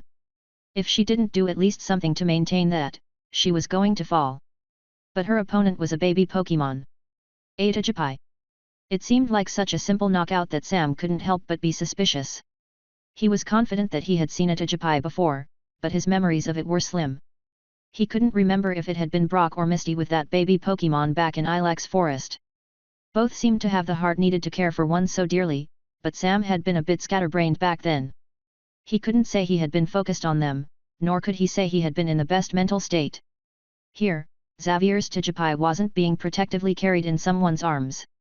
Instead, it was out on the field on its own, prepared to fight despite its small stature. Rocking side to side, it finally managed to return to its feet after falling from its previous practice punch. Once standing, it threw another arm forward for what had to be a pound, and it just barely managed to maintain its balance to not fall to the ground. It had no clue about Typhlosion's immunities. Its normal type pound would do nothing to the ghost type Typhlosion. Yet, the Tijipai just chirped, prepared to battle. It wore a determined expression on its face that didn't quite match its small size. Also, it was sweating. Already. Just the lingering heat from Typhlosion's previous attack was making it tired. Sam only knew anything about Tijipai thanks to his read-throughs of the new Pokédex. The threat the Pokémon posed was nil, yet Sam stared. A certain entry from early on in Tijipai's LearnZ came to mind. It can learn metronome. His heart was already pounding in his chest, but he felt its beat pick up. Even with the vast difference in strength, he could still lose here. It didn't matter how strong his final Pokémon was compared to Xavier's, a metronome could randomly call up something just strong enough to finish off Typhlosion. But not even a second had passed. Sam's mind was drowning in far too many disparate thoughts. He looked to the referee for the match to continue. Yet, as he looked over, he managed to catch the very last expression he'd ever expect to see on Xavier's face right now. A smile. Resume the battle, the referee shouted. Despite the difference in strength, Sam didn't hesitate to give Typhlosion a command. Some would be upset at him for calling for an attack against a baby Pokémon so readily, but this was the conference. This was how battles worked. Xavier wouldn't have released Tijipai unaware of that, and even with everything going on, Sam wanted more than anything else to win. Flamethrower. Typhlosion inhaled, but her move never finished. Instead, she was stopped by Tijipai. Not because it shut her down, but simply because she became far too bewildered by Xavier's command to actually follow through. Use Growl. Tijipai squeaked. This move was nothing. It wasn't even an attack. And the noise Tijipai released made it sound like a child trying to protest a punishment. The growl even lacked any normal type energy to it. It was the most basic of basic attacks, unable to subject Typhlosion to anything but noise. However, she still choked on the flames of her move because of that. Peck! Xavier called out next. Tijipai charged, dashing toward Typhlosion. Its run was lopsided, its balance still horrible, but no one would ever be able to deny its hustle. It closed in on her, taking a dozen seconds to get halfway across the field. Sam took one look at its incoming pace and gave Typhlosion the order she needed to hear. Just, step to the side. Tijipai wasn't able to control its momentum enough to change directions as Typhlosion dragged her feet to shift to the left when it got close. And pin it, Sam said. A few groans came from the audience as Typhlosion flopped forward.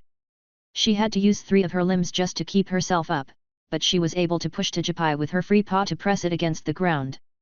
Immediately, Tijipai squeaked in alarm and fell, and the difference in both size and strength saw the egg-shaped Pokémon squirm under the pressure.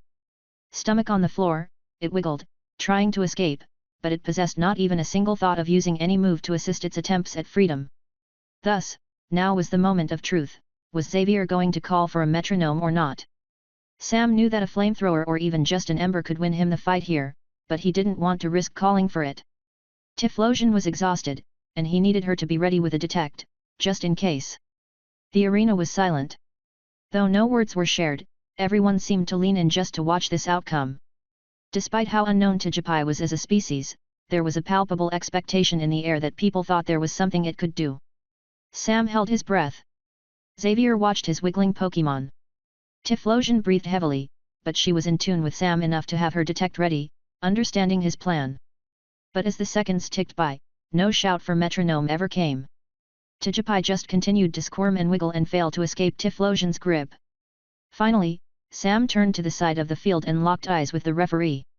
The older man nodded, recognizing the need to make a call. Xavier sighed. No more orders were shared. With that exhale, he acknowledged his defeat. Tijipai is unable to battle, came the referee's announcement. Trainer Xavier has no more usable Pokémon. Trainer Samuel wins. Tijipai might have been conscious, but it couldn't move, and Typhlosion had every contingency covered. Detect, a defense she'd already demonstrated, could save her from any attack, and she had enough speed and power left even in her exhausted state that she could properly feint this Tijipai if she needed to. But she didn't. Though the audience roared even after such a simple end to the match, Sam watched as Xavier gained a gentle smile on his face even after his defeat. Tijipai, unaware of the situation, was still struggling in its attempts to escape. Its expression briefly turned elated when the pressure on its shell disappeared, but that was just due to Sam recalling his exhausted Typhlosion. And then, that expression disappeared when Tijipai was returned as well. It had taken everything from Sam to win this battle. Every Pokémon. Every trick. Specifically, everything they expected to need to use against Xavier. The only things Sam had held back were the things that he knew wouldn't help. He still had 1 or 2 unrevealed moves on his team, but that had only happened because they hadn't felt necessary. Overall, even with Typhlosion's final blast burn knockout, Gengar had been the MVP of this match. After Annihilape's feint, Gengar had frustrated Xavier's Noctowl just enough to let Sam's side regain their momentum. And somehow, they had used that inch to pull off a win. Approaching the side of the field to shake Xavier's hand, Sam could see that the other trainer was still staring at Tijipai's Pokeball. Xavier's expression was bittersweet, but it seemed to lack a certain heaviness to it even with his loss. "Thank you," came Xavier's voice, but he wasn't speaking to Sam. "Tijipai, you were brilliant. A bit more, and you would have won." He clipped the ball back to his belt, looked up, and met Sam at the side of the field. "Good battle," Xavier said. "Yeah. Good battle," Sam repeated, staring Xavier in the eye. "Xavier, are you sure you? Not here. Not now." Sam frowned but still nodded, and they split off and waved to the crowd. The amount of attention on Sam almost felt overwhelming, but he was proud. This battle was his proof that no matter the opponent, his team would inevitably stand at the top. He would be moving on to the next round, and that thought echoed throughout his mind. He had won. Against Xavier. Achieving that made it feel as though he had already conquered the entire conference, but someone else was still due to win alongside him. However, Sam couldn't focus on her just yet. As he walked toward the tunnel that led off the field, Sam sent one last look over his shoulder, checking on Xavier before they both disappeared into the building. And, upon laying his eyes on the other trainer, Xavier looked strange. Unlike every other time he had left the battlefield in this conference, Xavier held his head high. Even though he had lost, his gaze was no longer on the arena floor. Why did you send out Tijipai? Sam found Xavier again later in the day. At this point, both of their teams had had the chance to be healed. Time had passed, but matches were still going on. Sam knew that he should have been watching them to take more notes, but after spending days doing exactly that, he couldn't bring himself to continue with his current level of exhaustion. Besides, he had already stuck around for just long enough to see Reedy win. You asked, Xavier answered Sam, and the other boy didn't bother to look up at him. You wanted me to send out my 6th Pokémon, so that's what I did. Breathing out, Sam deposited himself next to Xavier on this park's small hillside. They were hardly within the bounds of the city itself, making this place exceptionally quiet. Though it was technically a park, there were no public battlefields set up for practice. All there was nature stretching out into the distance and a small, hillside path meant for people to pass by and take in the view. No one else was out here. It was peaceful. Quiet. The only movement came from the wind rustling the foliage and Xavier's Pokémon below. Sam could see Xavier's Noctowl perched on a rock, its eyes closed as it ignored the Honchkrow attempting to scoot closer to it. A Yanmega rested at the edge of a small pond, and within that pond, a Poliwrath floated on its back and stared up at the sky. Then, in a flat section of grass between those two pairs, Xavier's Donphan walked in small circles. It slowly defended itself with its trunk while a certain Tijipai tried its best to land punches as part of a spar. Despite its overwhelming loss earlier, the tiny Pokémon looked no less cheerful. More than eager to practice, Tijipai tried to land blow after blow against the Donphan's tusks, but its weak pounds only ever landed when the Donphan let them. Still, it cheered after every success. Sam had never seen such a bright smile on a Pokémon's face. Have you trained your Tijipai? He found himself asking. He hadn't realized it, but minutes had passed. Neither he nor Xavier had spoken while watching the ongoing practice. No, Xavier answered, I haven't. He then leaned back, and he looked more relaxed than Sam had ever seen him before. Why? Because I didn't want to train her, Xavier said. Because she hatched on my team, and because she deserves to be happy. I didn't want to put any unfair pressure on her. I wanted her to be comfortable, and I wanted her to have a pleasant life. He let out a single laugh, and it was a bittersweet noise. Genuinely, Sam was unable to tell if Xavier was glad or full of regret. But, he continued, his voice soft, I might have just been projecting. I didn't want her to experience harsh expectations like that.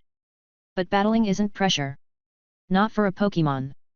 If I had just stopped and recognized that she wanted to fight, if I had trained her even slightly, then she would have been able to do something.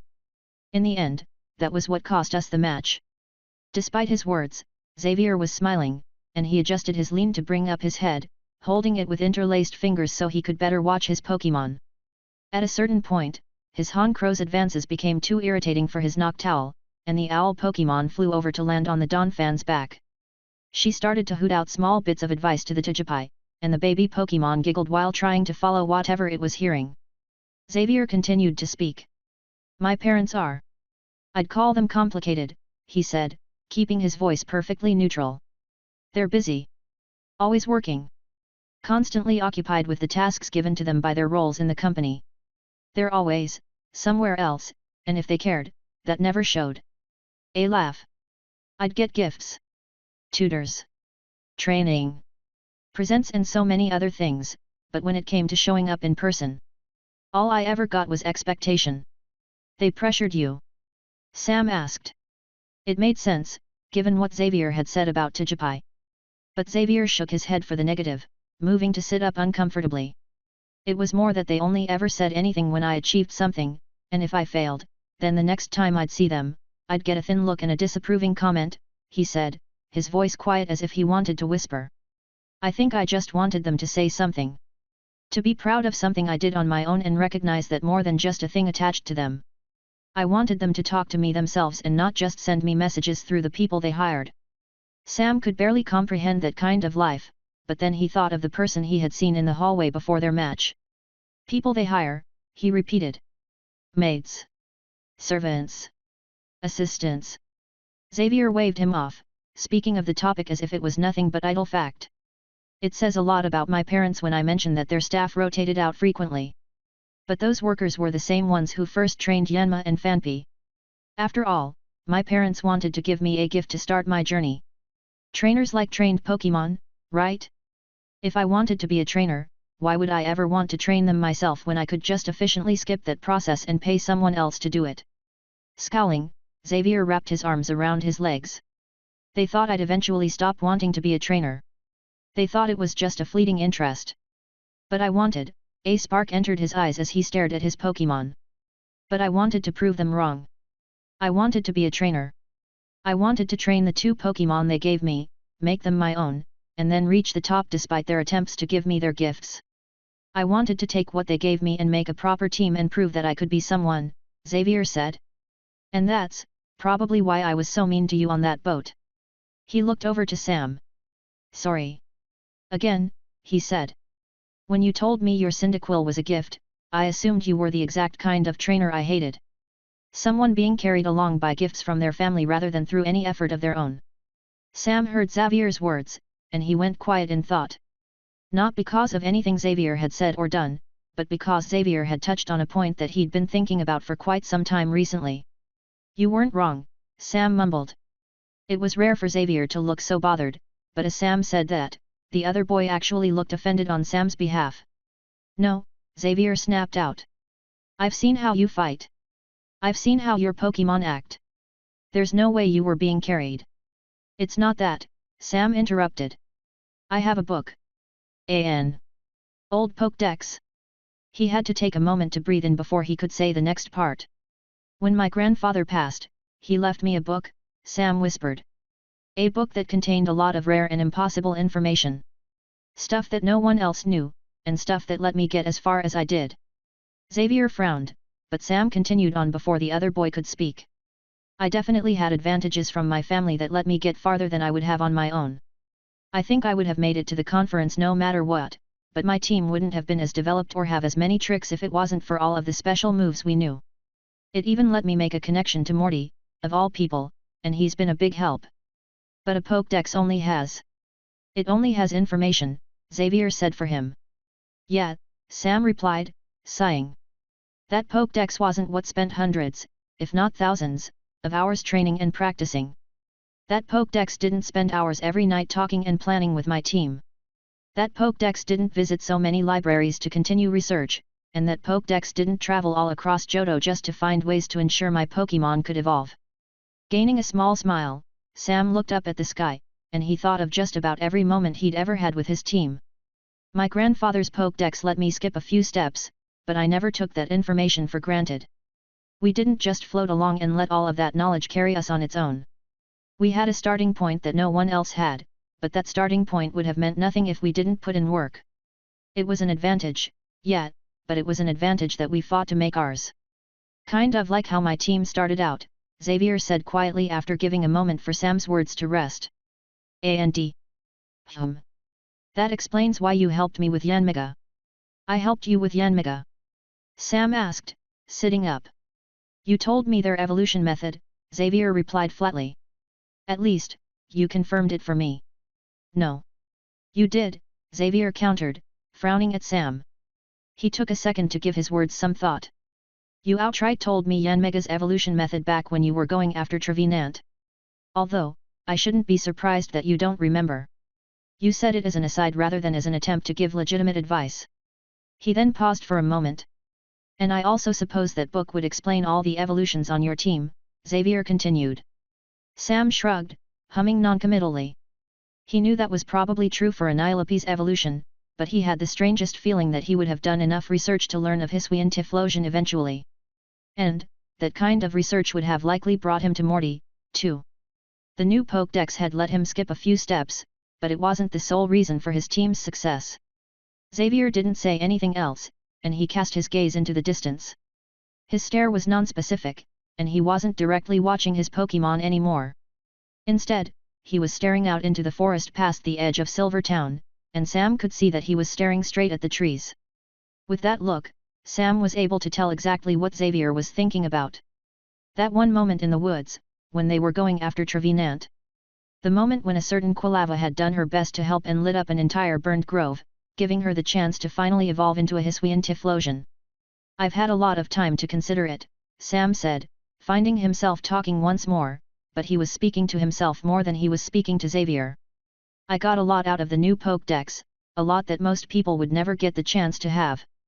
I know that kind of knowledge is an advantage, but I also can't stomach keeping all of that to ourselves forever. When I get the chance to do it properly, I'm going to share my grandfather's book, and soon. It's too much to keep secret. More people deserve to know what's in it. More people deserve to have a better start. Xavier's gaze flicked back to him, and then he raised an eyebrow. But you're waiting until after the conference? Xavier asked, incredulous. To that, Sam let out a genuine laugh, and he couldn't help but try to defend himself. Hey! I train ghost types. I'm allowed to be a bit selfish. And then Xavier laughed, too. Neither of them had anything else to say from there. And soon, below, Xavier's Tijipai let out a sudden, excited chirp. It pulled back its arm from where it had landed a pound against one of Donphan's tusks, and it stared at a small mark, the tiniest scuff possible, located right where it had struck with its fist. The Donphan said its name in congratulations, and a smile was obvious in its voice. With its praise, the rest of Xavier's team excitedly sent Tijipai their congratulations. Xavier didn't hesitate to stand up, and he hurriedly shuffled down the hill to join his team, crouching right next to that baby Pokémon. You're amazing, Tijipai, he said proudly. Tijipai looked up, its eyes watered, and it jumped right at him to embrace his chest in a hug. The sudden leap was enough of a shock that Xavier fell back, but he just laughed and laughed and laughed as his Tijipai did its best to squeeze him in return. Thank you, he breathed. Thank you for being a part of my team. And thank you, too, Sam. Still holding Tijipai, Xavier sat up so he could look at where Sam was sitting. There was half a hill between them, but it was quiet enough out here that Sam could hear Xavier without any trouble. I'm glad I lost to you, Xavier said. Winning would have no, I can't even imagine what winning would have done to me. But I don't need to worry about that. I don't need to worry about any of that. I don't need to think about the tournament any longer, and all I need to do is keep going and keep training my team. He paused briefly. And I should probably find some way to keep supporting them. And go through that packet the nurse gave me. And find some way to set up everything so we can keep traveling together. I should also. He held up his Tijipai. I should also make sure somebody finally learns how to battle. To that, his Tijipai chirped excitedly. As Xavier's team moved to surround him, Sam chuckled at the scene. He considered what Xavier had just said, and as he did, a certain plan started to form in his mind. You know, Sam started, watching the Tijipai giggle as Xavier held it in the air. Rustboro City in Hone has some pretty great schools that can help with that kind of stuff. If you want to keep going, but if you really want to get some distance between you and your parents. He let his words trail off as Xavier went on to hum. Hone, hey. Xavier mumbled. I was thinking of taking on Kanto next, but now that you mention it, Hone doesn't sound bad. He looked up at Sam. Tell me more. Xavier's time in the conference might have been over, but his journey would continue, and he was better off for it. As for Sam, he had more matches and more preparation to get through, but right now, he needed to start focusing on a certain trainer set to fight him next. That night, Sam stood in the Pokémon Center lobby and waited to hear the news he already knew. With his Pokémon so exhausted, he was alone where he leaned against the wall, and he was alone when the screens above the main counter changed to show the next matchups taking place. Above his head, the monitor displayed the matchups set for the incredible group of trainers that had somehow made it into the top 16. As a first-year trainer, his position was unfeasible, practically untenable to some. Other trainers in the room sent him envious looks when they recognized him as they walked past. An incredibly small number of trainers ever made it this far, literally only 16 out of hundreds, and it was even rarer that any of them were trainers without at least one other conference under their belt. But this year, there were at least 2 of them. Sam knew he could partially attribute his team's victories to the new Pokédex, but he wasn't going to dismiss his team's efforts like that. He couldn't argue that the information within that aged book had helped him, but he and his Pokémon had spent so long fighting just to get to this moment. This was something they had been waiting for all season, and as he saw the grinning picture of who he was about to fight, he supposed he could have been surprised, or upset, or annoyed, or anything else. But he didn't feel any of that. He would be facing Reedy. He only felt excited. Sam, a voice suddenly said. You look tired. Okay, so Sam might have felt tired as well. Reedy walked out of a hallway that connected deeper into the building, yawning as she approached and looking just as drained as Sam. As she walked up to him, she didn't spare even a single glance at the hanging screens. She just leaned on the wall a foot away, and just like him, she seemed to already know exactly who she was about to face. Yeah, I guess I'm a bit tired, Sam admitted with a slight laugh. It was a big battle today. A heavy battle. When isn't it heavy when it comes to that guy? Reedy said lightly, laughing as well. She was quiet, and they spent a minute just standing there, appreciating one another's company. However, Reedy had come out here for a reason, and she spoke up before too much time had passed. I guess I could make some big statement, she said quietly. I could cause some big, dramatic scene about how it sucks to have a battle against a friend. We spent so long traveling together only to split off at the end. And now we're here. Back together. About to have a battle in the conference, and about to. Her words trailed off. Her smile faded. Sam stated the conclusion she was about to make on her behalf. One of us will be eliminated from the conference tomorrow, he said. There's no fighting that. Slowly, Reedy nodded her head. There was so much they could have said, but they remained leaning against the wall. Do you remember the beginners' tournament? Sam asked after a little bit. I do, Reedy answered cautiously. It was our first tournament, and back then, you eliminated me. Sorry. PFT please. Since I lost back then, it all works out. It's only right that I get my revenge and eliminate you from the conference tomorrow. Reedy snapped her head toward Sam, openly gaping at him, but then she saw his mischievous smile. Pushing off the wall to properly face him, she grinned in challenge, holding her arms behind her back. Oh, yeah? You really think that's going to happen? If I beat you back then that's precedent. It's just proof that I can beat you again right now. Doesn't matter. I've learned. The conference is all about facing adversity, which means I'll beat you in return. Their eyes met, and the challenge was set. But then, they both burst into laughter, recognizing how dumb this whole situation was. You know, even if I lose, I'd root for you, one of them said. Yeah. I'd do the same. But I'm going to win. Hey? No, I'm going to win. They both snorted, and then they both laughed again, and then they both quietly watched everyone in the lobby move on with their lives. People chatted excitedly about matches they'd seen. Trainers who had lost mourned their elimination among friends. Nurses worked the main counter, taking and returning tired Pokémon. Here, the heart of the conference beat on. No one could claim that the tournament was over just yet. Well, Reedy eventually said, sending a glance out the windows, I'm betting both of us already have plans made for our battle tomorrow. We could spend some more time strategizing on our own, or we could just take the night off. What are you thinking? Sam asked. There's this party in town tonight, an actual party, not a dumb one like Cassandra's.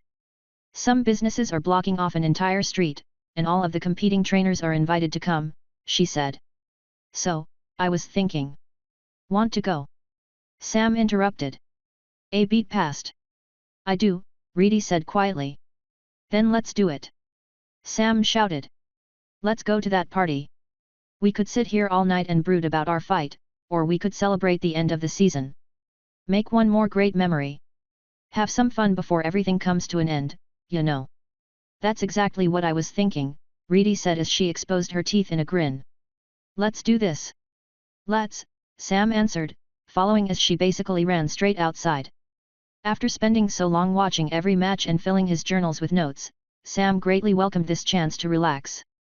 He and Reedy would have their battle tomorrow, but there was no point in stressing about it just to enter it exhausted. Right now, it was better to take this time to rest and recover, and Reedy had a point that he already had plans to fight her. Sam had an entire season's worth of plans, just about. So for now, he'd much prefer to focus on this party and celebrate everything that had happened in this season so far. And, once it became time for their match tomorrow, doing this would mean both of them would be in the best possible shape for a battle between friends. But it wouldn't be easy. Even after Xavier, Sam knew this would be his toughest battle yet. Though he would have plans for Reedy, Reedy would absolutely have plans for him. Chapter 169. Do you believe in fate? No.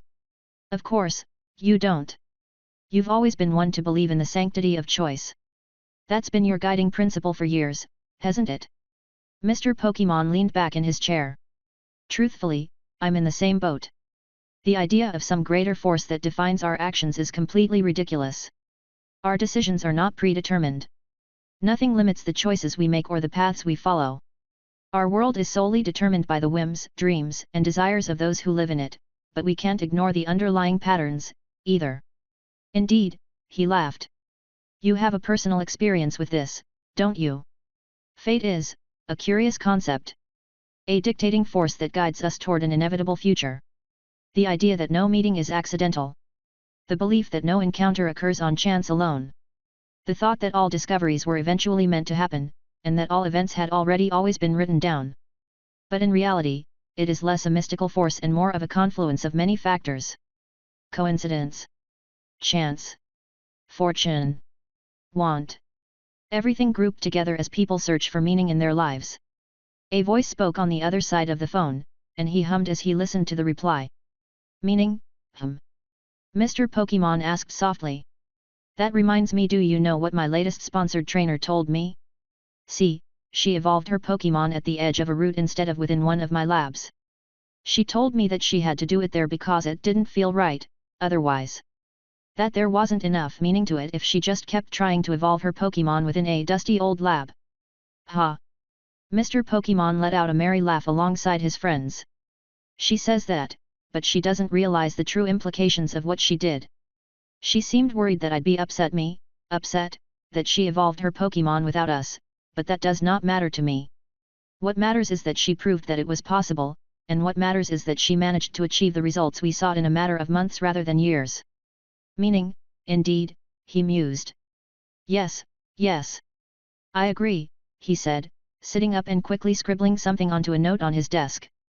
Our duty as researchers is to prove why and how over what, but you can't blame me for being curious. Knowledge is meant to be shared, after all. So, I ask this, did she have a point? That the meaning behind our actions is more important than the intention? That, through her Pokémon's evolution, she has provided a piece of evidence to suggest our methodologies are flawed and that our research will get nowhere without being supported by some greater belief. The silence stretched out into a tense nothing. A voice spoke up on the other side. I see, Mr. Pokémon said. Like I said, fate is a ridiculous concept, but there is at least a modicum of truth to it. I do not believe our actions are defined by fate, rather, I believe our actions are what define fate itself. Think of it as this: a psychic type's predictions do not mandate what we do, they only tell us of our most likely possibility. A prophecy does not always hold true, and multiple interpretations frequently prove to be correct. Thus, what I believe is that the true power we hold is the power of belief, and that our belief is something real and quantifiable. People. Pokémon. Friendship. Instinct. If my memory isn't failing me, I even remember one fellow over in Kalos attempting to research exactly that. Ah! I'm not surprised you felt that, too. That strange shiver from a few months ago, he said to his friend. Yes, I've been waiting for the right moment. I plan to make an attempt once this is all over, but I doubt he'll accept. Just from the basic reports I've seen, he'll likely be flooded with offers soon enough. But it does make you wonder, does it not? To see what choice he'll make? To see the kind of people he decides to meet. I'll be keeping an eye on him, just like how I keep an eye on so many others. I look forward to the choices he ends up. Mr. Pokémon paused as a chuckle entered his ears. A mischievous grin crept onto his face. Oh ho! You know something about him, do you? Of course, you of all people would already be aware of someone like that. I do wish you luck on your own attempts, but... Mr. Pokémon checked the clock, and then he laughed. Yes, yes. It's late. I should head to bed as well. I do appreciate these talks of ours, and I wish you luck on your research. Have a good night, Professor. I hope you enjoy the rest of the conference. What do they have that we don't? How come they get to move on, and not us? We have just as much of a right to be here as they do. The table shook as Edgar slammed his drink down onto its surface. He wasn't old enough for anything interesting to be in it, and it lacked a certain bite he had tasted once or twice before, but man, did he just want it to have something else? They're moving on because they beat us, a despondent voice grumbled. Losers can't proceed in the conference. Only winners can. Cassandra didn't bring up her head. She kept her cheek pressed against the table. She stared at the advertisement-laden plastic cup containing berry punch from the party, and the short laugh she let out didn't quite match the immediate festivities mood. It was only them at this table, and they had joined each other through chance alone. No one was around them, and no one else seemed willing to approach. Everyone was already grouped with their friends. Pokémon were out, people were laughing, and this block party continued on all the while. An infuriating pair of trainers talked and celebrated together on the other side of the street. If I knew he was going to pull out some crazy move like Blast Burn, I wouldn't have given him any advice, Edgar sniffed. I thought he was about to lose, so I figured he deserved at least a bit of sympathy, you know. But no, he shouted. He had to go and absolutely dominate his opponent, and don't give me that look. You know it was an easy win. He went into that battle expecting that outcome. That smile he wore. The cocky grin he had on the whole time. Arg. Just remembering it makes me ticked off. He took another swig of his drink, and he slammed it back onto the table. Cassandra was jostled around as the surface shook beneath her. Quietly, she pushed out her lips to try to grab a long straw hanging off the side of her cup. The red liquid of her drink spiraled through loops and dizzying shapes before eventually reaching her mouth. The suctioning noise it made echoed around them. It's always new trainers, Edgar said with a scowl. It's always the new trainers that get the most attention. Every other person in this competition is some big sponsored guy or the like, so everyone is talking about the two that stand out. Flip to any news channel, and their names will eventually come up. They have to be in the, 5 most talked about competitors? All because they got lucky and got further in the conference than they should have been able to. He grumbled and tried to take another sip, but his drink was empty. Cassandra let her straw drop, but she didn't bring up her head. 3 of them, she mumbled. 3 of what? Edgar asked, sending his conversation partner a look. He pitied her this entire party, and no one else was approaching her. She wasn't even trying to befriend her Pokémon like he was. Unless, of course, she already has them befriended. Unless, of course, she didn't make the same mistake as him. There are 3 of those new trainers left, not 2, Cassandra mumbled. Out of the 16 people still in the conference, you have Sam, Reedy, and some freak named Victor. Just hearing those 2 names made Edgar scowl again, and he returned to glaring at the pair celebrating across the street. The boy, Sam, seemed to notice his stare, and Edgar hurriedly schooled his expression into something more polite. When Sam waved, he did his best to reply with a friendly wave right back. But his scowl returned as soon as Sam looked away. And then a whine came from across from Edgar. I had a strategy. Cassandra suddenly wailed. How was I supposed to know she'd randomly evolve her Pokémon overnight?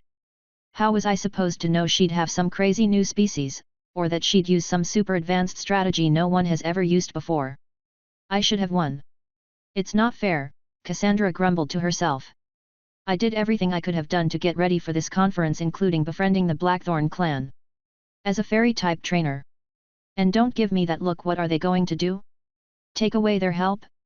I've already trained my team, and I doubt they care about some loser who just got eliminated from the conference anyway. She held back a sob. Those 2 suck, Edgar muttered. I hate them. Agreed. They're just the worst, Cassandra said. What do they have that we don't? Good teams? Knowledge? Experience, she offered. The support of basically an entire region at this point. Edgar couldn't stand it anymore, and he slammed his hands onto the table. He wanted to walk over and get more juice, but of course, those 2 had to be right in front of the free food table. He sat back down. And the only reason they even got to be as strong as they are is because they've been traveling together, apparently, he hissed under his breath. They didn't have to travel alone. They got to go through the entire region and constantly have a training partner. They never had to hunt down other trainers or enter tournaments or take on a bunch of jobs just to get some experience. He exhaled, and Cassandra mournfully closed her eyes. Her voice was filled with sorrow when she spoke next. If I had the chance to do something like that, she said, I wouldn't have taken it for granted. I would have trained every day, and my Pokémon would have been way more prepared. My team would have crushed the entire conference. It would have been us standing at the top. I know what you mean, Edgar mumbled, thirsty as he stared into the last dregs in his glass. If I had a training partner, I would have gotten a lot farther in than just the second round. They went silent. The block party's music was a constant beat around them. Other trainers spoke and laughed as part of animated conversations, and no one else paid attention to them. No one else but each other. Suddenly, both of them looked up to stare at one another in the eyes. Hold on, they said in unison. From there, Edgar was the one to speak first. Hey, he said. Do you want to get out of here? And go on a journey together? Cassandra finished for him, an energy returning to her voice. Exactly, he said, and this time, when his hands slammed onto the table, it was out of excitement and not desperation. We're both strong, but we've both made mistakes. If we want to get stronger, then what better way to get stronger than to get stronger together? Cassandra said, expression brightening as she brought up her head. They were in agreement, who better to take advantage of for training than the pathetic person in front of them. They both tried to hide the nasty grins that appeared on their faces as they clasped arms to seal this pact. Edgar said to introduce himself. Cassandra and I know who you are. I invited you to my party. Oh yeah. Right. It didn't matter how strong those other trainers were. They only got where they were due to sheer chance alone. But them? The truly skilled people? They would fight to learn from their mistakes, and, together, they could fix everything they'd messed up in the past. Next year's conference wouldn't know what hit it. The League didn't have a headquarters in Silvertown, but it did have several office buildings and dedicated centers to support the conference and how Johto itself was run. The Indigo Plateau was located in the dead center between the two regions, with its location having been purposefully chosen to help facilitate the running of both Kanto and Johto. However, no one could lie and say it didn't have a Kanto lean. Though the Indigo Plateau was meant to serve both, Silvertown was the real center for managing Johto. It was for that reason Morty was familiar with the town.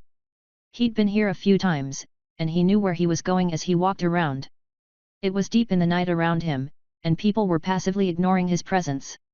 They were too busy walking and talking and enjoying the city to pay attention to one man in a completely different outfit than his usual gym leader uniform. The people who did recognize him only did so on a passing glance, and anyone else who gave him a closer look at least also recognized it was better to leave alone a gym leader on his night off.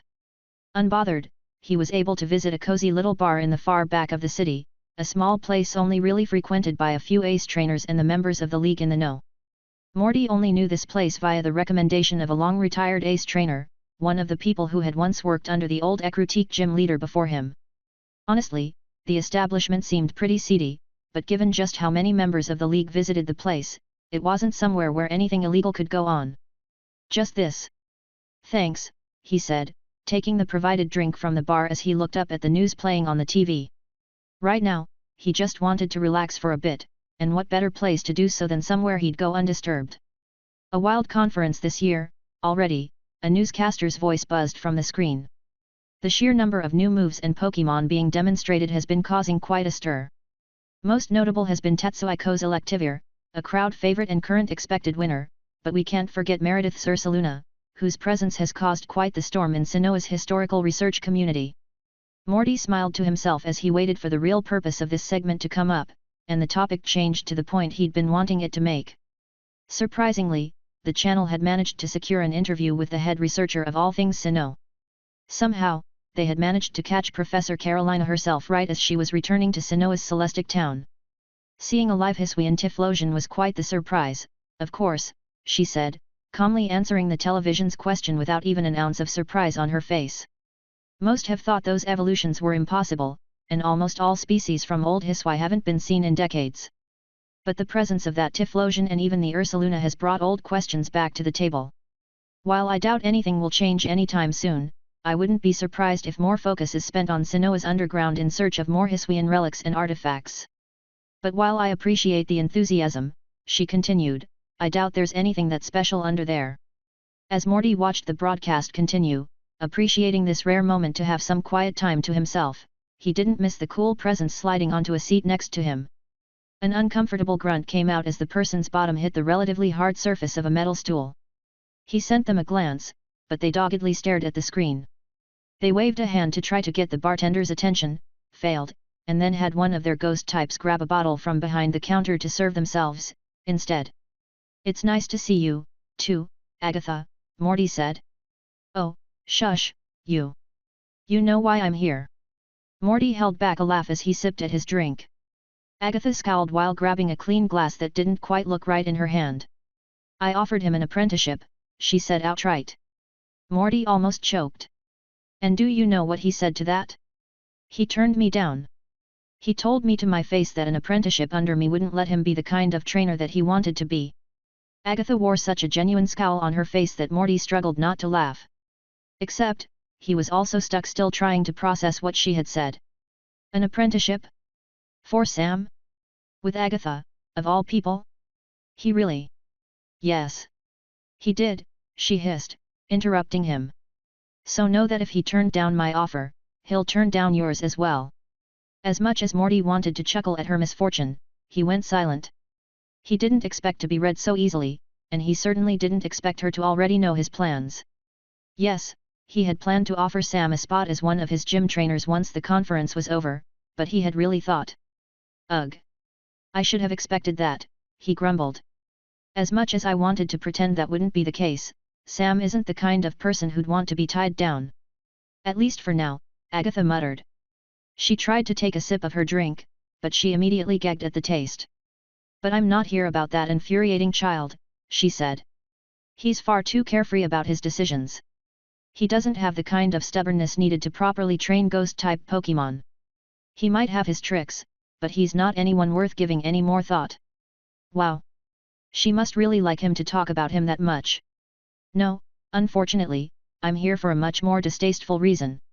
She shuffled on her stool to look at Morty. I'm here solely due to your upcoming battle against Lance. Slowly, Morty put his drink down. This was not Agatha, fellow ghost-type trainer and another person interested in Sam, but Agatha, one of the most experienced trainers in Indigo and an active member of its Elite Four. How well have you been keeping your ear to the ground, she said to him. How much have you heard about the response to this, modified competition? Not much, Morty answered honestly. He kept his voice low as they talked. The reception seems to be pretty good. Other than the usual complaints from traditionalists, most trainers are just happy to have the chance to compete. There are some that are happy, yes, but there are others who are less than pleased. There are people, she spat, as if to specifically choose that word to imply they weren't worthy of being called trainers, who are bitter about their loss and are willing to hear the offers provided by those who should be ignored. The quiet of the room weighed on Morty. It hit him then that there wasn't really anyone else around. Voices from the television spoke about next season's test to earn a starter Pokémon from a professor, but it was truthfully just background noise for them. There are whispers about that bitterness growing, Agatha continued. As much as Lance is using this conference to recruit, others are doing the same. Surely not here. Discussion is different than action, and what better place to have a conversation than right under the league's nose? Suddenly, the aftertaste of Morty's drink became sour. Do you know who? He whispered. No, Agatha said, and she shuffled back around. Like I said, it's only been discussion and whispers. I do my job, but I am getting old. I sought out that boy for an apprenticeship for a reason. As Morty stared into his drink, he couldn't help but ask, is that why you approached me? You? Ha! We couldn't be more different people. You, with an apprenticeship under me. Briefly, she was lost to cackles. You don't have to laugh so hard, Morty mumbled. No, no. I need the malleability of youth in my apprentice, and you. You're far too set in your ways, she said without even an ounce of irony in her voice. No. I've come to ask a favor. A favor? Yes.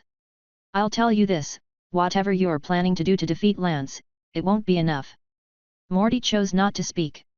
The threat is growing throughout Indigo, Agatha whispered. Lance believes he has them contained to Kanto, but it's only a matter of time before their tendrils slip through.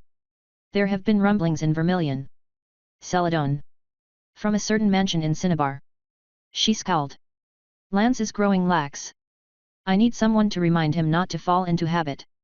So, I need you to push him, Agatha said to Morty. Not just fight him. Prove to him that he's not safe in his position. Fight him with every possible strategy and every possible underhanded tactic. Prove to him that no matter how comfortable he is at the top, he won't remain the strongest forever. I will, Morty promised.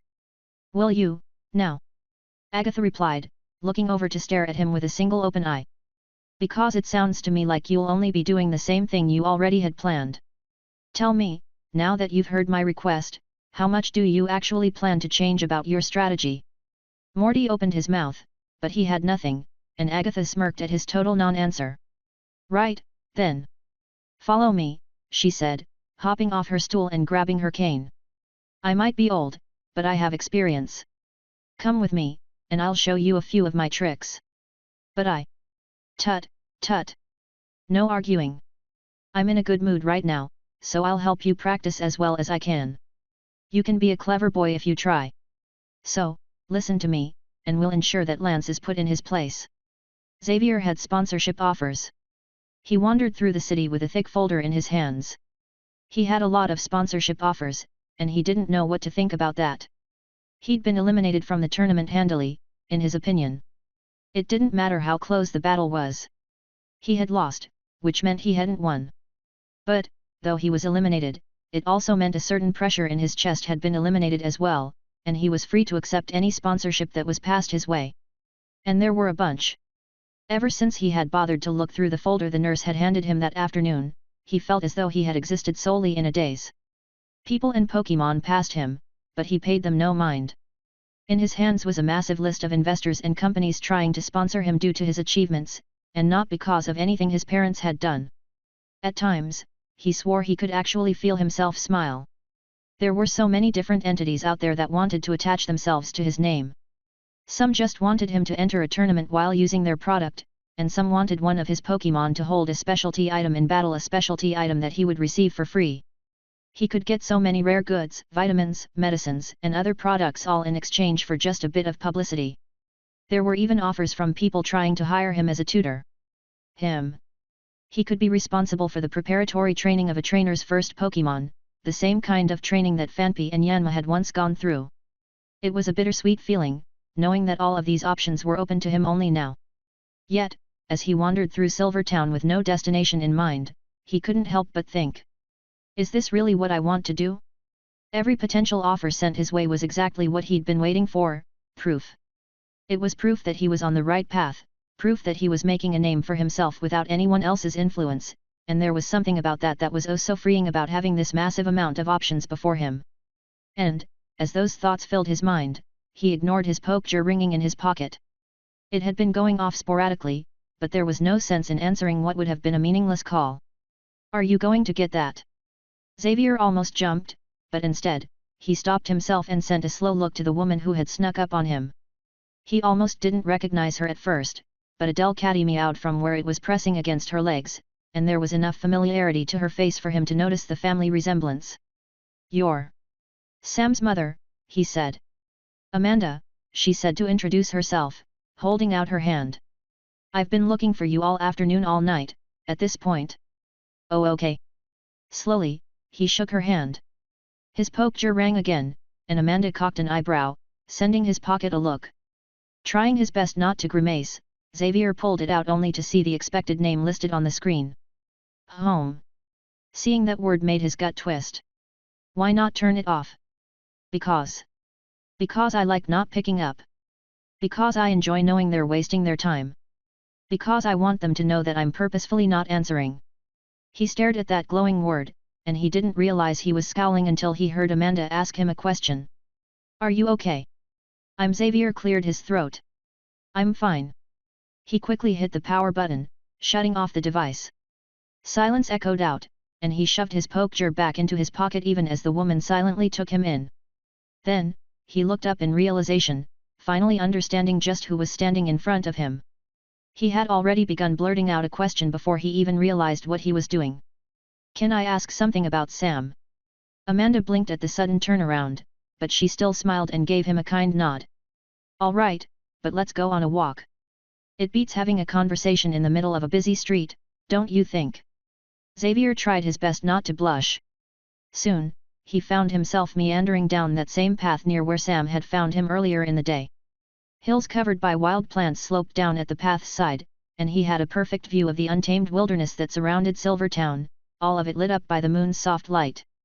You've always supported Sam, and Sam has his friends, Xavier said to the woman who was his rival's mother. No matter what he did, he always acted so confident. Except, I want to know.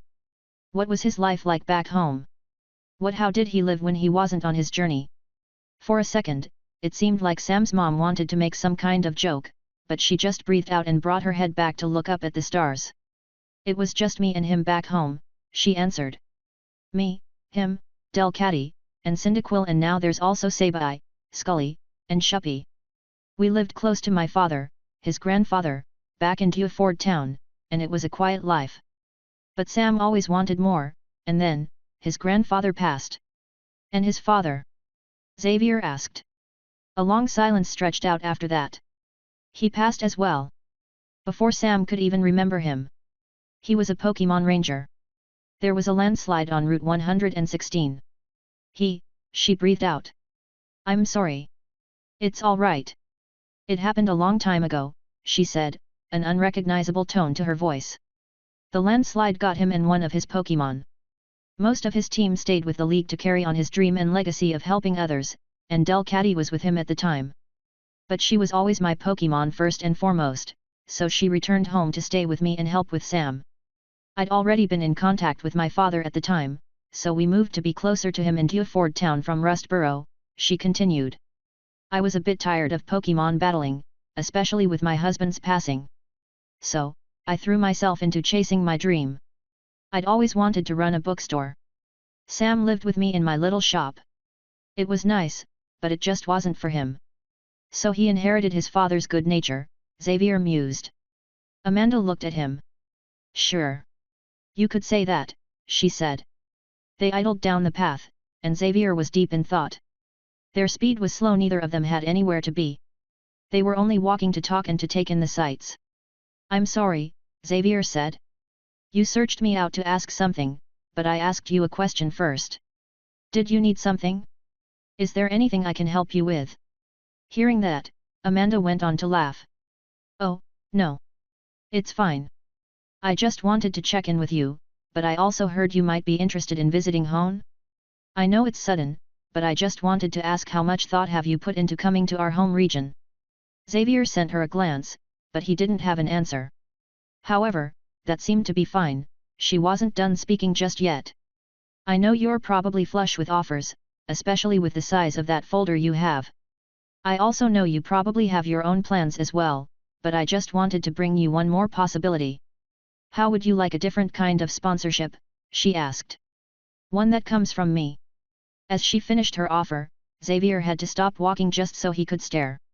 And seeing his expression, Amanda laughed again. Sorry, I should have been more specific, she said cheerfully.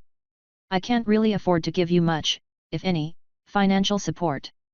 But someone brought up the idea of expansion to me recently, and while I can't say I'm that interested in expanding out of region, I am interested in maybe opening 1 or 2 more stores within Hone. I have a few connections, but I need someone to go out and do a bit of hands-on research for me, she explained. I need to know more before making any investments or opening a new bookstore. Location, people, trends, all things I can't access from my little shop in Dewford. So I just wanted to ask if you'd be interested in helping me with something like that. Go on a bit of exploration through Hone on my behalf. You're not going to ask Sam? Xavier said. Amanda replied with a bittersweet smile. I would love to ask my son for help, but I can't. Not because he would say no, but because I know he would say yes. I can't do that to him. He would feel too much responsibility. I was glad when he branched out to come here to Johto instead of staying back home, but yet, she looked up at the sky again. I can't say Hone is where his future lies.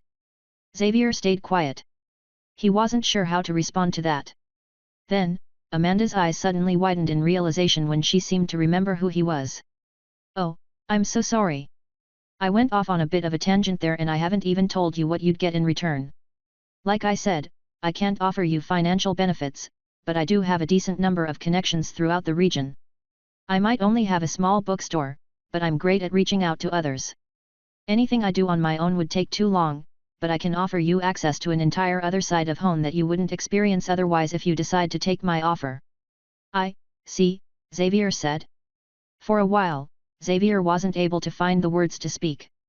He couldn't say this was an offer he ever expected to get, but he honestly couldn't say he expected to get any sponsorship, as unreasonable as that was. He always felt so bound by everything else going on that the possibility of people wanting him to represent them felt. Well, it didn't feel like anything. It had simply never been a possibility in his mind. My parents work for Sylph Co., he said. They're higher UPS in the company. So? Amanda asked. I'm not giving this offer to them. I'm giving this offer to you, Xavier. Just like Amanda had done earlier, Xavier found himself bringing his head back to stare up at the stars. The thick packet felt light in his hands, and for everything those offers represented, he wasn't sure if accepting them was really what he desired. He didn't care for money. At this point, he already had all the reputation he needed, as well. He had also won enough tournaments to have a healthy, personal bank account, one that was completely separate from his parents'. If he went on with his journey, he could last through an entire other season without earning anything else. Even if he retired, he had enough money left to maybe support his team for a few more years on his own. Financial benefits were meaningless to him. Same for most items. But it wasn't like Amanda was offering him any of that. Instead, she was giving him a chance to see something completely new, to experience something he wouldn't get to experience otherwise. Honestly, he was pretty sure he preferred that idea over every other offer he'd received so far. Okay, Xavier said, I accept. Amanda blinked at him. Hey? No you don't. What? Xavier asked, completely bewildered. Do you really think I'm going to accept such a quick decision? No way, young man. Sleep on it. Spend a few days thinking about it.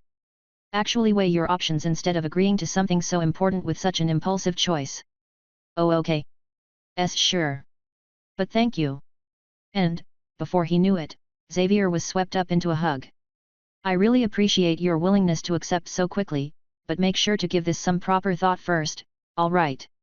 Alright, he repeated. She went on to smile at him, and then she let him go to walk him back to the Pokémon Center. It wasn't until he was back in his rented bedroom that Xavier realized he needed to wipe his eyes. Chapter 170. The air hummed with an electric energy, a coalescence of everything taking place. Muffled cheers from the current battle barely reached Sam's dressing room, and chatter from his Pokémon brought forth nervousness and excitement in equal measure as they discussed their upcoming battle. Though none of Sam's Pokémon wanted to tire themselves, the Ghastly and Haunter from Sam's shadow carried no such reservation. They buzzed around, casting dark shapes onto the walls, and swarmed Sam's waiting Pokémon. They sent his core team members questions, compliments, and even some taunts. That lasted until a soft cry of Typhlosion's name saw them quiet down. Thank you, Typhlosion, Sam said. Both Annilope and Trevenant gave her similar yet silent shows of thanks. Above their heads, a television played the current match of a Houndoom expertly dancing around a frustrated Hypno. Drawcloak stared at it intently with Miss Magius beside her, and Jengar called over a few of the Ghastly to point at the screen and laugh. All the while, Sam's mother sat on a stool and watched him rest. She was positioned in front of a mirror that showed a mostly empty room. Delcatty reclined in her lap, and Sabai hid behind her hanging legs. His mother's eyes never left him, but Sam wasn't paying attention to her. All of his attention was on the door to the room as he waited for the league staff member to knock and give him the sign that his battle was about to start. Soon, his mother spoke up. Nervous? She asked. Despite the question, Sam found himself gaining a smile. I'm not. It's weird, he said quietly to her. I don't know why, but I don't feel nervous in the slightest. There's so much riding on this battle, and I'm about to have this match in front of the entire world, but I kind of don't care about that. The only thing I care about is how I'm finally getting the chance to fight Reedy. All season, we've talked and prepared for this, and now we're finally having our final battle right here in the middle of the actual conference. Their match would be the culmination of everything they trained for. Both of them planned to show off everything their teams could do.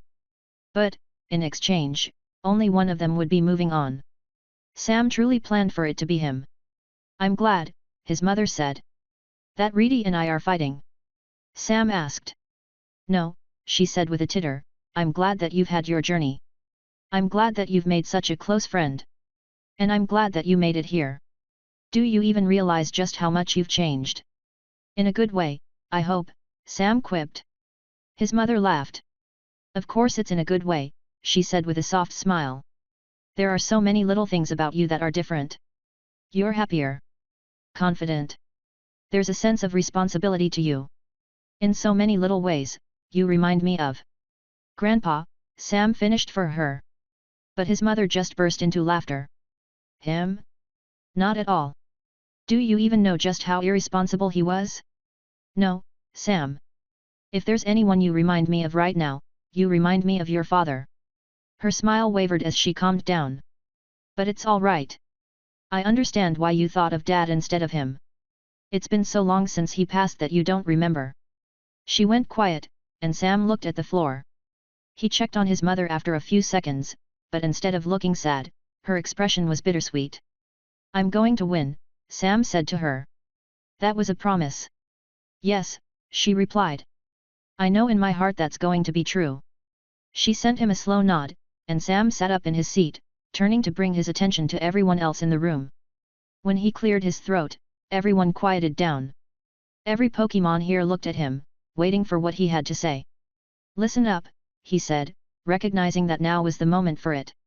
With our battle so close, I want to talk about Reedy. He doubted that Reedy would have some extensive plan. He knew that she'd become much better at planning, but in-depth strategies still just weren't her thing.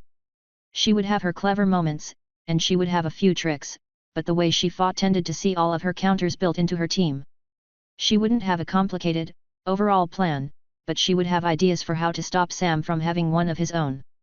If Sam had to describe the way she fought, she tended to have a very passive strategy for her very active team. He expected to be shut down, and he expected her to stop any tricks he pulled. But he didn't expect her to set up many tricks for him to fall into. No, even now, she still relied on overwhelming her opponents with raw strength. She won't use many moves that weaken us over time. I expect her to stick to basic defenses, but defenses that are proven to work, he told his team as his Pokémon gathered around.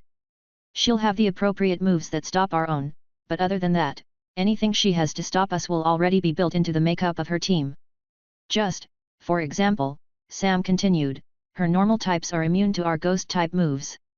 Ursaluna's guts means he becomes stronger instead of weaker when he's burned. Her Kangaskhan can directly attack the ghost type thanks to its scrappy ability and will wake up quickly if put to sleep due to early bird. And then, Dragonair can shed off any conditions thanks to its shed skin ability, and even Porygon's recover means it can last a surprisingly long time. Once again, he looked around, but despite his words, his Pokémon were confident. And he was in agreement, too.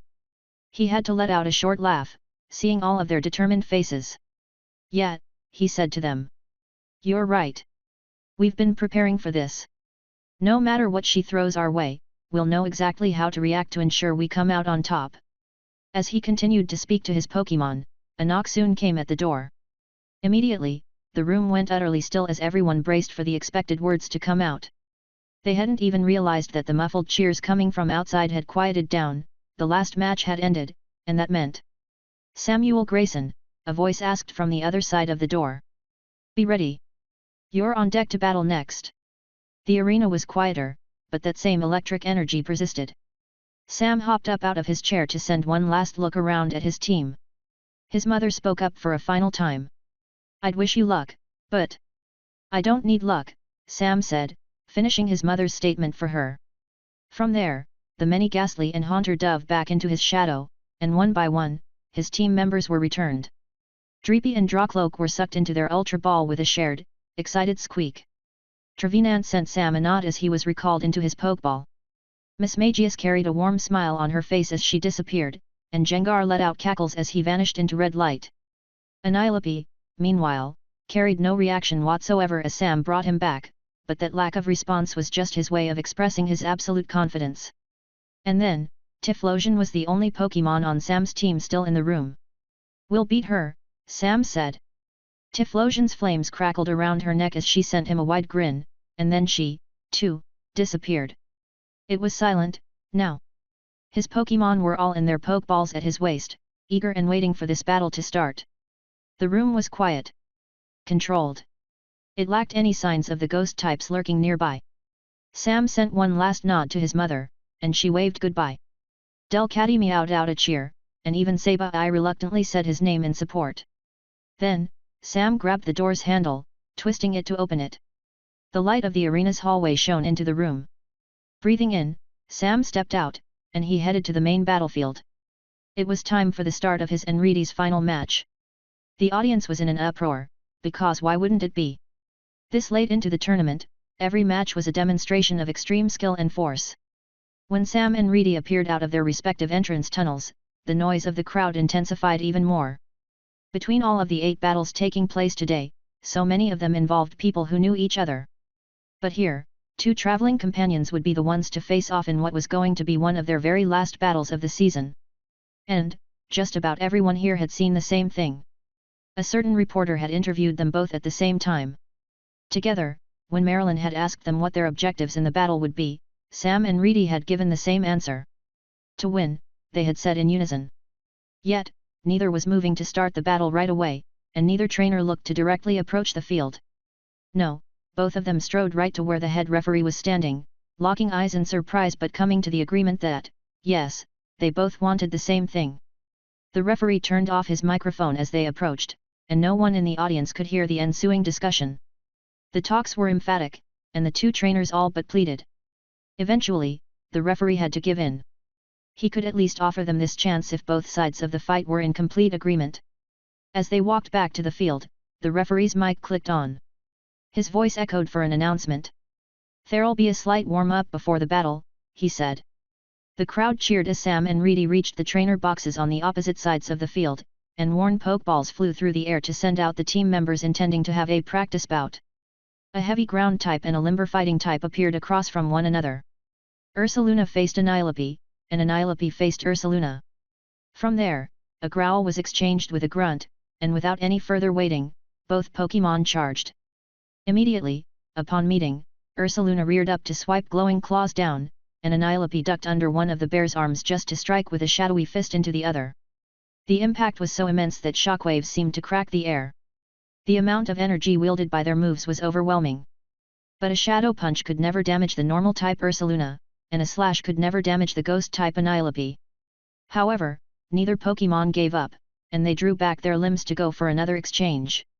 Though they used proper moves for this clash, no attack threatened to deal any damage as they stuck solely to moves their opponent would be immune to.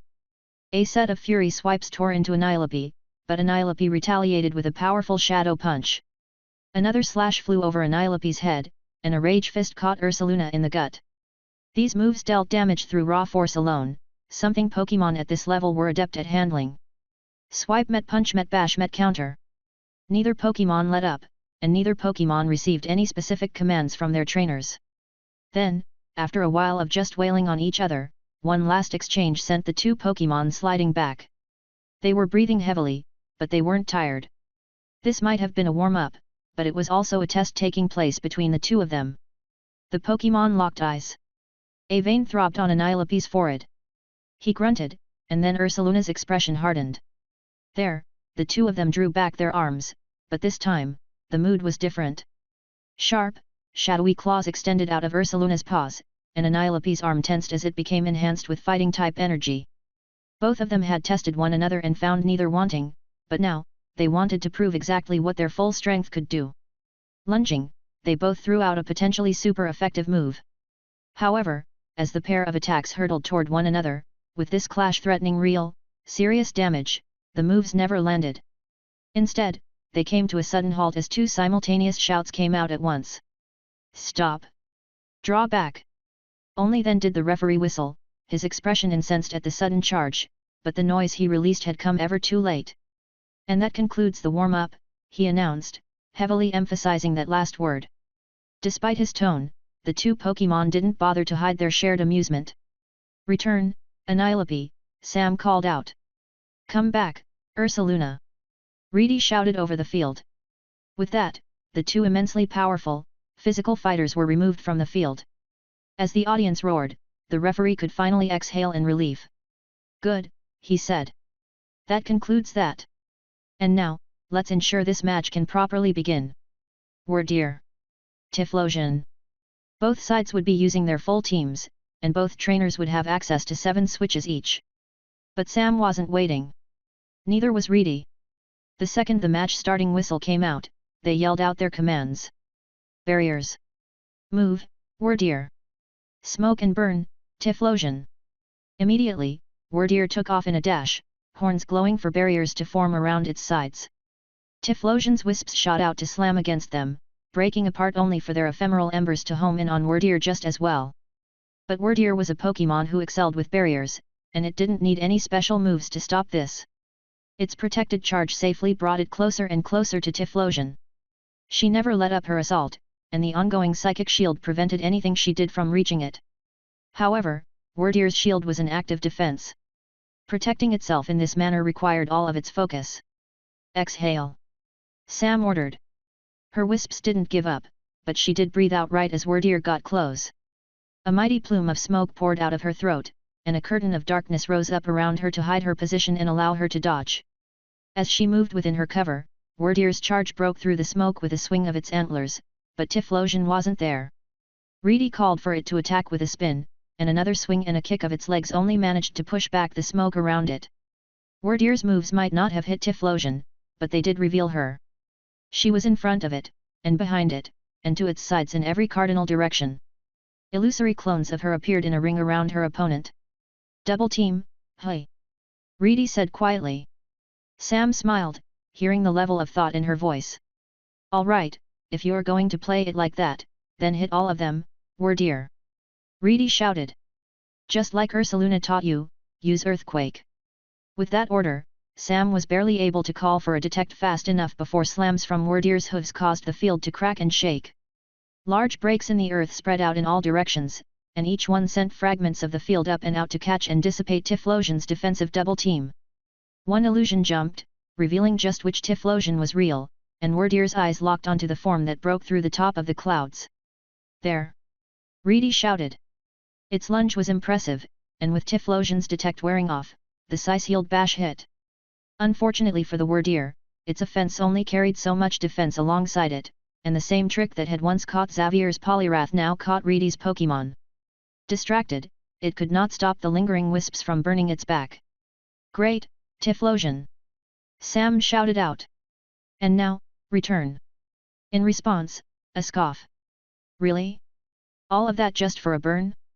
Sam, Wardeer's a normal type. You can't even use Hex. Her voice was half teasing, half legitimately questioning.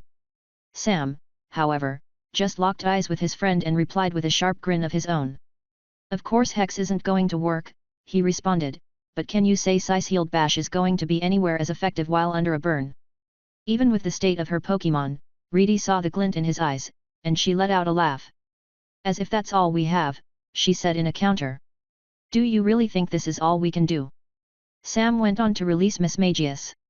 The bright lights illuminating the field did nothing to suppress her presence or the darkness she let pulse out around her. The smoke was still there, with Wardeer still inside of it. However, only a small area around the center of the field carried that dark cover, and it was dissipating fast. The upper half of Wardeer's body was visible as the smoke sank and spread to filter out. However, even with the smokescreen's impending disappearance, Sam knew Mismagius could make great use of the little that remained. Into the cover. Use Nasty Plot, he ordered. Track it. Copy with Psych Up. Reedy shouted. Wardeer didn't give chase, instead, it jumped up and back almost like Typhlosion before it.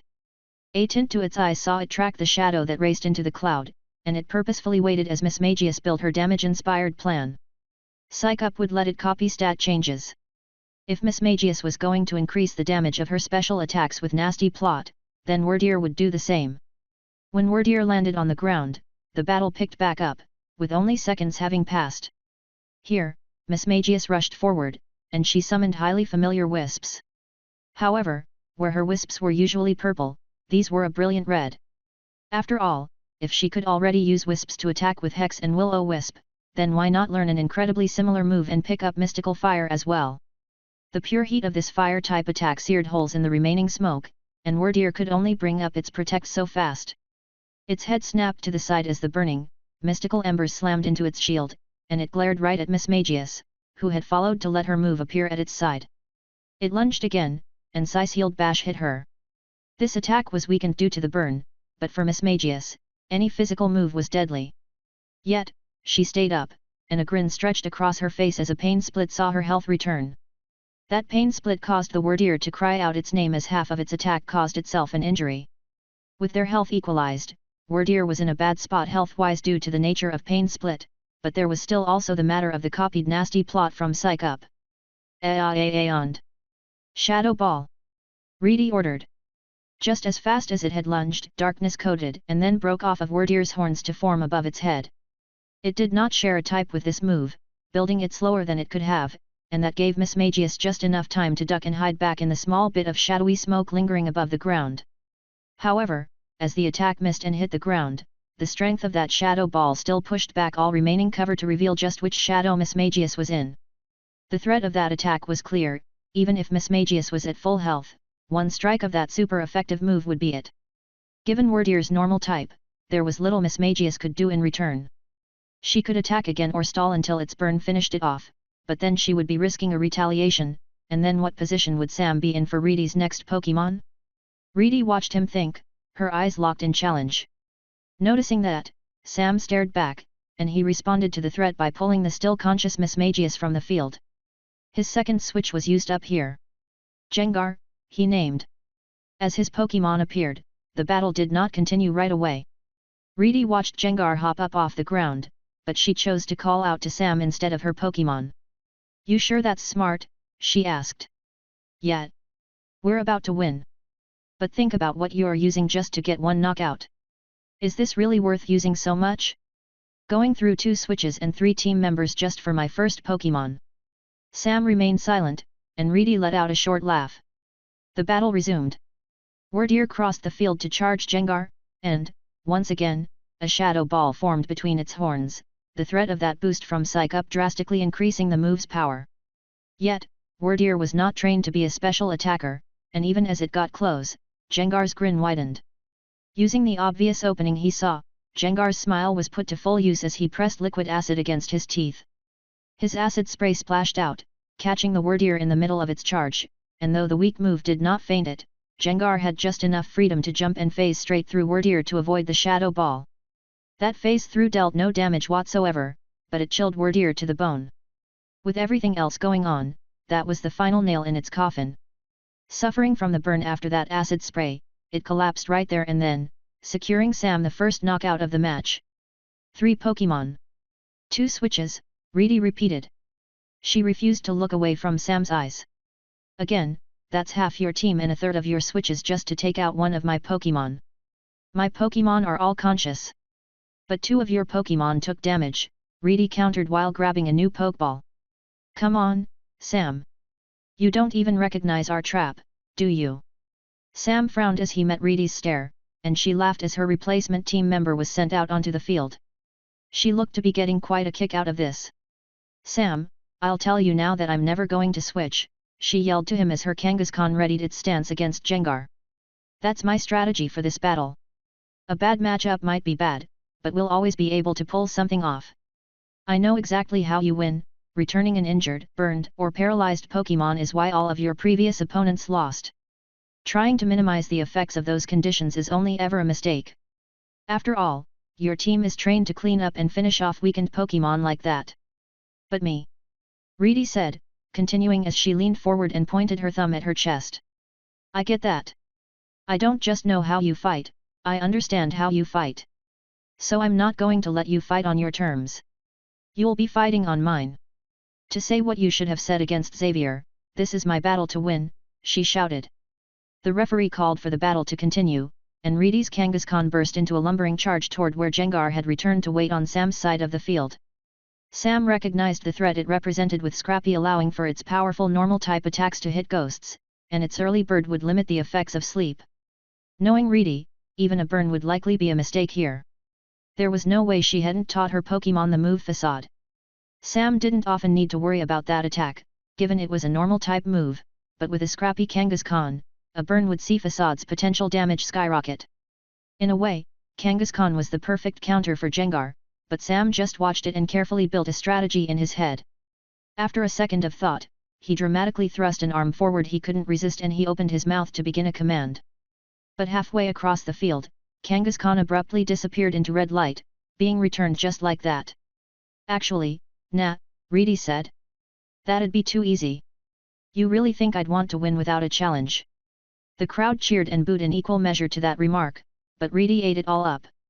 Sam stared at his friend before a short laugh left his throat. Hey! Take me seriously, all right, he said to her.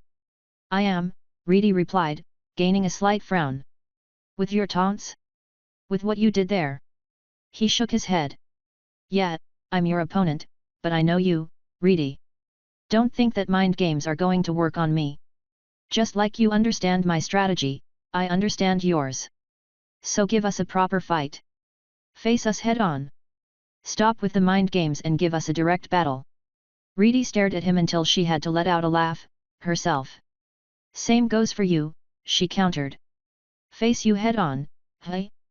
So you're telling me that I should open up my Pokémon to all the crazy strategies you have planned?